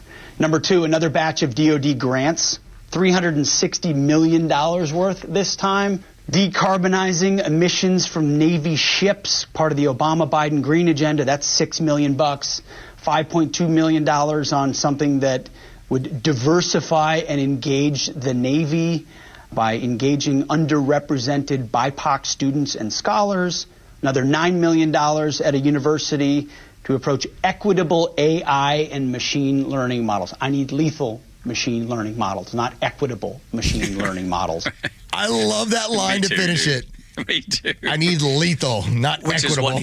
Which is what he's said from the get-go. We are going to turn our military into a war-fighting behemoth, what it's supposed to be. We're going to focus on the right things, not green Navy ships. I want Navy ships that can destroy whatever's in front of them. That's what I want, and that's exactly what Pete Hegseth wants. That's what America needs. Yeah, that's his plan. And how, when he's being that direct about it, here's where we're going to stop spending this stuff, and this money is now going to find its way into making us a more efficient, because that's always the key, because remember, that's what Doge is, and deadlier fighting force. Efficient and deadly. I wish it, I want it to be deadly first. Efficient, yes, but deadly is what I want it to be, because I don't want people messing with the United States. Efficient, and the reason why I use it first is always because from a law perspective, they're able to operate looking for government inefficiency. So when you always point out that to start with, that makes it very difficult for the left to be like, well, what makes you think that they have the right to do it? Because Obamacare allowed it. Created this office to look for government inefficiency. How about some software that was supposed to be installed in a year? It took 8. It's supposed to cost $30 billion, and they're still at $280 million. What in the world? Name me one company that could do that. Let's say Dickey Broadcasting, we wanted to change our broadcast software. And they said, the people that came in said, it'll take us a year. It took them 8. It'll cost you $30 billion. It really cost you $280 million. Nobody can operate that way. Why can the Pentagon? Why can everything in the federal government? Because it was never about that software. It was who's going to get the money on the back end to begin with. Yeah, there was always going to be, as you like to put it, the skids were being greased and everyone was making their money. And as long as no one turned off this particular, this fuel to this fire, then you were fine. You just keep collecting the money. Dude, been a great show. Been a great week. Jere, thank you so much for all the hard work. For Front Office Los, and I'm tell Southern Bella I'm mad at her for bailing on us. Yeah, she can't be trusted. Can't be trusted at all. But we appreciate you being here, caring for the things that we care about, which is the United States of America and our kids and grandkids' future. That'll do it for us. Glenn Beck is up next. Have a great weekend, and y'all come back now. You hear?